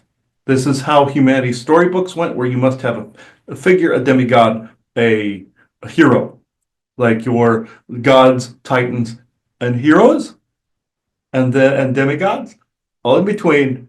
This is exactly how people were trained with the storybooks, so they had to continue along that thread. And Valiant Thor went with this. He even tarnished, let me see, his own story to accomplish this. Think of the books The Stranger at the Pentagon with Dr. Frank Strange's. He told a bit of a fib about his own origin point. And then he had others, who I will not name, continue on with the fib that he was a created being and he came in as of the light. No. Or an angel.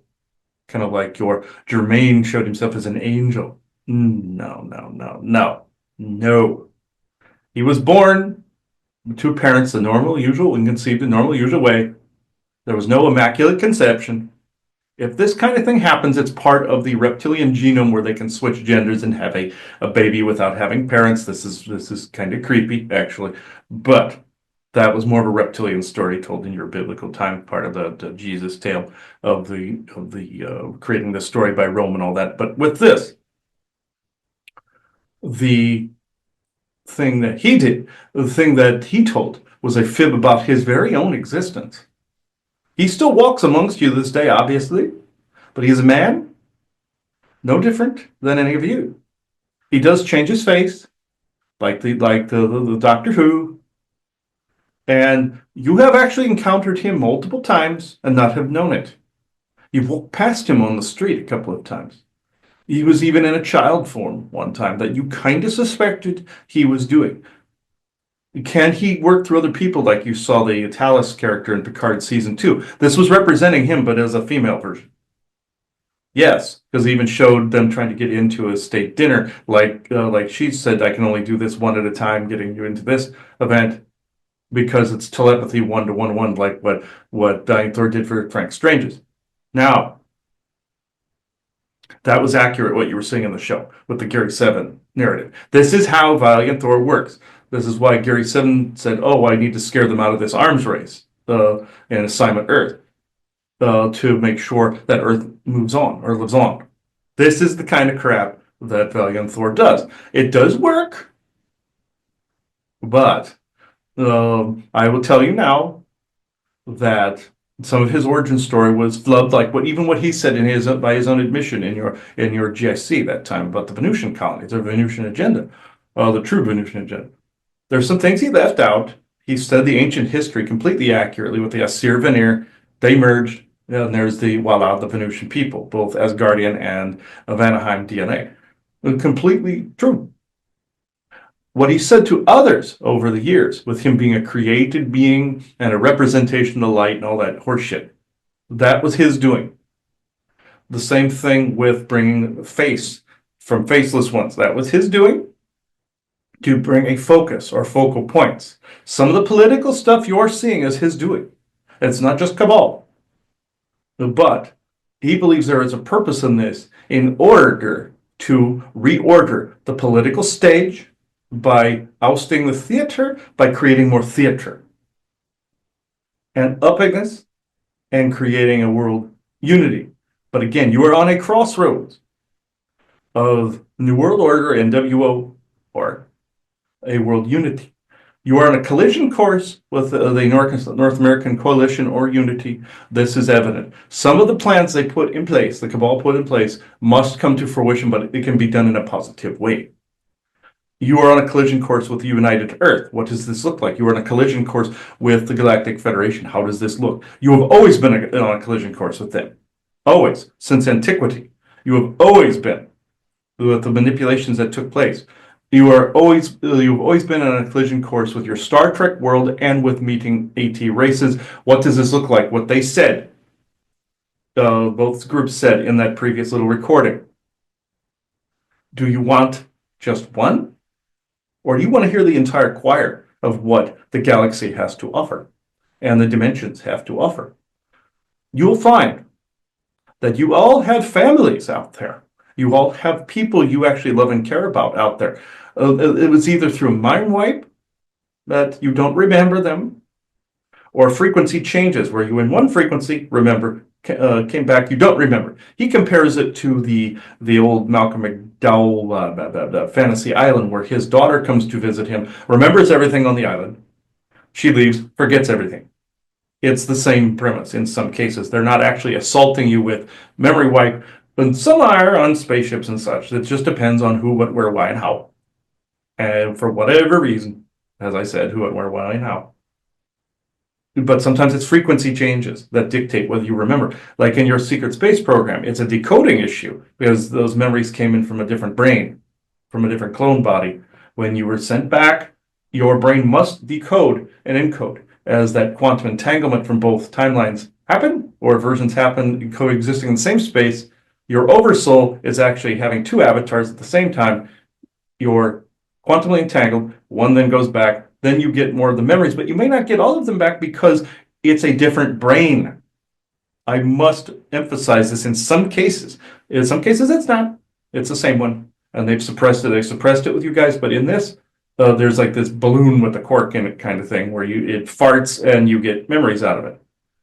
But it was from a differently decoded brain, where from a child on, of course, your brain encodes and decodes the reality as you go along. What does that brain map look like over there versus the one you are using now? This is why it hurts when you bring some of this back, because the brain is force encoding and decoding a reality that this brain never encountered in some instances, but in some it did with certain alien abductions and everything. So here's the quandary. What are you remembering? What aren't you remembering? What has been placed in your head from V2K? What has not? It's your mind and soul and everything wanting to become back to wholeness and balance. So therefore, you will get back what this mind can handle, what this brain can handle. I'm not saying all experience this way. I'm saying you guys did and several others. Others experienced it within the same temporal reality and also the same body. Yours is a mix of the two. Some are mixes of the two. This is the quandary. Can you bring it all back into fruition? Absolutely. The brain can be given a brain map, like injection or frequency toning, you call it. Either that or through V2K technology can bring it all back into fruition. It is your soul memories, it's your mind's and body's memories and cellular memory. It's yours. You can bring it back anytime you wish with the tech and with the sounding and the toning. Now, the oversoul, of course, can drive this as well. And other forces out there can drive this. Your Torrent Cal, for instance, drove this out in the open when I told him not to at the time that made him sick. He did not respect the avatar space at the time, and I cursed him out for it. But this is another story for another time. This tale shall also be told. It's like Conan, get it, joke. But in this, the point I'm bringing up in this is, like with a withdrawal from a pill or set of drugs, there must be nurturing that takes place, not only from a heart space intention, But when you band-aid rip, there are consequences to how far from the mark you are, as he said. Right now, it's possible to do it completely and have very little shakeup. He sees it from a greater perspective because he's anal retentive with his figures. It can happen now. Do you want to bring all of that back in memory? Maybe not. Some things are necessary to show what the gruesomeness happened, but also some things are necessary to show the love that took place as well. There is demand from that part of the galactic community for this. There must be equal demand down here. As above, so below. There must be consensus, not necessarily as to what reality is, but common ground as to what could make it so you guys could proceed all together. You may not agree on tactics, like with you guys in Valley of Thor with the disenfranchising and the cheese and all that horseshit. But, and with Darnkarna, she said the same thing. Agreed on all counts. But you don't always have to agree on every point. That's asinine. Just like with your concerns with introducing this information to the conference, you don't always have to agree. There'll be some people that do, some people that do not. They might not be as vocal or as loud on it. They'll be polite. But what I'm about to say, it will be unpopular by all involved. Agree to disagree. You are not the kings of the castle, the queens and queens of the castle any longer. You are in a movement together. Yes, it's global, it's a unity, but you're one earth, one people. Yes, like what your Baha'i religion would say. But in the disclosure movement, there's too much fracturing because there's too much ego. There's too much I am right and you're not. Yes, there are some things that were implanted by your three-letter agencies to divide, and there's also your dodos and your goods and your all these others that they're put into the community to fracture it. And also your three-letter agencies separating self from self with celibacy brought on by the Orions, implanted centuries ago, and your separating your anger from your true self kind of crap. Whereas then you separated yourself from balance. Balance must be reintroduced. The way you do this is leave each other alone. When it comes to the properness of information, yes, you are bringing out something that is more accurate and it might be distasteful to some, but does it mean that you are the lords and ladies of the manor? No. Remember this. This is what happened back in the Middle Ages. Those were the lords and the ladies of the manor. And this includes the church. This includes the Vatican Library that they're trying to become the GF Library. And you can also change some of that as well. But even though the world needs a big library. At any rate, seat of knowledge, but it doesn't have to be hoarded for the have and have-nots. But remember, the have and have-nots are the lords and ladies of the manor. Do you need an all-thing or mood of counsel? Yes, you do. Do you need to disenfranchise people as they go along? No. Do you need to turn people from kindness into monsters? No. It's like that story he said about the guy mowing his lawn, and he had some protected grass in his yard, and the cops badgered him until he got gaslit to punching a cop, and he ended up with 3 years in prison. That actually happened. It's their ploy. And this was basically a protected species of grass, prairie grass in Nebraska. This actually happened. This guy was going about in his own business, and there was nothing really wrong with what he did. But they found a loophole to turn a good person into a monster through gaslighting. Don't give in to this. Keep your heart space intact. Find the common ground, and also a tighter circle, deeper roots, as Odin would say. Absolutely so. Find your tribe. But you don't have to agree on every point. Your tribe members, even a tribe of people, all had valid viewpoints in their own perspectives that then became those elements of what was the all thing and became tribal laws in some native cultures. But does common sense have to remain and common sense have to prevail in this. Love doesn't always have to prevail. You don't have to love one another.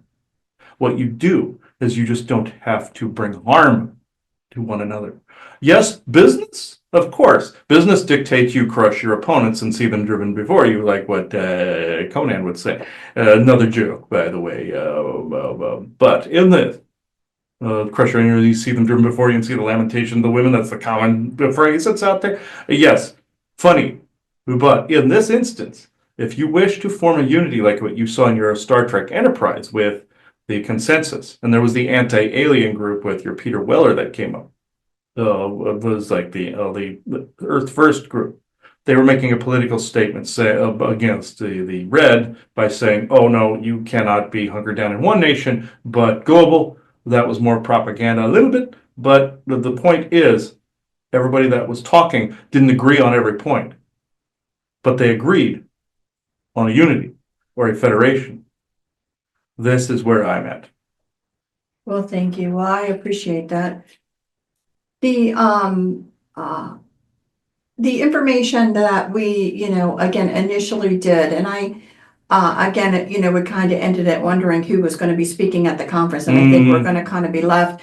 We kind of like the idea of having folks that can, maybe more than one will speak, but that, yes. But basically that we do like the idea of bringing through someone like yourself, Pele, somebody like that who actually has absolutely not bound by anything. It's nice to actually have someone like that can speak freely, freely as well.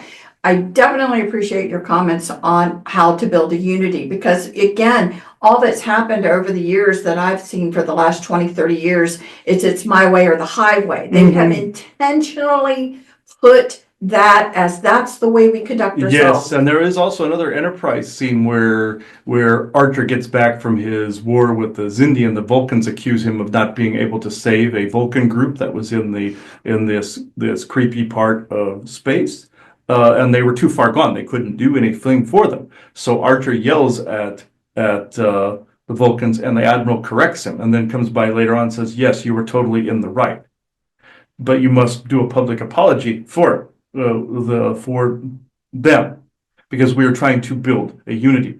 We are correct in this. You and I agree on this, but you must find common ground with the Vulcans, because we cannot just basically say we're right, they're wrong, even though we are right. You get the understanding, yes? Yes, I do. And so, again, I think that's important. If you dig down deep, you're going to be able to find the common ground that you can all stand upon. And that's really kind of the goal with some of this right now. And then just, again, allow people to have the conversations of information that they feel they want the group to hear. And then people can discern what they want to pay attention to and what they do not want to pay attention to. And that's how a federation forms. Like, the character of Archer, he becomes the first president of Earth, United Earth, and the one that heads the Federation as well in the lore. This is what you're in a collision course towards. Right. And so again, well, I appreciate you coming through for this part of the communication. There's so much information. And again, guys, we could ask more and more questions, but we're going to have a little bit of time to talk. And so we're going to, take the information we have currently, and do our best in the time that we're there to talk. And then part of that time is going to be, again, channeling to let people in. So we hope you all find it interesting. Again, I am hopeful that as you guys hear this and get this information, that you are going to have tons of questions, and we look forward to these questions that everybody wants to bring about. We'll do our best to answer them. Again, we still do take the premise that we are not going to attack a single individual. No.